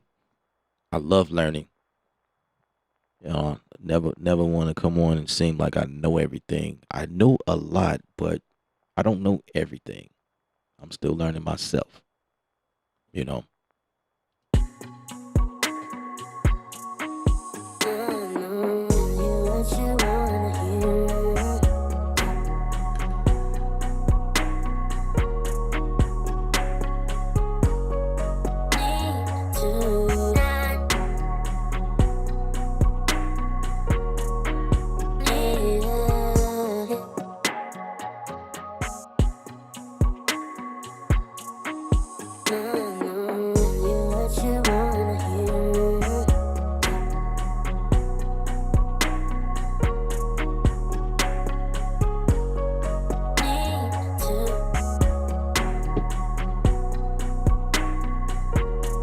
I need to see.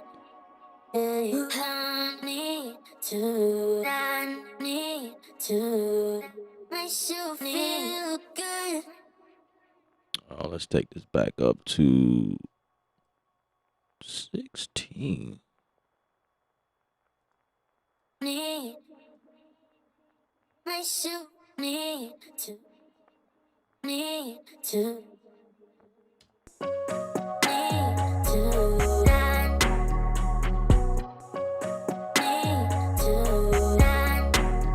Oh, I can repeat that one. Dope. Okay. I think I'm ready to commit to this.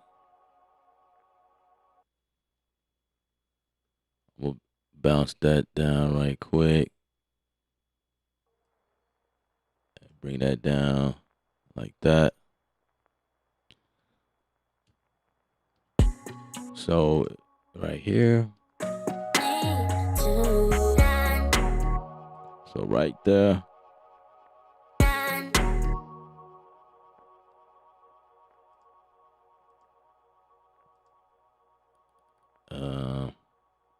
Now I forgot how to split that. Like, how do I split that right there?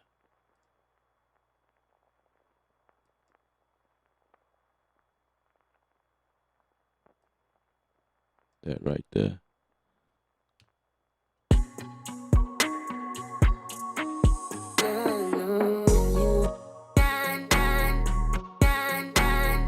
Okay.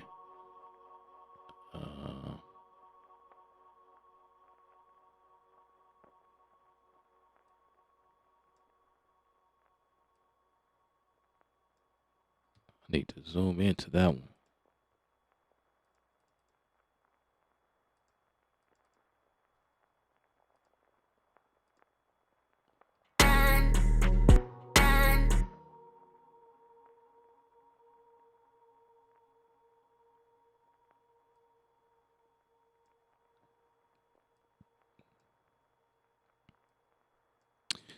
Really?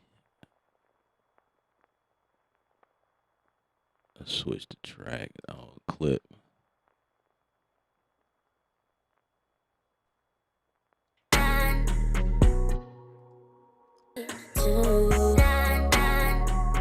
Yeah. That's cool, I guess.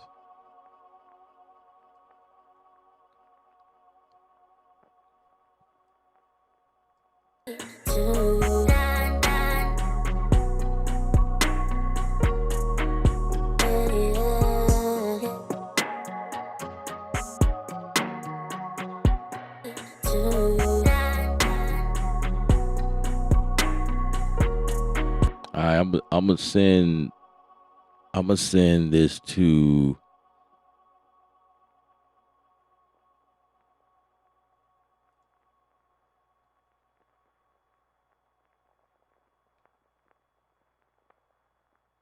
I'll send this to I'm gonna put spaced out on this effect track right here.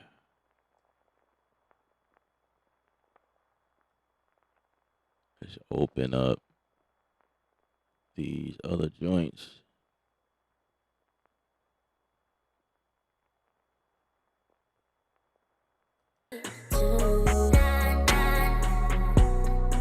Yeah.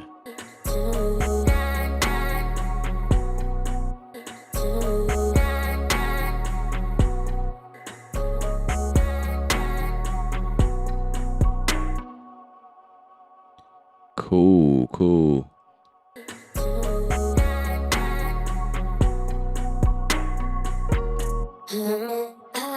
Honey, I should feel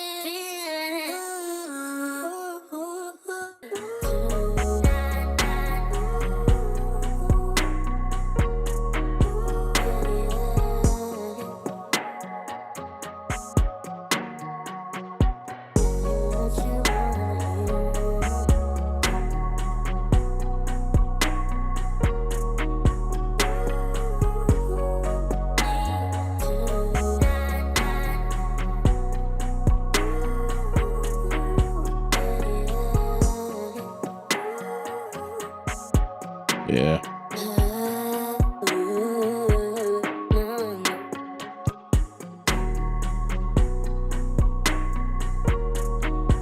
Let's get that EQ on this joint.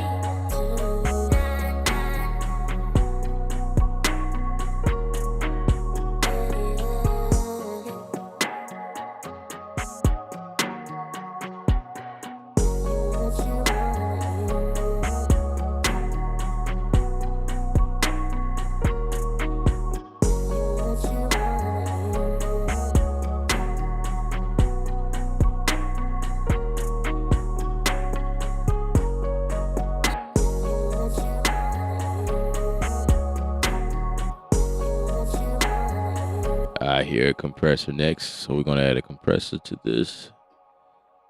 Let's add this one.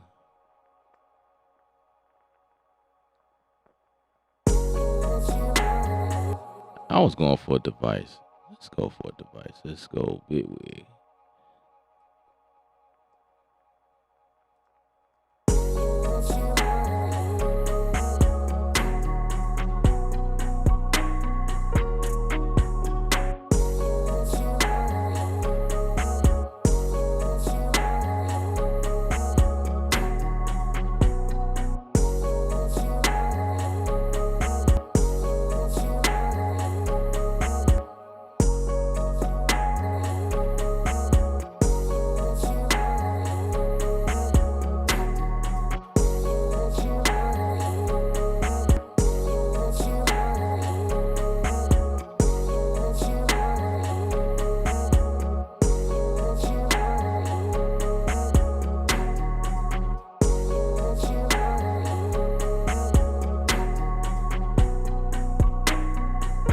You know, there's something in there.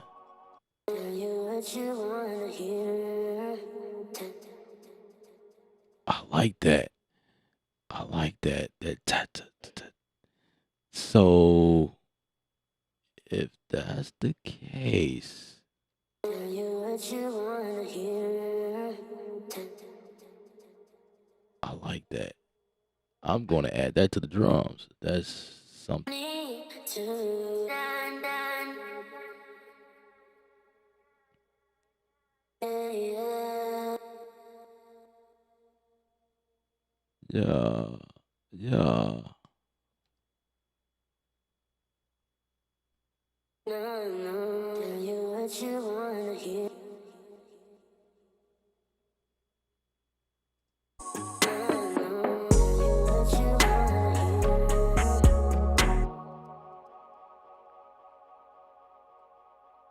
hear. Indeed.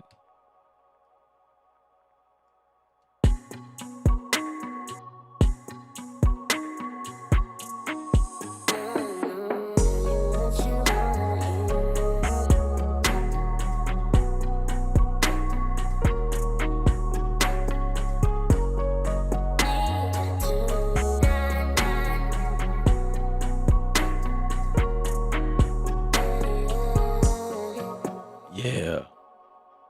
Stuff I be hearing. This is weird stuff I be hearing.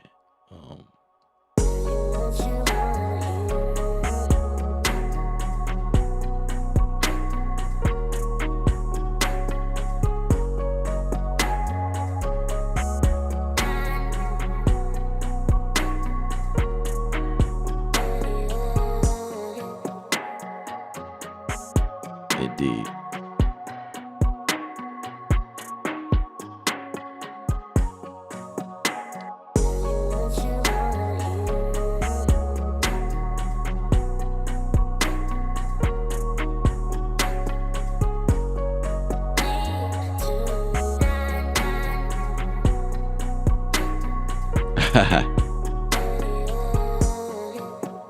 Yeah, that's dope.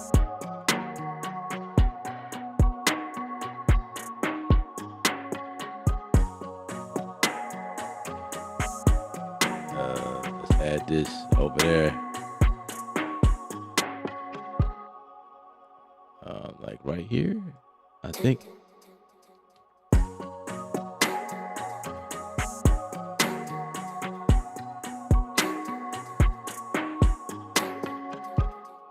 Indeed.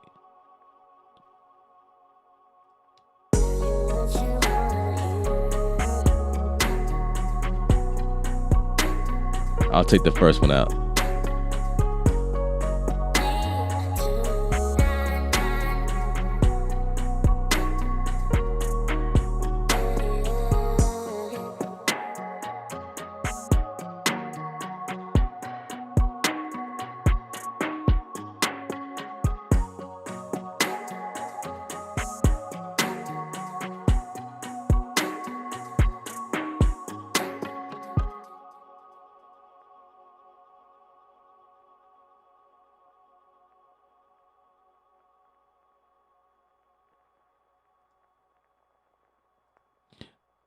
Da da da da. Da da da da da da da.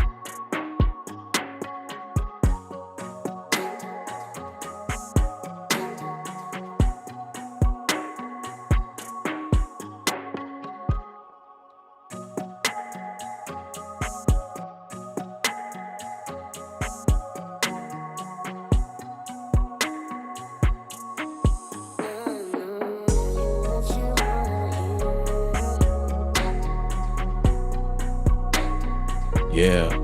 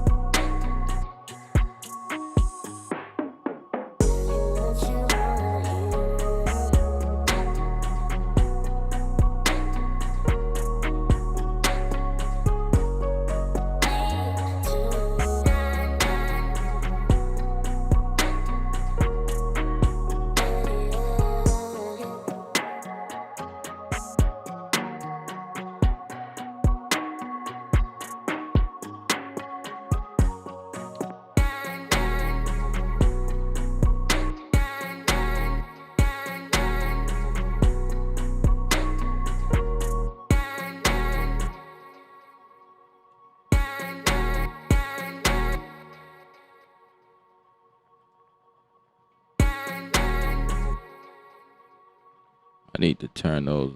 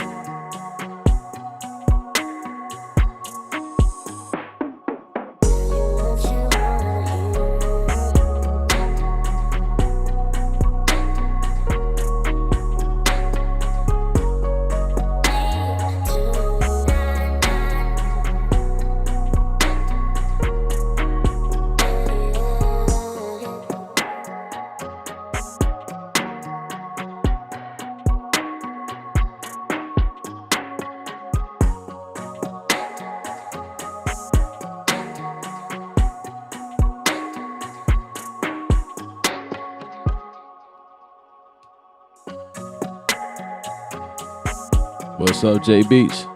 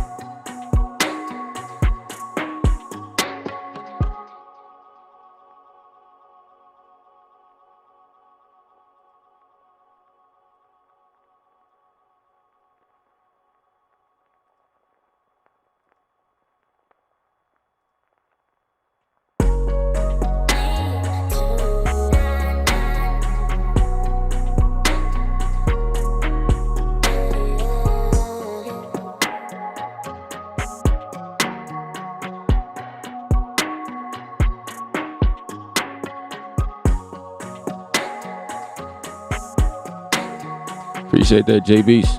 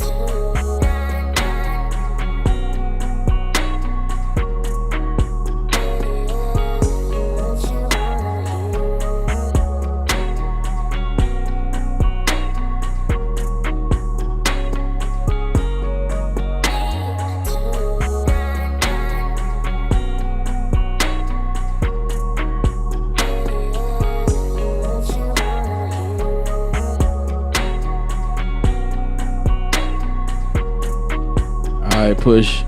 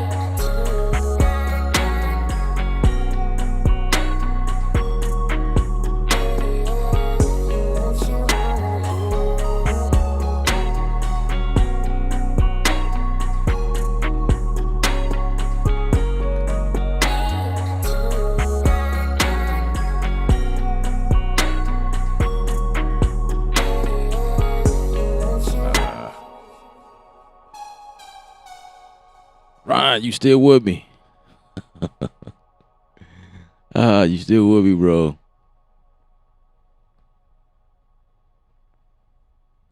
Yeah.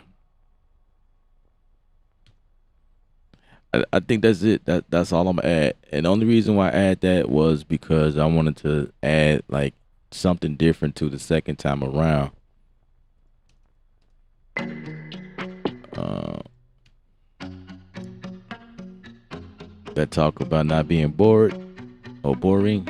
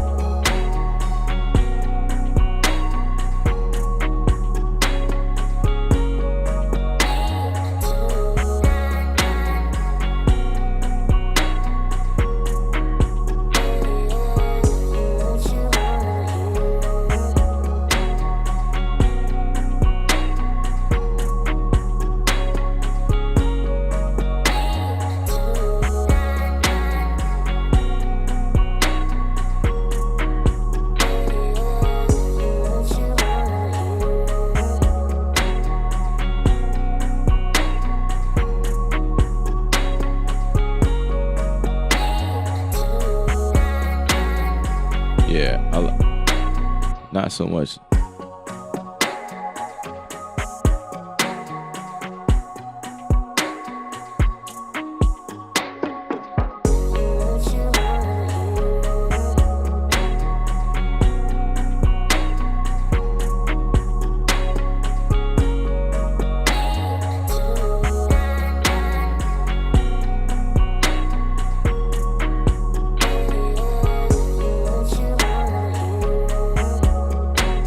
Yep. Something like that. Something like that. Something like that. Tell me what you want to hear.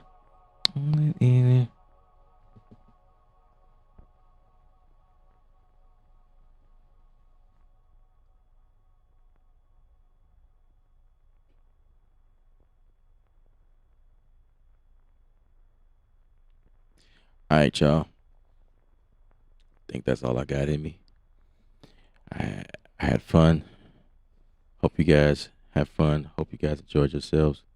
Still got 7 people watching. Appreciate y'all hanging out with me. Let's get it in again tomorrow. Ain't no telling what we gonna come up with. I don't know. Stay tuned. You should be subscribed. Thumbs up. And I'll see y'all soon.